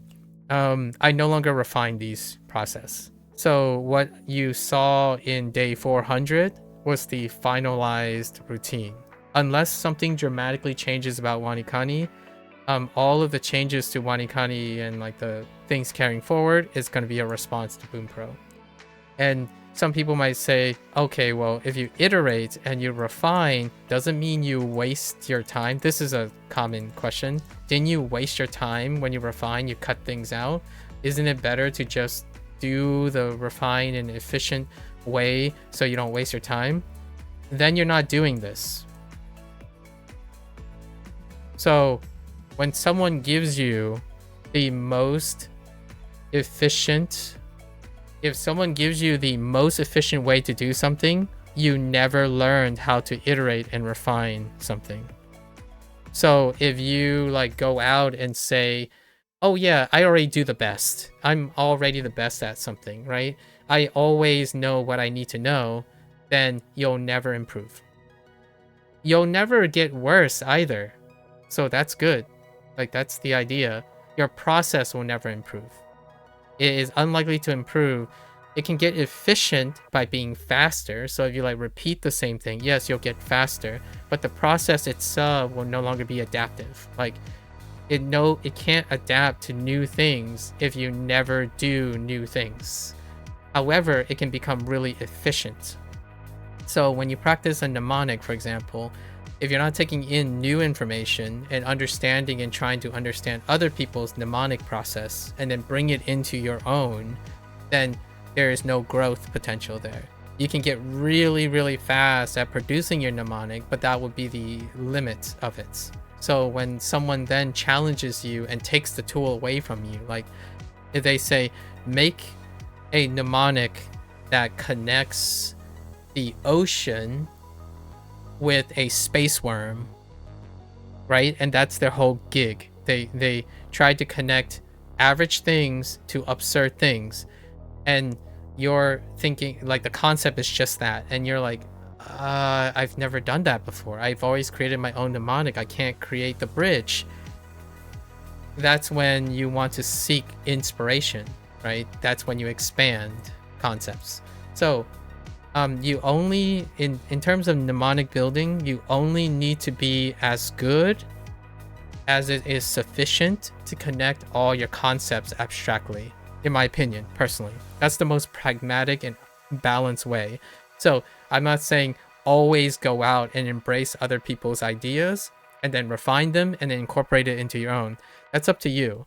As long as your mnemonic system is sufficient to capture most of the abstraction that is required, then you no longer need to expand. And expand is in my opinion, the hardest part. Because an expansion gets harder as you grow older. In fact, nowadays, teenagers like Mika, for example, has got reinforced so hard early on by the internet that it's already super hard for them to expand. Like, it's already very difficult to expand. Usually kids, in my opinion, they keep bumbling around and doing new things and learning and expanding and then iterating and, you know, stumble and falling when they're younger. But if they grew up on the internet, the moment they watch a video, the internet has already determined what to feed them. So that's why one of the biggest dangers about the current, or one of the dangers, they're not intentionally malicious. The algorithm selects for what adults or people want to see. But if a kid doesn't know what they want to see yet, like what the possibilities are, then the first thing they watch a lot of is going to be the dominant way they're going to think and expand and iterate. In fact, sometimes it's so iterative that they no longer expand.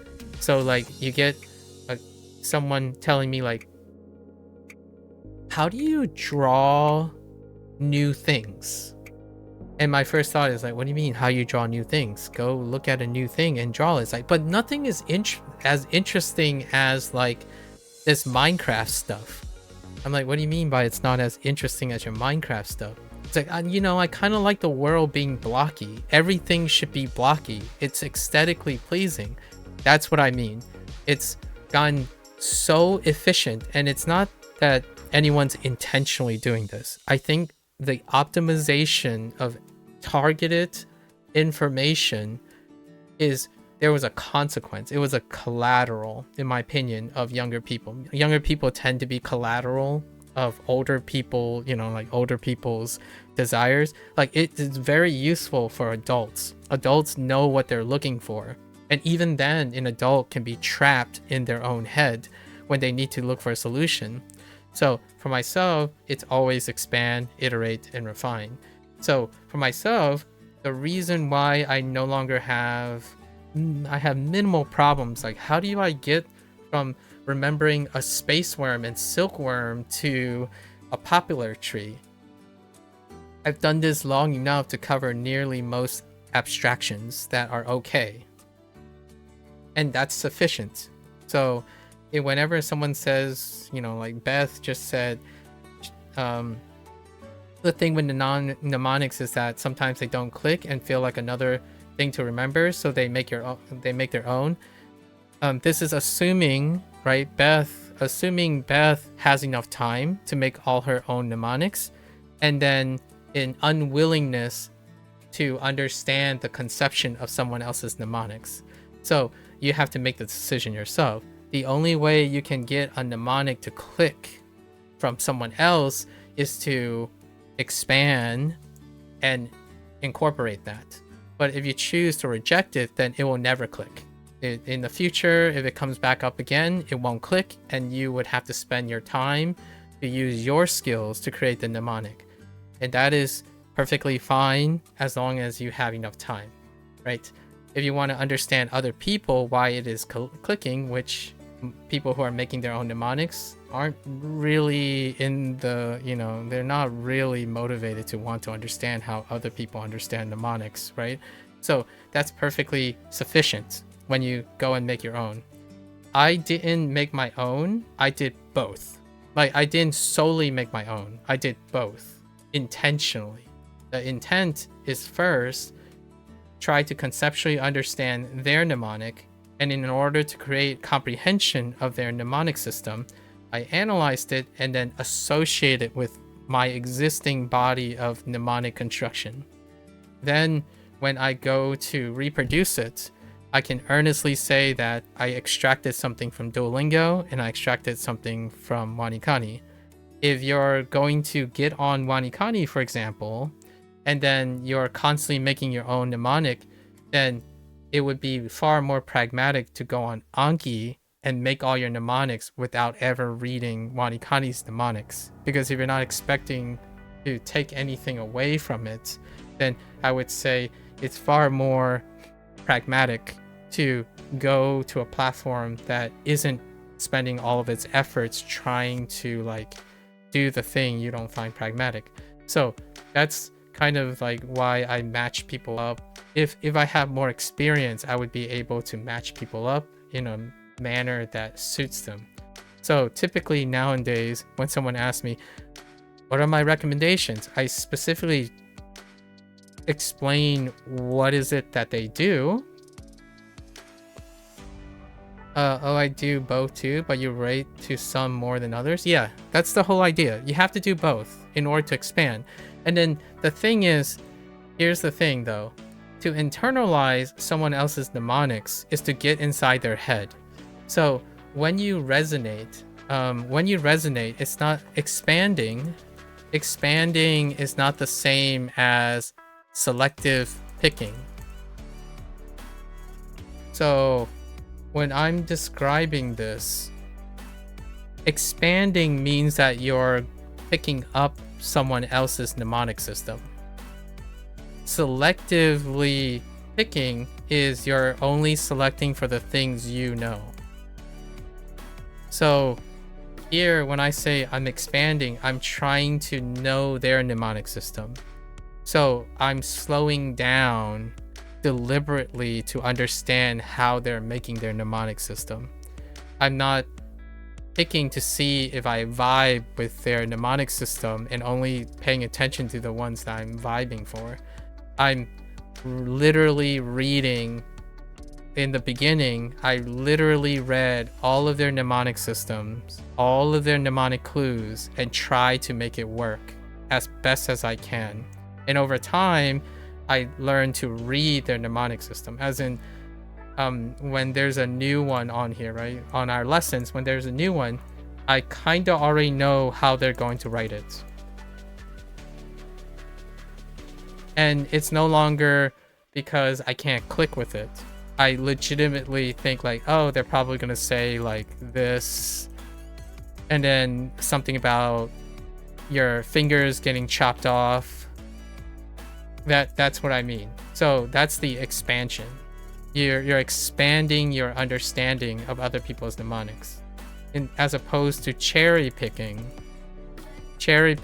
what lines up with yours, which speeds up the process, by the way. When you cherry pick the things that work for you and then continue to use the thing that saves a lot of time. I think the greatest thing about this technique, like this cherry picking, is that you save a lot of time. You're not there to understand how they write their mnemonics. You're there to find out if any of their mnemonics jive with you.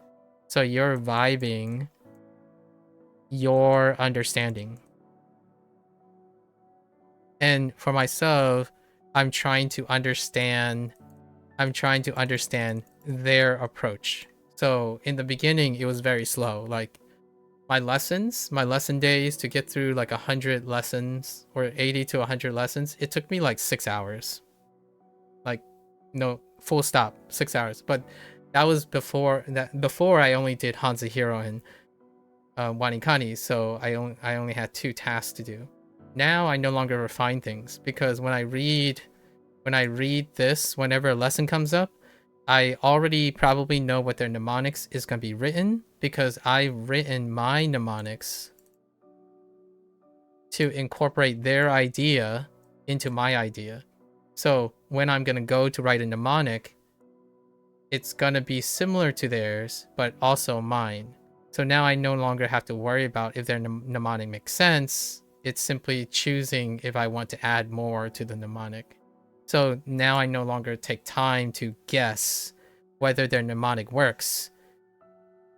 It generally works. 90% of the time it works. And then I add more to it whenever I have trouble with stuff. So in the later stages, after like day 200, I no longer have to choose whether I vibe with their mnemonics or not. I always do. Or like I mostly do, because I already understand how they're going to write it. So that's kind of like when you talk to someone for a very long time, like you have a close friend, right? Eventually, you will come up with a socialect between your friend. So then when you talk to your friend, you become faster because you understand your friend over time. So you're no longer making the selection of whether you relate to your friend or not, you simply relate to them. And then when you're exchanging between you and your friend, the way you talk has a socialect. As in the way you speak now is a combination of both of your speeches. So it becomes more efficient between you two, but it might not translate to another person. So this is kind of the way I go about these things. Whether than saying I know what to do,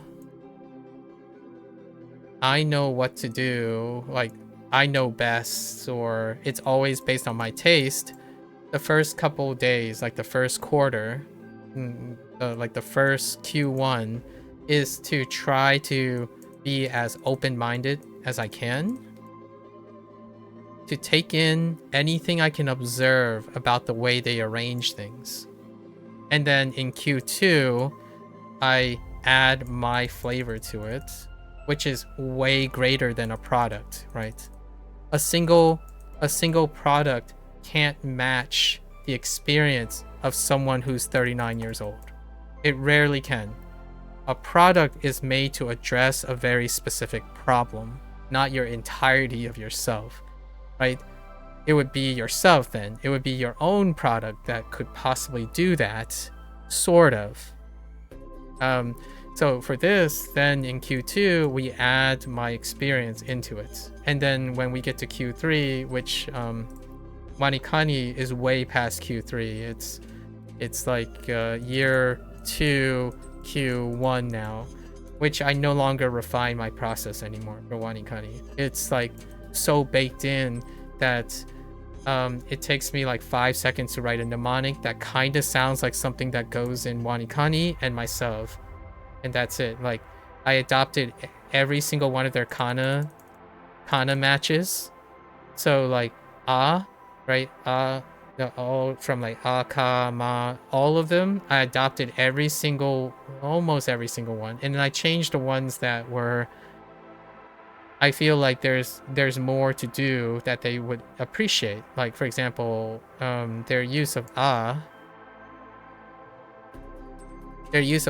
tends to be like like this, but this is far too flexible. I understand where they're coming from, but something that's less flexible would be something like Apple and an app.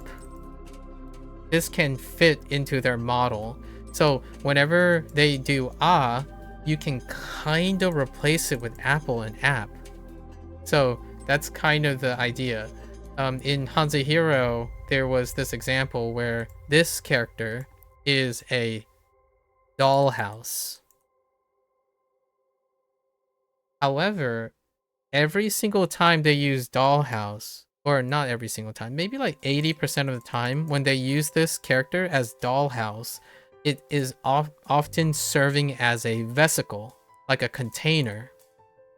So as opposed to continuing to use dollhouse, I've used the phrase special container. And that's a modification of what Kevin tried to do in Hanzahiro. But because it's a special container now, the mnemonics that you read from Kevin still reads very well, whether you say dollhouse or special container. But now, because it's a special container, it can be more utilitarian. There's other ways that I can use this to move things around so that you're not like restricted to a dollhouse. So it's kind of a compromise. So most of my mnemonics now for WaniKani, for example, like if I were to write a mnemonic for WaniKani, I would have also my shorthand process that involves what WaniKani does. So for example, this would compose of 2 characters. So we got new, wet, right? New, wet, e, clothing. And then, oh, this one is a special, so it's kind of even more than that. So then we have new again, and re is something else. And then we have gi and new, right? So then we would use falsely accused or false accusations, and this would be my shorthand. So then I would use all of these elements in my mnemonic. Unfortunately, this one's a little special, so we would have to like condense the news and rely on something else. So instead of taking this new with the re, right, we can contract this into new re and then have to wet, and then e, clothing, and ginu is off of, we would use then ki and then new. So all of this would be like the nure, right? The nure clothing that got wet was from in E was the maybe like the E that was key to, this is really tough. This one is particularly tough, so it's pretty good. To being new.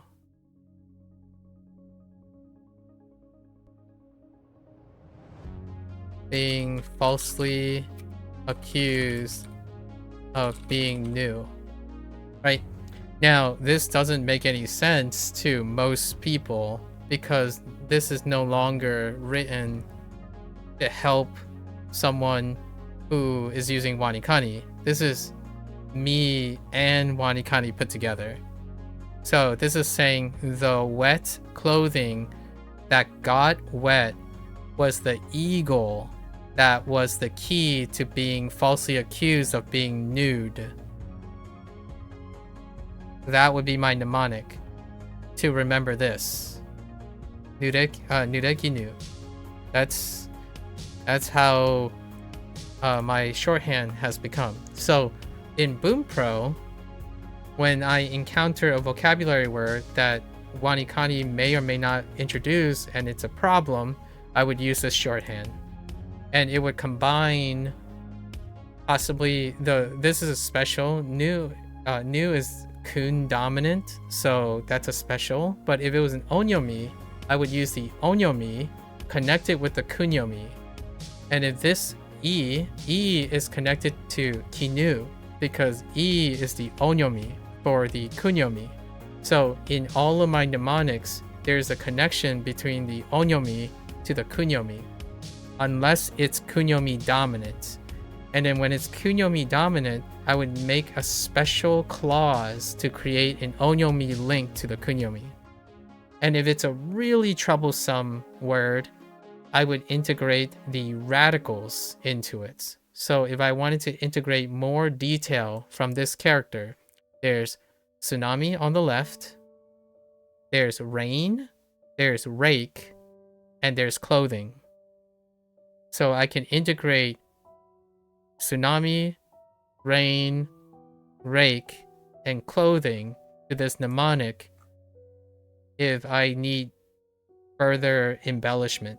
Because now I can look at this, and the first thing I'll see is tsunami, rain, rake, and clothing. It is the strongest version of a trigger. So if I can read the radicals, which are the foundations, radicals form the foundation of WaniKani.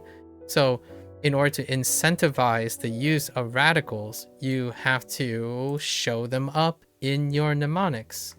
So in the future, you might need that. I no longer need that because these characters themselves are forever wet in clothing. So because they are forever wet in clothing, my mnemonic has clothing and wet in it. And then the only other component that is essential to complete the task, just the WaniKani task, is to know what the reads are. So then everything else is contributed to the read. The kunyomi and the onyomi must be linked together, because when you're learning the character study in WaniKani favors whatever dominant read it is.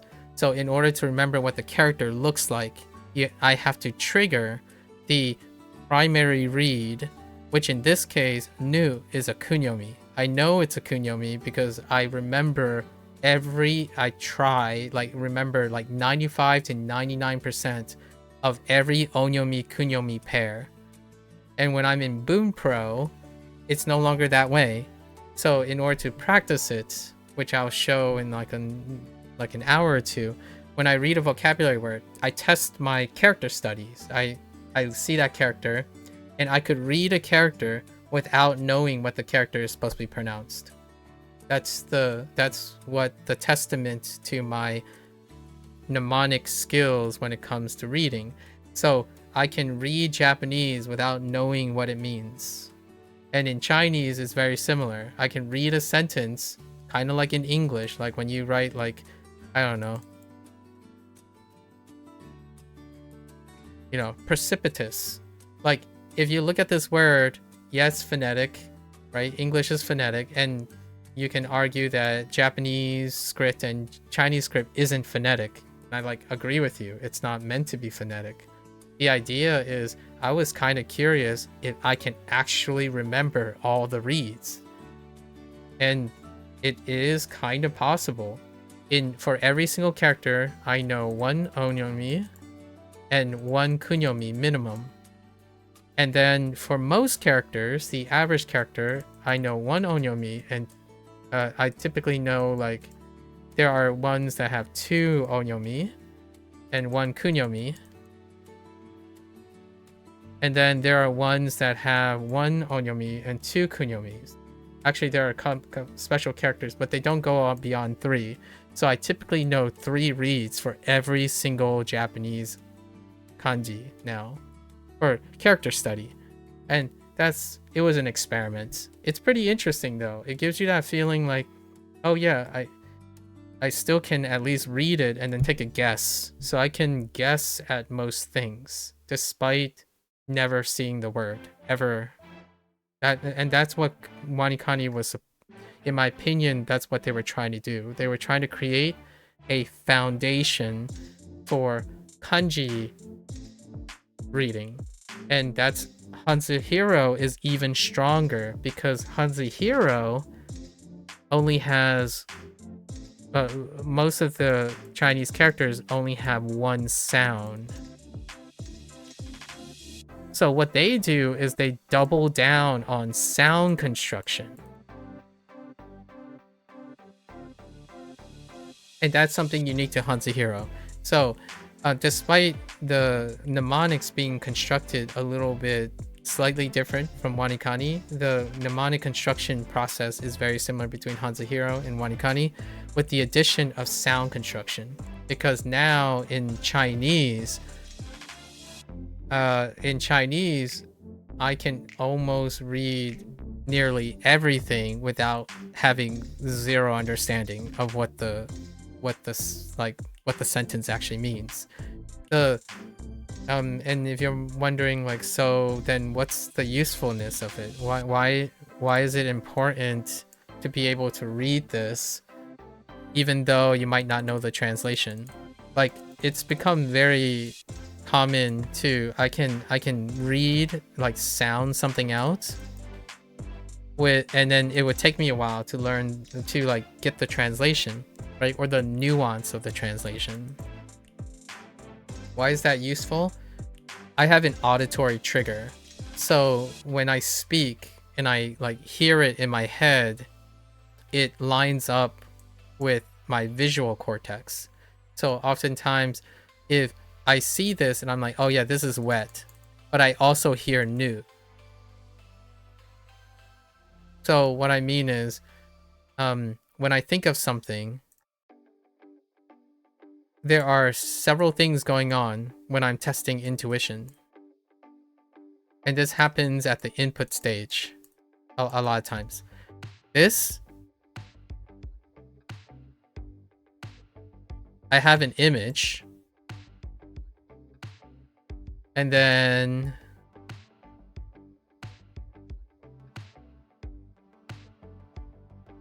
right, a bird, right,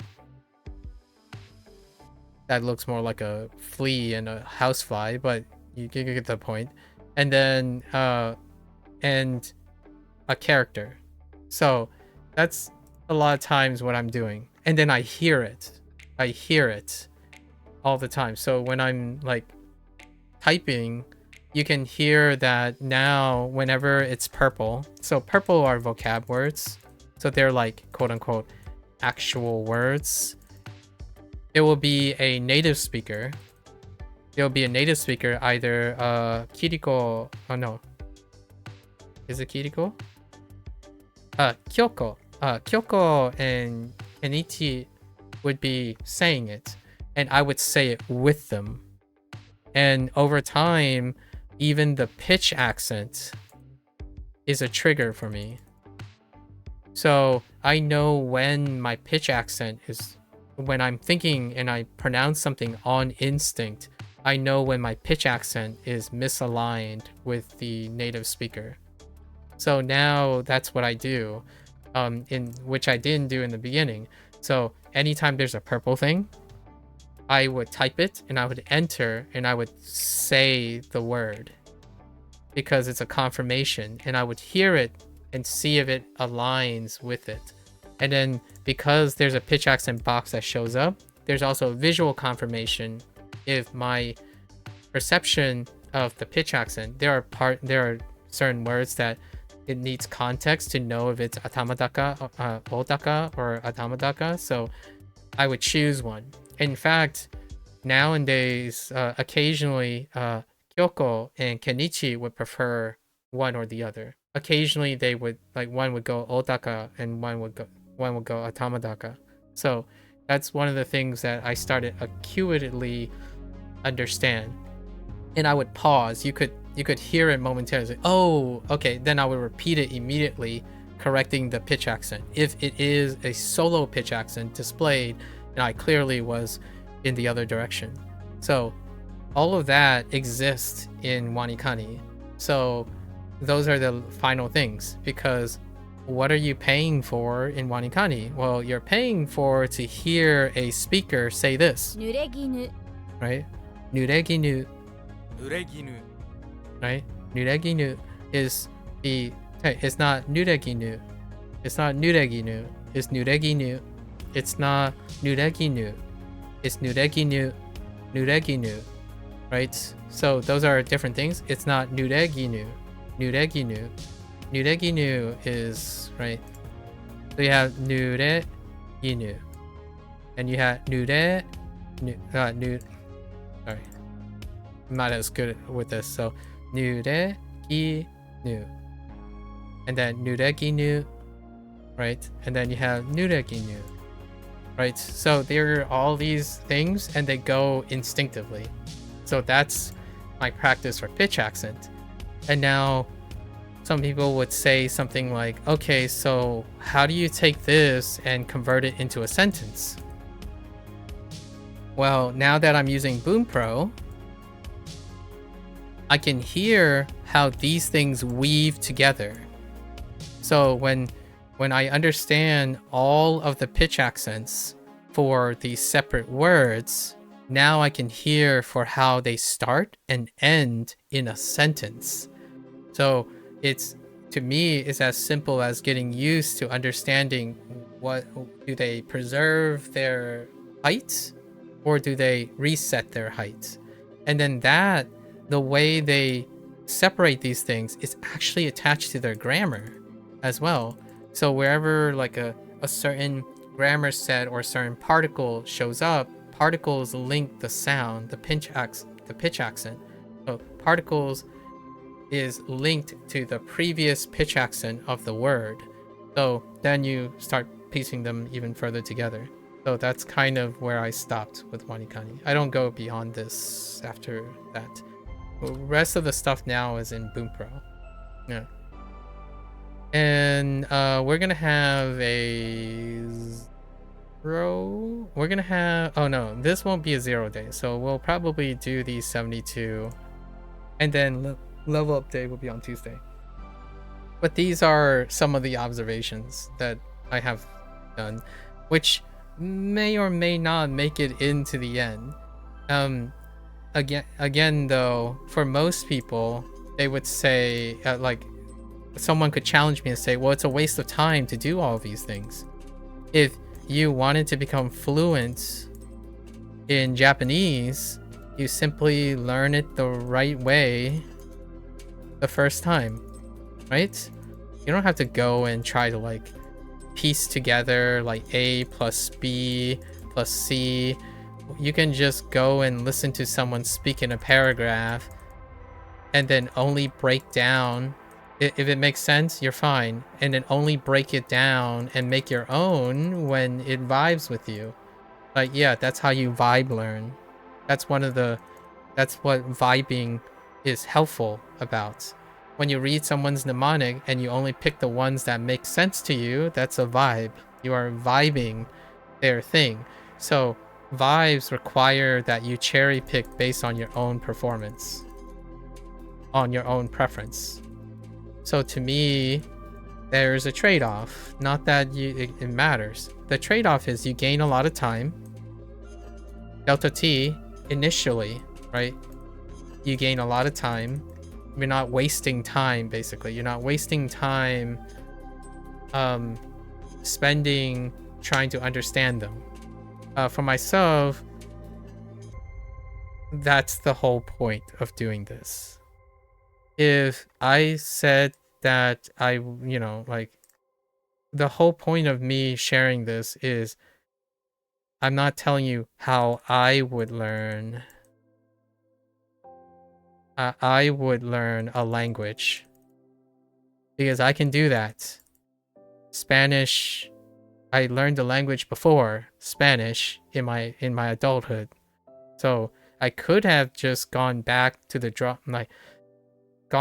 board and like you might be thinking, well, okay, well, Spanish, you're not speaking Spanish and stuff. It's like, yeah, that's fair. Like, but hear me out. I could make learning Japanese like learning physics. I mean, you might be thinking, but physics isn't in another language. It's like, have you tried understanding physics? Like, the mechanics involved in learning abstraction of something might actually arguably even be more difficult for those who only learn topics that are grounded in what they know. Sometimes you have to learn a discipline that is entirely counterintuitive or non-negotiable with your current realities. Those require abstraction. So if someone were to say, well, how would you learn a language if you didn't do WaniKani and Duolingo? I would learn it like I learned physics, biology, virology. Like all the other topics, I have plenty of techniques to learn a language. The idea is, my interest is, how is everyone else learning a language? That's kind of what is driving me so hard in talking about WaniKani and stuff. I'm genuinely curious how other people are learning a language. This is not how I learned Spanish, by the way. How I learned Spanish is I go to class, forced to speak in that language with the professor, and then go home and read from a textbook. That's how I learned Spanish. How did I learn English? Go to a class, forced to use the language, speak to a teacher, and read from a textbook. So when someone says like, oh, you know, I don't need to learn more, like I don't need to learn more, that's fair, because I can honestly tell you, when you're learning something and you tell yourself, oh, it's approachable, then that to me means that you already know how, you have a visible idea of gauging that you can do it if you didn't learn anything new to learn anymore, which is what makes things approachable. How approachable is something? Whenever I ask, how do you know if you want to learn something, you typically ask yourself, how approachable is it? Like, is it, can you do it? Can I do it? Am I smart enough? Typically it's based on your learning techniques, in my opinion. So how confident are you in your learning techniques? If it involves something that's kind of familiar to you and you kind of have an idea, or you researched enough to find it approachable, that's when you know. So oftentimes when you're learning to learn, most of your, and in my opinion, I learned to learn most of my life. It's not really about if it's approachable. It's about how much I can learn. Like, there's no other motivation here. Like, I don't really care how well I do it. Like, I know how to do things, you know, how to do things in many ways. But honestly, I'm genuinely just having fun asking people, how do you learn? Right? How do you learn? What did you use that was successful? Why did you stop learning Japanese? Why pick up drawing right now? Can I ask you about your motivation? Because I'm not here to show that what I can do. I'm here to learn something, right? And it goes back to what Crocodile said.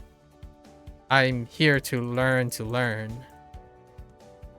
And I continue to do that. I'm not here to practice what I already learned. I do that when I'm not streaming. So yeah, keep it with a grain of salt. I say this very often. I do this on stream. I learn to learn on stream because that's what I think is the most important thing about me that I want to share with other people. And it is really difficult to demonstrate the joys and aspects of learning to learn, not learning to remember something or learning to create a task or an application. It's more like learning the process. And then because I want to learn the process, it helps me, it gears me to help others. Like, if you're learning based on what you know, and you're constantly learning based on what you know, it's very difficult to help someone else. And that is my goal. My goal is to be useful to someone else.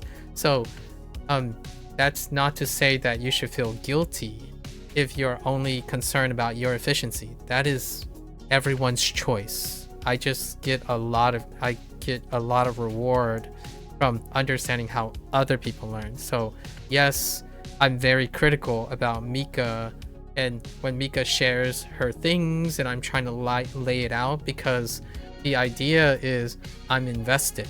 When someone has a problem, I'm like all up in it, right? Like if you're gonna give up, I'm not giving up on you.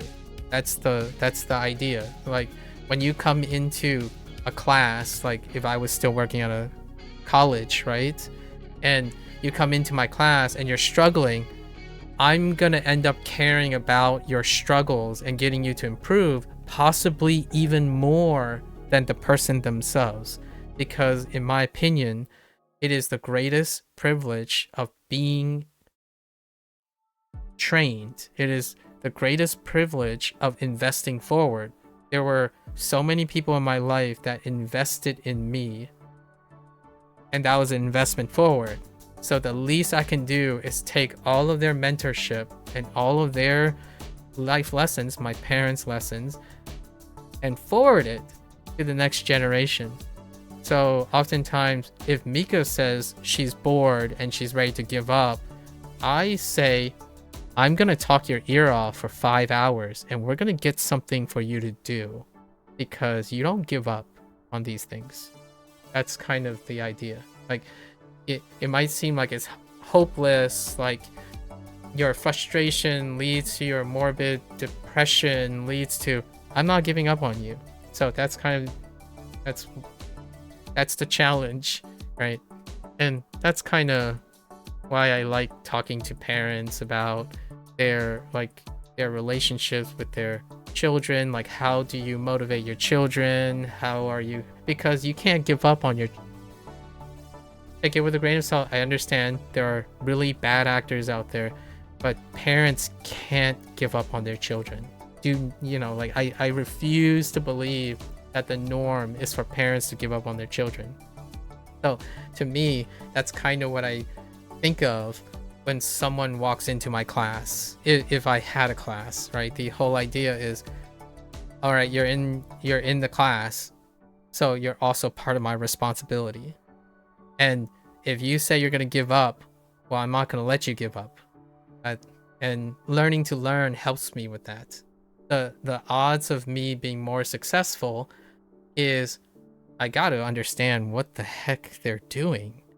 Like, so the whole time during that earlier today when I was digressing was like I was trying to explain what I think she is doing, like her line of thought, and then I try to map it out and say, am I on point or not? Because if I can get to where she is thinking, then we can work on that. If I'm constantly saying, well, this is just the way you have to remember things, then in a way, the other person could simply say, oh, okay, I'll suck it up and I will embrace your way. And that's kind of what the internet does. There's plenty of that on the internet. You can simply say, well, this is the right way. If you don't do this way, you're missing out. That's kind of when it comes to learning. Obviously, there are things that are fixed in stone, and using ways to get them to embrace it, that might be a thing. Like, for example, you still have to eat healthy, right? That's non-negotiable. There are very non-negotiable things. The idea is, though, if you understand their thought process of how they picture a healthy diet, you might be able to increase your consistency in success. So understanding how they make their decisions would be part of the thought process. And that's kind of why I play video games, by the way. A lot of times it's great to play video games because there's an ample amount of content, and the whole point is to guess, that's an interesting design choice. I'm kind of curious if this has any relevance to this particular video game with this current trending mechanic. Books, same thing. Movies, same thing. YouTube channels, same thing. When someone tells me they have a problem with their SATs, same thing. The first thing I have to do is I have to understand what their thought process is. Either I have the privilege to observe them long enough to tell them what I think in a concise way, or they encourage them to create the level of thinking to explain it to me, right? And then we converse and go back and forth. So this was very difficult to communicate when I was using Duolingo, because most people kept inferring that I'm using Duolingo because somehow it's the best way to learn a language. In no way is that anything I've ever said. That's what happens when you only select based on what flows and vibes with you. So it also leads you to echo chamber your presumptions and project your prejudices. And I welcome it, in my opinion, because then I have the opportunity to counter argue it. So over the years, right, over like 300 days, I got very, very effective at creating a counter argument based on their logic. So whenever someone explains to me, oh yeah, Duolingo doesn't teach you how to pronounce Japanese with native pitch accent, and I would tell them I agree, because Duolingo only have synthetic voices, and those synthetic voices aren't manually curated to reflect pitch accents. Some of them may serendipitously be on point. I agree with you. So it's not really a counter argument, it's more like assuring them that I know where their thoughts are coming from. And then if they ever are curious, if they are more open-minded to like, okay, so then why are you using Duolingo? That's an interesting question. Do you have time? Maybe you can get a cup of coffee and I'll explain it in, maybe I'll try to explain it in 30 minutes about the stuff that you didn't mention that might be interesting. Right? Like Duolingo taught me about script association. They helped me implicitly discover that radicals exist. I did radical studies before I used WaniKani, because the way Duolingo teaches you scripts, like kanji, for example, they test you on kanji that look similar, intentionally to be tricky. And over time, the only way you can get, in my opinion, better or extract a routine is to couple all the radicals together. So when I started using WaniKani, I already had radicals attached to these things. Like I was already doing it. And like they say, oh, this is the person. Oh yeah, that looks like a person. Like that's what I did. All the other stuff involves person. And then you have like water and stuff. So it only took a small pivot. We only had to do a small pivot away from Duolingo to understand kanji studies. So a natural place that oftentimes I could advise people is like, oh, do you like the Duolingo kanji section?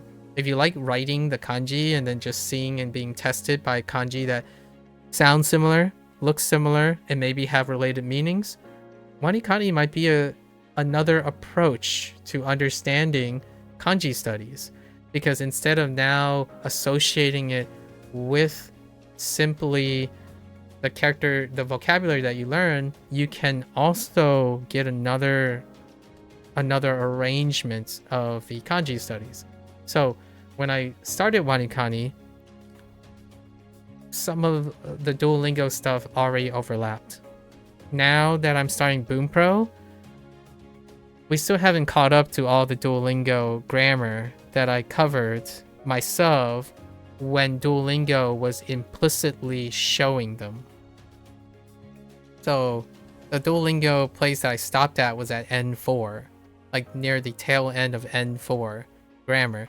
So when people were complaining like, oh yeah, you weren't learning a lot of kanji, you didn't learn any kanji in the beginning, it happens like really late in the stage. Like they hold off on kanji, very drip feeding, as most people say in a bad way. They drip feed you kanji, and my first thought is like, yeah, but while they're drip feeding you kanji, you should be focusing on the grammar now, right? Because like that should be solid by now. So then they accelerate at a certain point in the Duolingo course. Then they give you like 10, 13 kanji a unit, which is actually, when we were comparing it to WaniKani, it's faster than the pace on WaniKani. Like, Duolingo was moving faster than WaniKani. And the only reason WaniKani came up was because they said WaniKani was faster than Duolingo in like exposure to kanji. And I'm like, yes, I agree with you. If you say from section 1 to like, I forgot how they sectioned the stuff, but like to section, it was like section 3, chapter, I forgot how they, I think it's chapter or something like that, chapter 21. After that, the pace that he introduced kanji is faster than WaniKani. So yeah, I get it. From section 1 to section 3, which takes like, I don't know, if you're casually doing it, maybe we'll say 6 months, there's like 100 kanji. I totally get it. Drip feeding, that's someone who thinks that learning kanji is like, oh, they're superstars, they believe that they can remember 20 kanji. This is a common number that I get a lot of times when someone says, oh yeah, it's easy, you just learn 20 kanji per day and then you'll be done in 100 days. I'm like, okay, good luck. I mean, like, I don't know. Are you trying to tell me that I want to do this? I really don't want to do this, by the way. And I didn't do this. You know, the whole speed running kanji situation. And this saying, this term that they use, speed run, in my opinion, is kind of a bit disrespectful. Because the people who speed run do not speed run for learning purposes. The speed run that this term comes from, in my opinion, are from speed runners. And those speed runners, they learned all, like 99.9% of their craft. And they spend like 99% of their time practicing. So a person who says like, oh, they're gonna speedrun kanji, like learning kanji, in my opinion, that demonstrates how incompetent they are, personally. Because if you think you're speedrunning learning, that's a different story than using this term to say you're speedrunning something to learn everything. Because if you speedrun something to learn something, you're probably not gonna remember all of the stuff. I mean, unless you're a genius, humble me, please. But good luck. Like, I would welcome the, you know, the 1% or the 0.1% who is able to spend 100 days and identically reproduce 2000 kanji. Like, do it. And then I will admit and concede to that person. But I can tell you now, speedrunners don't speedrun learning.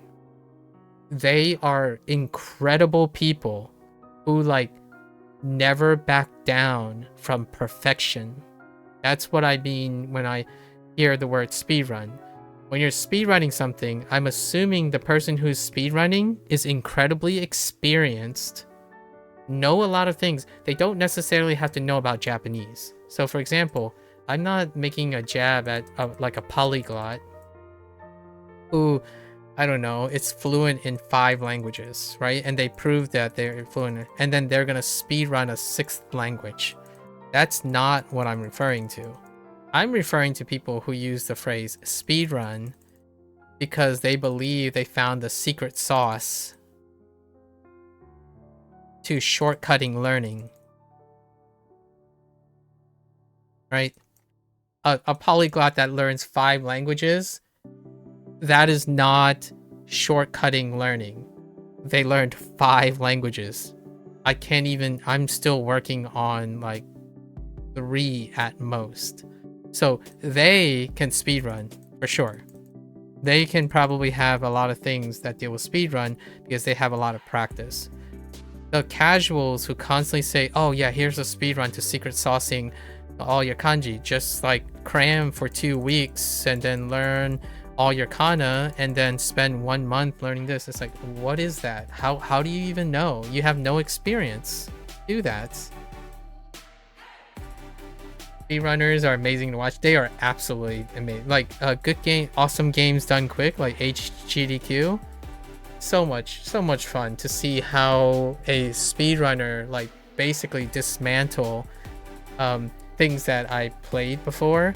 Such a great entertainment. The amount of effort they put in is just for seconds of time save. Yeah, we're talking about an exercise in diminished return. They're so passionate about squeezing seconds of their time because they absolutely love what they're doing. Meanwhile, the reality is most of the time when I talk to a language learner, they would say, oh, it's so frustrating to have to spend another 30 minutes remembering this thing. And I'm like, yeah, you're not speedrunning this. That's my 2 cents there. You're more talking about speedrunning video games? Yes. Yeah. I imagine you were talking about speedrunning. I think this whole speedrunning mentality what got inappropriate, maybe potentially inappropriately generalized to other things. So like Fictitious just made the joke, speedrun life. It feels like that's what a lot of people think now. It's a internet hustle culture situation. Hustle became a speedrun. So for me, I don't speedrun something I like. So I know for others, like a speedrunner they speedrun what they like, right? I don't. Like, it doesn't really matter how long I do things. I like doing it. So kind of like a speedrunner, like it doesn't they like it so much, it doesn't matter how long it takes them to save 1 second. They're gonna try to do it. And for myself, it's very similar. I like doing this, so no speedrunning necessary. That doesn't stop people from projecting their frustrations. Like, but dude, you're gonna spend 4 years on Duolingo and you can't you can't even speak native Japanese. And I'm like, hear me out, my friend. I know where your thoughts are coming from. If I spent 4 years using Duolingo and expected that I would sound native Japanese, I think I have more problems than like more logical, critical thinking problems than using Duolingo to try to be fluent in Japanese, because that's not what Duolingo does. Like there's like, I agree with you, my friend.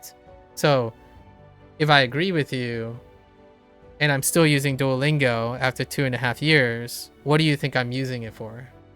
If I understand that I'm not going to be fluent and natively sounding from Duolingo, that would be a greater challenge, in my opinion, to someone's critical thinking skills than constantly projecting what they think is going to happen. I'm like, I agree with you, man. Like, there's no argument. Like, you think Duolingo is going to help me write sentences? Probably not. No problems there. I'm not wasting my time writing sentences, expecting to write sentences when I'm using Duolingo. You did a drawing on... Ooh, let me see. And then I'm going to take a short break before we go to Boom Pro. We're going to have to cut it short today, but really wonderful discussion. Talks and stuff. Oh, who is that? Who is that?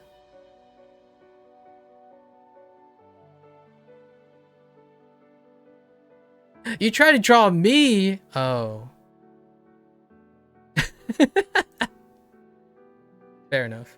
Fair enough. I'm honored to be a subject. I don't know how you can draw someone who's constantly moving. Like, how do you draw a subject that's constantly moving? Well, I'm flattered.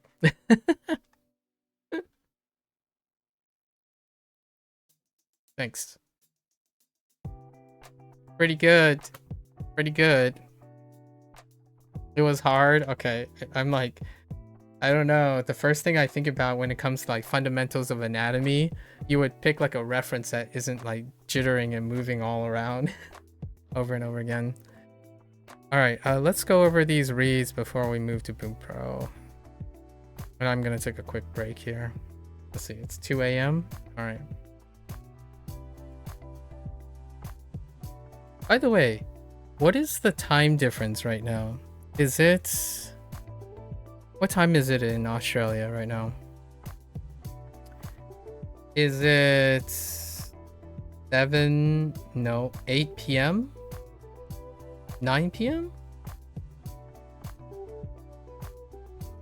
12... 4 p.m. Oh, that's a lot earlier than I thought. I thought it might have been 18 hours. Okay. I'll keep that in mind. Oh, wait. Did I add wrong? 18 hours.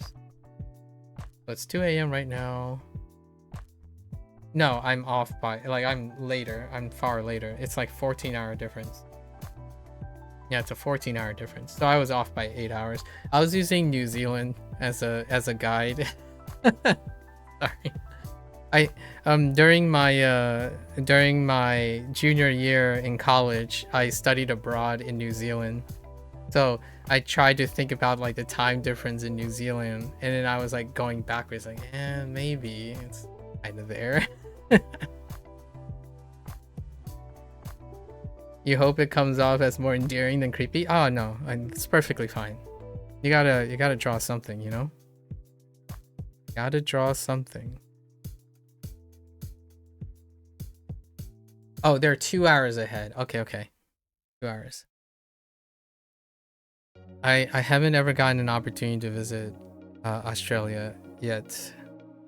Perhaps one day. Do you travel at all, Crocodile? I imagine you'll probably try to do some traveling in the future with your children, possibly. Provided our global climate isn't so tumultuous right now. Alright, let's do our reads. Definition. Okay. So, lucidity, spear,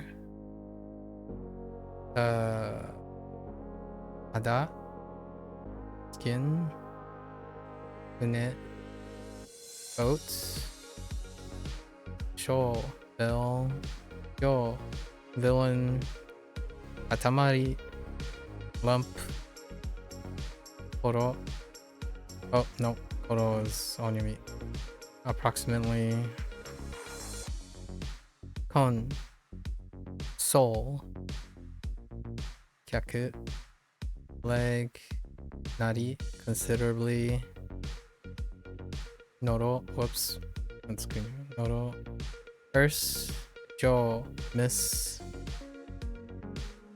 reki, reki, calendar, kumo, cloud, cho, stare, ra, naked,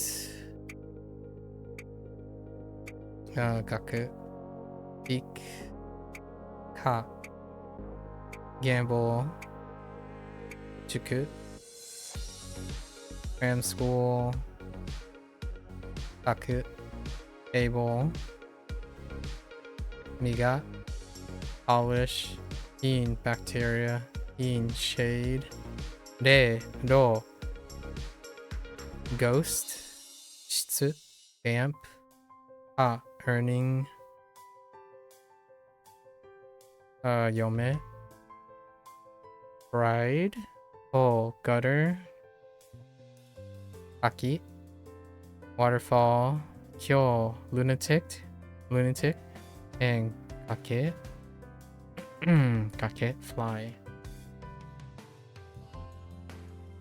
Japan back in, yeah, right, you mentioned Japan 2019, but that's about it. Overseas travel is a big ass, so most of our travels will be interstate when they are older. Okay. Who knows what will happen when they're adults? Isn't that, Are you excited as well as anxious? Like, kids grow up fast, and it'll be wonderful to see what they end up. I think it's both the scariest thing. Like, obviously I don't have children, I said that before, but even I'm like excitedly nervous or like cautiously optimistic whenever I hear about people talk about their kids. Like, every year when I go to Otakon, I catch up with other people, like friends of a friend or acquaintances of acquaintances, and those are the people that have children, right? Most of my closest friends, the ones that are immediate towards me, they don't have children. However, friends of friends and like my friends' extended family members have children, and each year when I meet, we only talk like once a year during this time. It's wonderful to hear about their kids growing up. Like, oh, now my kid is in middle school. It's like, oh yeah, like what are they doing now, kind of thing. You are worried all the time, TBH? That's fair. I gotta get excited too. They have all the potential to also surprise you. I'm not sure how much you're into a surprise kind of guy, but that's pretty... Gotta keep doing your best and see what fantastic things they'll come up with. I prefer to look at, if you're thinking like the half glass full or half glass empty, I prefer to look at most things half glass full, like the glass half full. So we put hope and inspiration in the palm of children, and not, I don't know what else. I don't want to go off on a morbid take. So only sunshine and rainbows for the time being, right? Give kids the world. At least I try to do that every once in a while when I'm given the opportunity. I think the most in the last couple years, the most flattering thing that I've ever received as a compliment is when someone asked me, why don't you give up? I think that's the most flattering thing. And what the context is, why don't I like just give up on them, right? That's kind of the most flattering thing, because the question is, why are they expecting people to give up on them? It's a very bittersweet, sobering realization when you have people say things like in earnest. So like a couple people would say like, it's kind of a Freudian slip sometimes, when like a child says like, man, I wish my father was like that, and I'm like, I hope your father is like that, because I'm a stranger, so I only do like less than what your father would do, right? In those cases, like, those comments are a bit concerning. They're flattering, but they're also very concerning, so they're often very bittersweet. When someone says things like, well, you know, man, it would be nice if my parents could be as interested as you are, right? Like, I'm like, have you asked your parents to be interested? That's kind of those questions that I was referring to yesterday. Typically, it's very revealing, and I'm not saying those parents, it's not my place. It's not appropriate for me to, in fact, I typically encourage them, say, your parents might know a lot more than you think than you give them credit. And also keep in mind that your parents are also doing a lot of things for you, in the sense of they might not have enough time. So there is always the choice of trying to make it work in a different way. And then obviously, if I was talking to parents, I would say the same thing. It's not my place to tell them what to do, but it would be great to be like an encouraging person to say, hey, you could have both.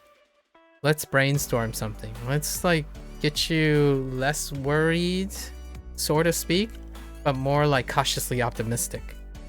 I do feel like in this day and age, there's so many things that you become aware of so intrinsically. If you're talking from a adult perspective, you're so acute, like what is it? You have such an acuity, right? Like such a sharp awareness of what could go wrong, what could poorly happen, Anyways, you're going to have to head off. You'll check out the VOD for the rest of the convo later. Yeah, no worries, Crocodile. Enjoy your evening, by the way. Enjoy your evening. Good luck. That doodle, I'm gonna keep on drawing, man. Thank you for keeping me company. All right. That's a wrap for WaniKani today. If you're gonna watch this later, arigatou gozaimasu. As always, feel free to follow along, pick up WaniKani for yourself. Give it a go. You're always welcome to come on by and yap. Talk about school stuff, right? Talk about learning, what have you. I am more than down to yap all day about learning and whatnot, get people excited about learning to learn, right? Or even like find some endurance or patience to maybe understand or possibly appreciate that it's hard to start things. It's hard to learn things because learning things deal with starting something. So try to compromise with yourself and be encouraging. And if there's any way that can be extra encouraging, is to share the journey with someone else, right? Be it indirectly or vicariously. Like, I'm more than happy to talk about other people's journeys and their progress.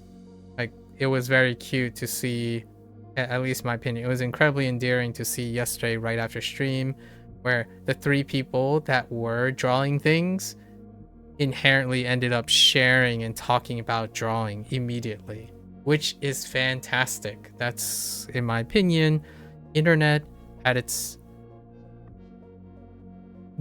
arguably at its best, right? At the serendipitous meeting and collection of people trying to encourage each other to do things and not disproportionately alienating each other based on their credentials.